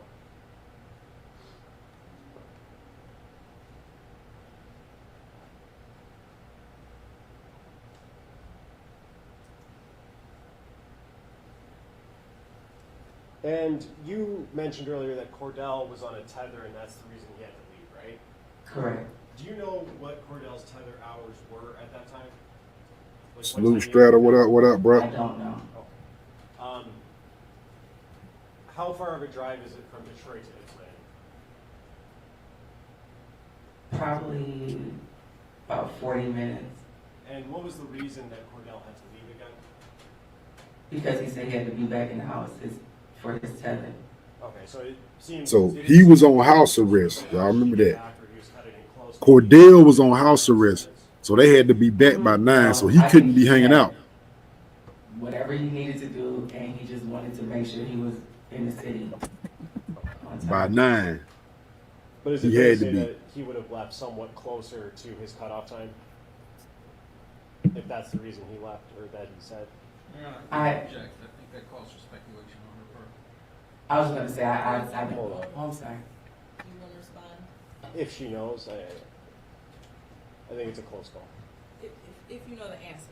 I don't. I don't know. I can't say. Yeah, she's all right, man.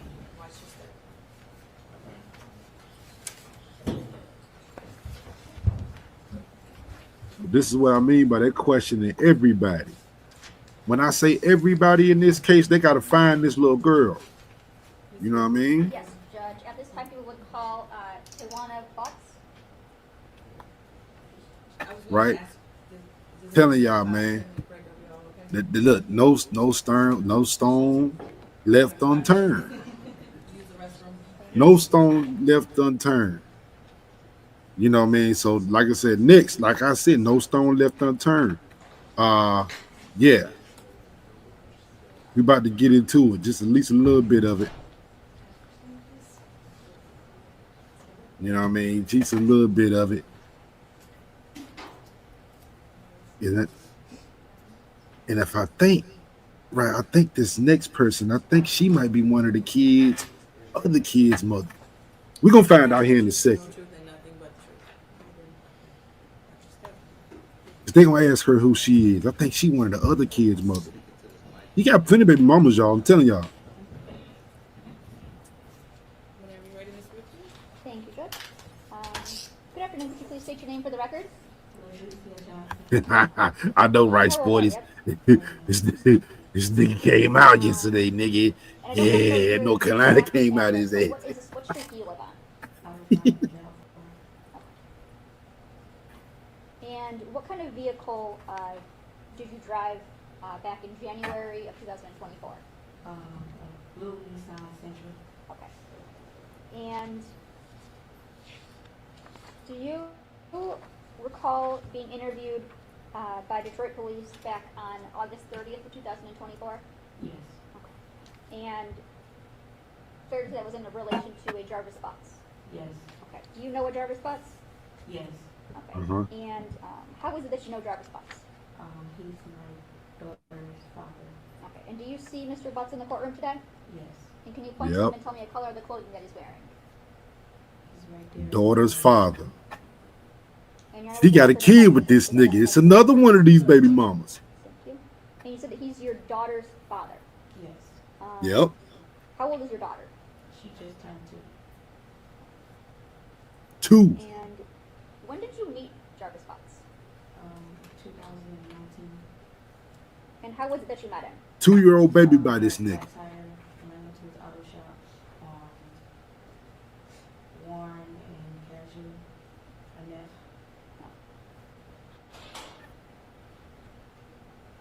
Now, you said you have one daughter with Mr. Butts. Do you have any other children? Yes. Okay. What other children do you have? I have a son. Okay. And how old is he? He's 7. And that is 7-year-old. not a child by Mr. No. Butts.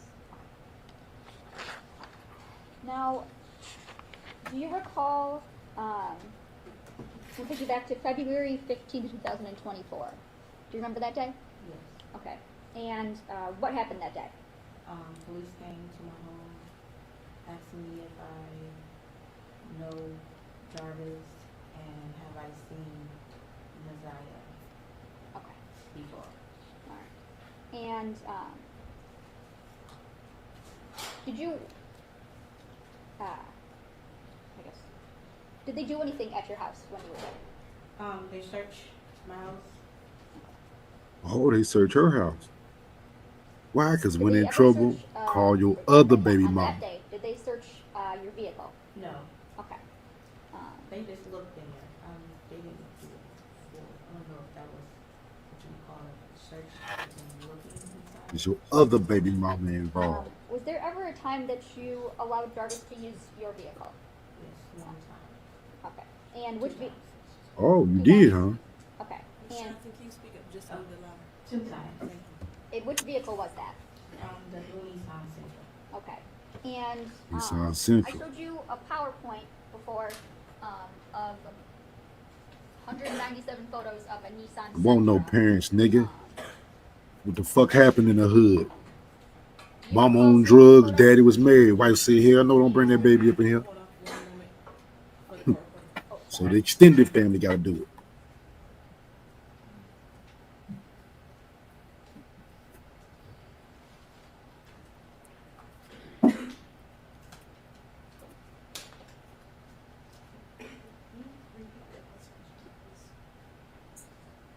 Yes. Do you recall Hey, you see it, don't you, Lucky C? of a Nissan Sentra? He got a type of baby mama or women he picks. In showing you those photos, did those fairly and accurately depict how your Nissan Sentra looked back on August 30th of 2024? Yes. Okay. Now, well, first I'll move for the admission of People's Proposed Exhibit 11, the PowerPoint of the Nissan Sentra. Any objection? No objection. It will be admitted as People's Exhibit 11? Thank you, Judge. May I publish? Yes.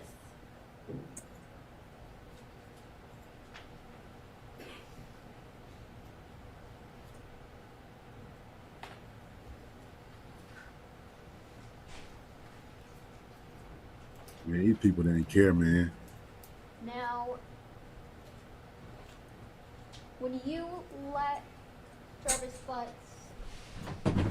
borrow your vehicle, did it? Yeah. You hear that? Borrow her vehicle. Did it look That's her car right there. how it was photoed? The back was messed up, but the front was good. Okay. Face. So back in January of 2024, Look at that shit. your car still had the front end? Yes. Okay. Is that the only difference in how it looked On from? the photo, yes. Okay. So that's the only difference in how it looked from January of 2024? Yes. Okay. When is it that Mr. Butts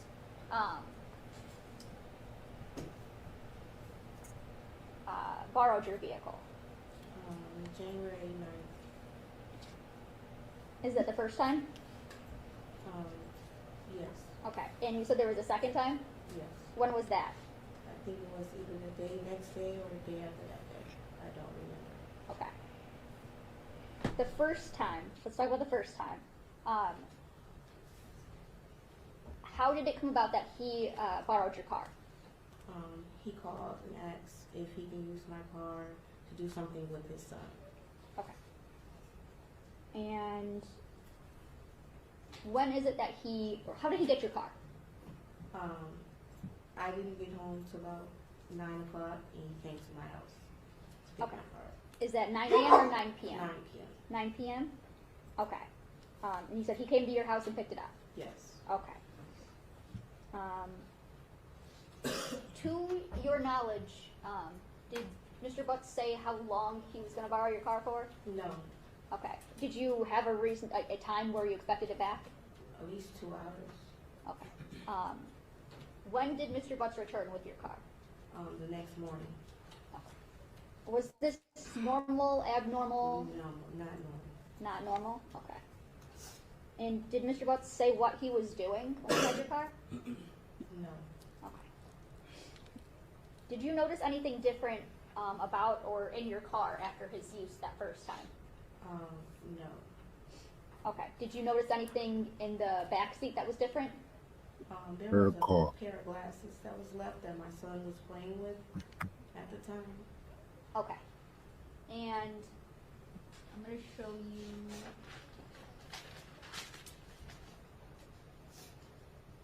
In People's Exhibit 11, photo 37.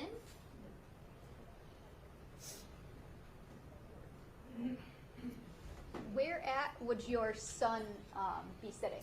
On the passenger side. Okay, in the passenger. On the back seat. So,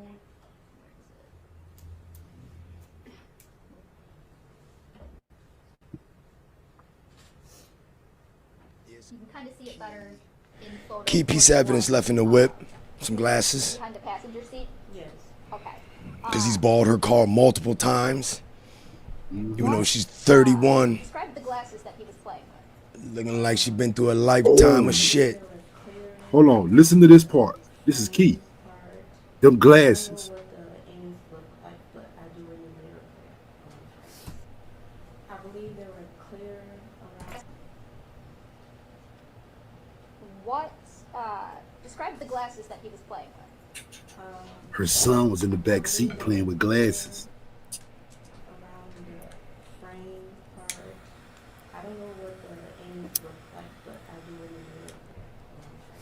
Okay. Them shits was anxiety glasses. And I want to show you what's already been introduced as People's Exhibit 12.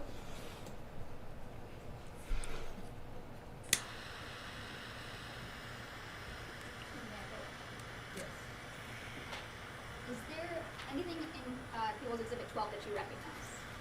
The glasses. Okay. How is it that you recognize those glasses? Clear vision of the sun. Around my son. Okay.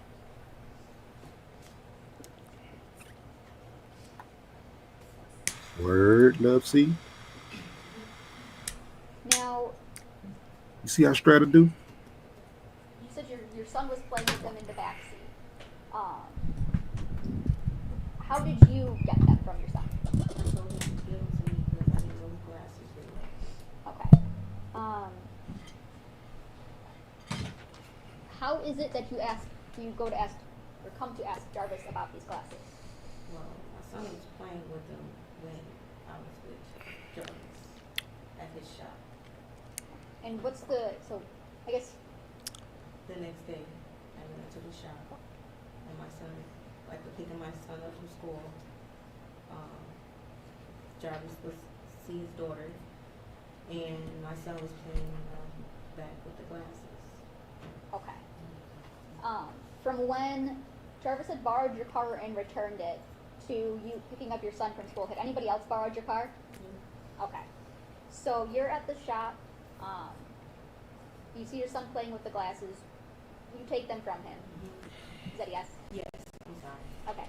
Now, tell me, what does Jarvis do? He's snatching from me and saying those were his son's glasses. Okay.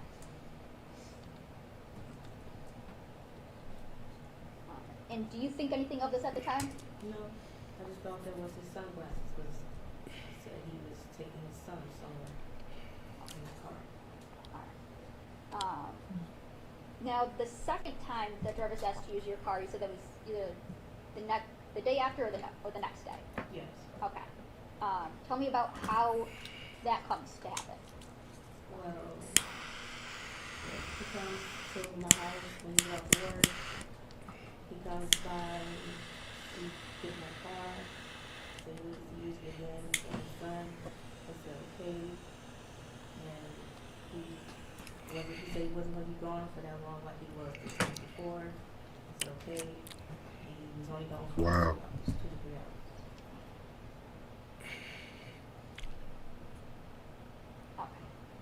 And are those the only 2 times that he ever used your car?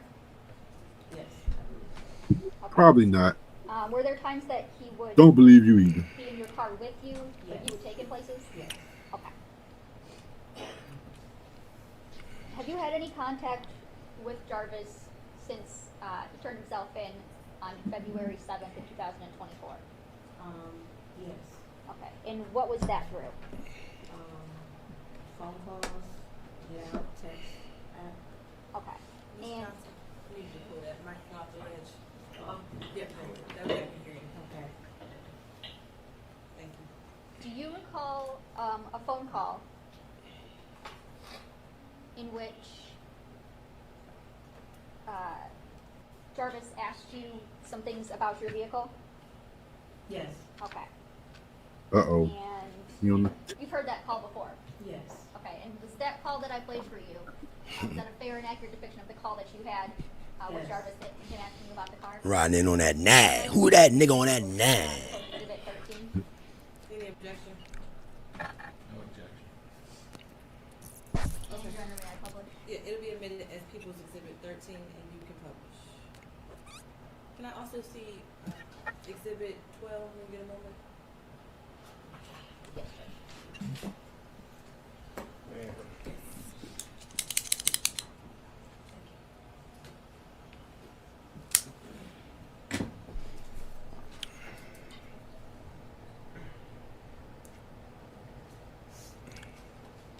And for the record, this phone call is 6 minutes and 43 seconds long.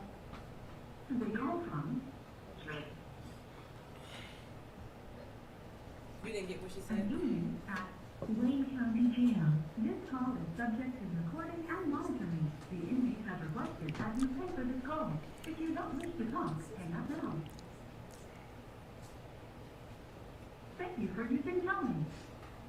Oh, this nigga from... All them calls are recorded. He's Yeah. probably about to say some dumb shit. Yeah. Yeah, that he probably shouldn't be saying.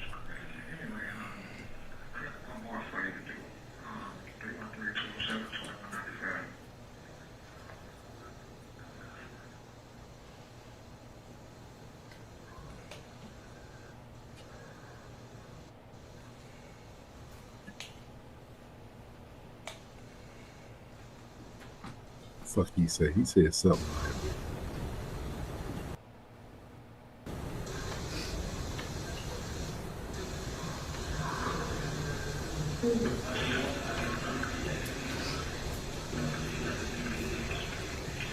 Hello. Hello? What is it? 217. 219. 217? Huh? 217? 0.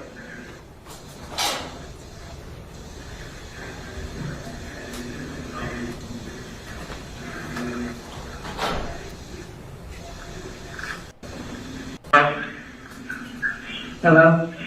Yeah, can you hear me? Yes. Alright. I don't know what the fuck going on, man, but yeah, they done did everybody shit.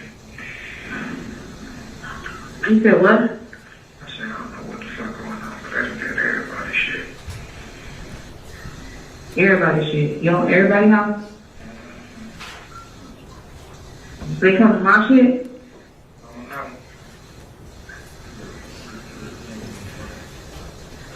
I don't even think they know of me.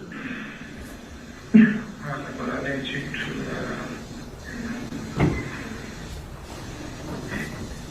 anything that I had, anything that I touched.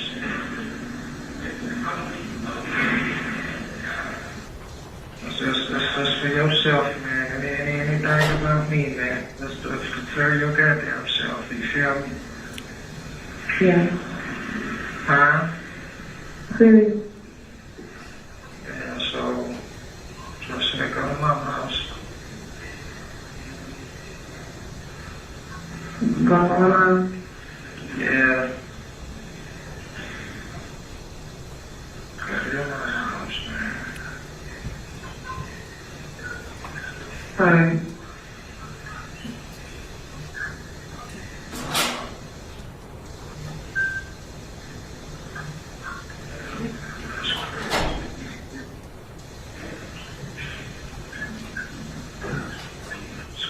How you calling me? My house, I'm doing something I ain't supposed to be doing that, but go to my house, man.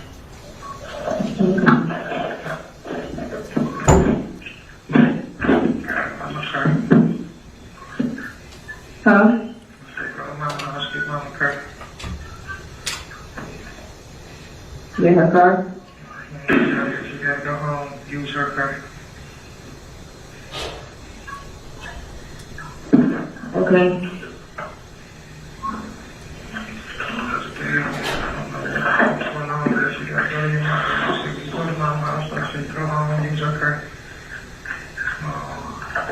So don't use my car, though?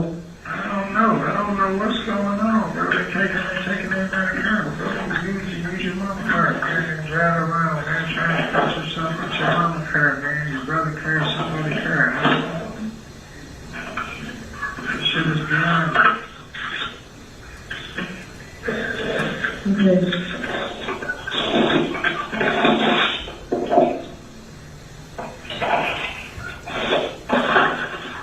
Others beyond me, I don't know what the fuck, man.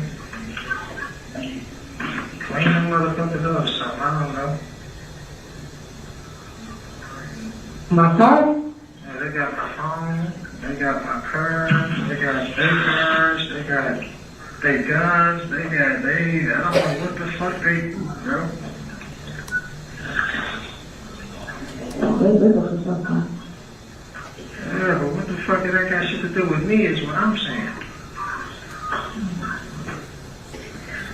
Well, you got a lot to do with you, To bro. do with me, man, and I'm not understanding what the fuck is going on, you feel me? Mm-hmm.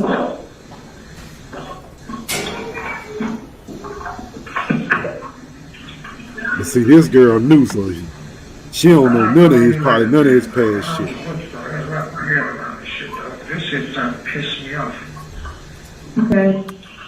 I'll get in touch with you later, man. Okay. Alright.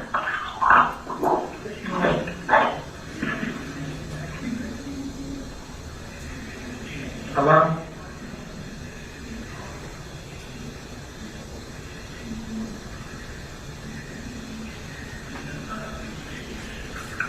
Hello. Hello? Mm-hmm. What's going on, bro? You got your job, your regular job? Mm-hmm. Yeah. My regular job, 6:45. I'll call you about 7:30. Alright. I love you. Man, she sounds scared as shit. He working it. Love you. What's going on, man? I don't know what's going on. Yeah, alright. What did you think when Jarvis told you those things? I didn't know what to think It sounded like it. when he told me those things. Okay. What did you do in response to receiving this call, if anything? Nothing. Okay. Did you clean anything up? No. Did you Love wipe C, anything don't down? you use that word, Love C. And that would be in your house? Controversial. Car. Break it. Okay. Didn't touch it, nothing. All right. We don't break people around here.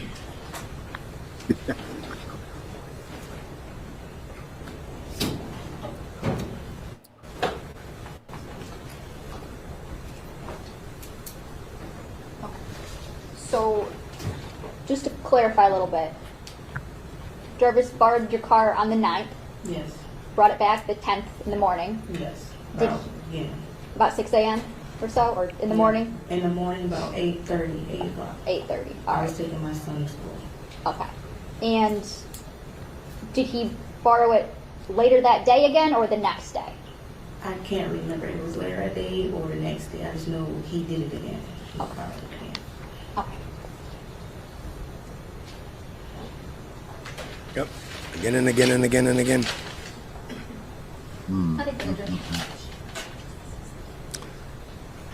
Some women don't even know how to say no. And then try to blame it on you. Yep.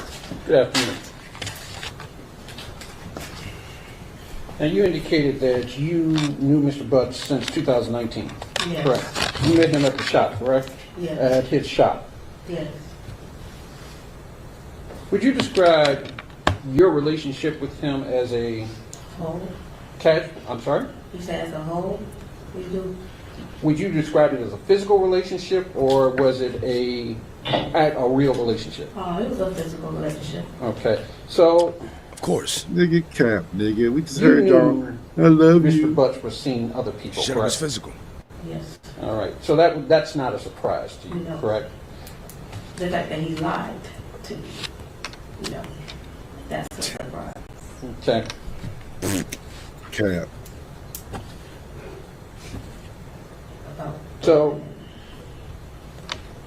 he would tell you he was coming over, and you wouldn't know where he was coming from, correct? Yes. That's nothing new. That's nothing. Okay. Well, yeah, I can see that.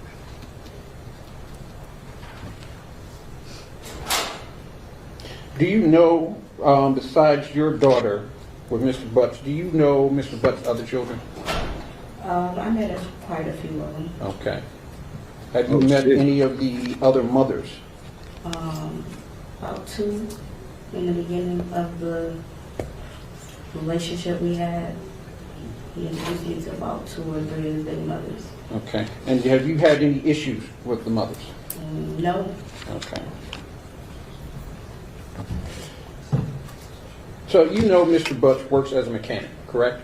Yes. And have you ever seen him wearing safety glasses in the shop? Yes. Okay. Safety glasses are clear, aren't they? They're not those. They're not. They're not the kinds that I've seen. No. Okay. So he borrowed your car on the 9th, They correct? could be 10 and 2 now. That's gonna And do you that. said he came over around 9 p.m. Yes. All right. When he came over 9 p.m., was there anything out of the ordinary that you noticed? No. Okay. Did you have a conversation with him that day? We swapped out cars. We had a quick swap out cars, and he was gone. And there was no other conversation No. that day? You didn't notice anything about his appearance? Didn't notice anything about his demeanor? No. Okay.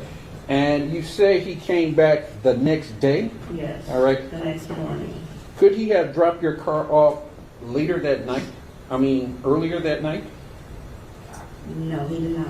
He didn't drop it off at, say, 2 or 3 o'clock in the morning? No, he did not. Okay. And you said that your son, and forgive me, I'm not trying to be disrespectful, but there was a lot of things in this car. Mhm. Is that the condition the car always was in?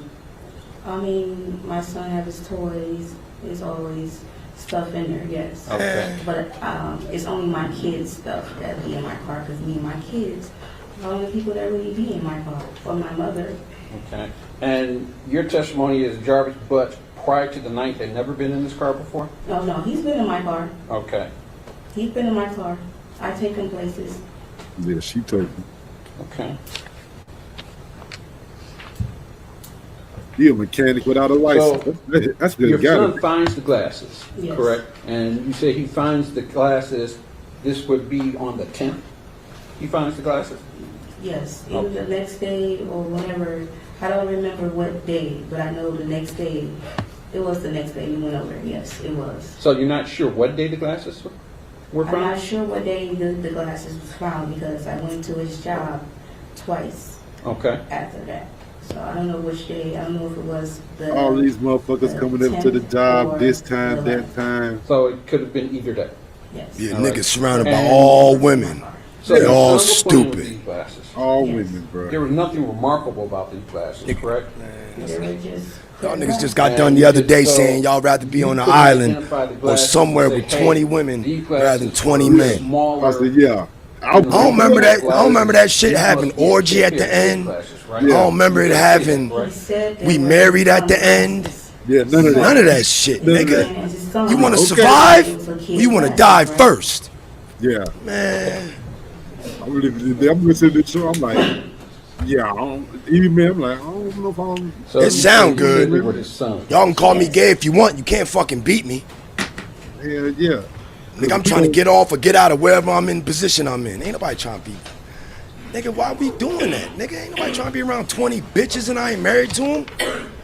Nigga, 10 of them might be dykes. I might be competing. I might have to take them out before I get a bitch. I might get a bitch and then she serenade a bitch. Like, nigga, it could get wicked. It ain't good. It ain't good. Yeah. I'll get up to 20, but 20 at one time, nigga, you ain't getting it. Yeah. You don't like it, nigga. That's not a good situation, nigga. You can be strong, but you gotta go to sleep. They gonna get your bitch ass. Yeah. One of them gonna be hating. You ain't have enough left for all of them. One of them gonna get you when you sleep and lay it out. Yep. Sure. That part. I got a hall. You want one right quick? Shit. Oh, okay. I got you. I wanna say 20 bitches all day. Yeah, I'll give them double up. You start thinking about it. I'm like, oh, whoa, Double whoa, up. Nah. Like, yo, why is it 5 Manny Freshes? Well, nigga, you said 20 ladies. She's still a lady. Oh. Yeah. Ah, nigga. This ain't good. Got you. Go right ahead. In a perfect world. So you. Oh, yeah. Living And they all in tens. The perfect imagination. Okay. You took the glasses from your Come son, with right? me. Yes. And where did you do? What did you do with them once you took Come them? on, man. He was playing with them when I was up there with Jarvis. When I took them from him, I said, "Who not your glasses?" Oh, you just gonna be that Jarvis lucky. took them from my hand. Okay. So you didn't examine these glasses, correct? I looked at him on his face when he was playing with them on his face. Okay. So how can I not examine these glasses when I'm looking at my son with these glasses on his face? You didn't study these glasses. People go correct? blind and No, I shit. didn't study these glasses. Put on other people's but glasses. They were clear and they were all on my son's face. So later on, He you is doing all showed a the time. picture of Every Nasiah time. Harris, The correct? glasses. Yes. And you saw her wearing clear glasses as well, correct? Yes. At the time you saw her with the glasses, did anyone tell you that she was missing? Yes, they did. Were you were you aware that she was missing? From the news. Okay. And Yeah. were you aware that Mr. Butts was a suspect? No, Okay. not at the time, until they came to my door. Okay. So when you told them that these glasses, you saw glasses similar to this. I didn't tell them then. Okay. I didn't know about that until You hold them down. All right. it took me a minute to think about the glasses. She just said yeah. So you came back and Twice, told them basically. later. Same question. Tricked her up. To my house. Okay. That you saw a pair of glasses in your car. Yes. And the best you can say is that these glasses may be similar, correct? They maybe was similar. Right. Yes. You cannot testify that these are the exact same glasses, correct? No, I cannot testify those are the exact same glasses. Can you tell whether the glasses had prescription lenses in them? I didn't put them on my face, sir. I ain't gonna ask you that, yo. You knew. Did your son say anything about that? No, how would he know? He said he was, what, 6'7", 5 at the He time. know if you can see So funny how would through he him. know He said what something. prescription glasses are? His kids. You wear prescription glasses, right? Yes. If you take them off, you see differently, correct? Yes, but I did not put the glasses on. Yeah. So how will I know they were prescription glasses if I didn't wear them? My question My son was- wore the glasses, so how am I supposed to know? I don't have his eyes. My question was, did your son say anything about the Sounds glasses? stupid. He didn't was say that. playing with the glasses, and I told him to take the glasses off because we didn't know who glasses they were. Okay. I didn't know if they were prescription, so I told him to take them off. When he take them off, he handed to me Oh, Jarvis said, oh, those are my sunglasses, and he snatches it from my hand. Okay, and what did Jarvis do with the glasses?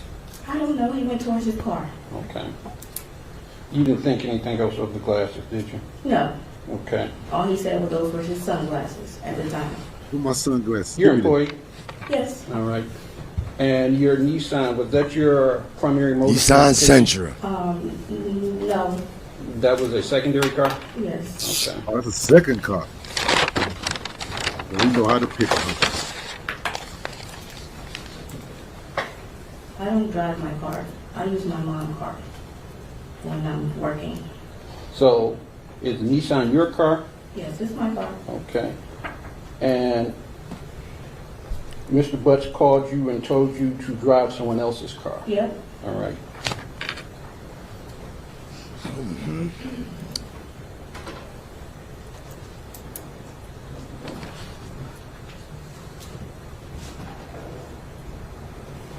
Just one moment.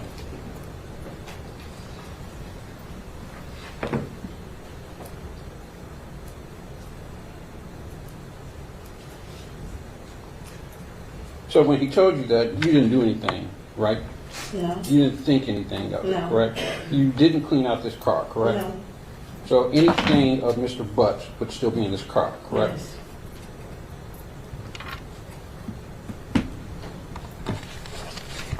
Thank you. I have no further questions. Any redirect? Yes. Ms. Johnson, you were asked about knowing that Mr. Butts was seeing other women, Yes. but you said he lied about things. Yes. What did he lie about?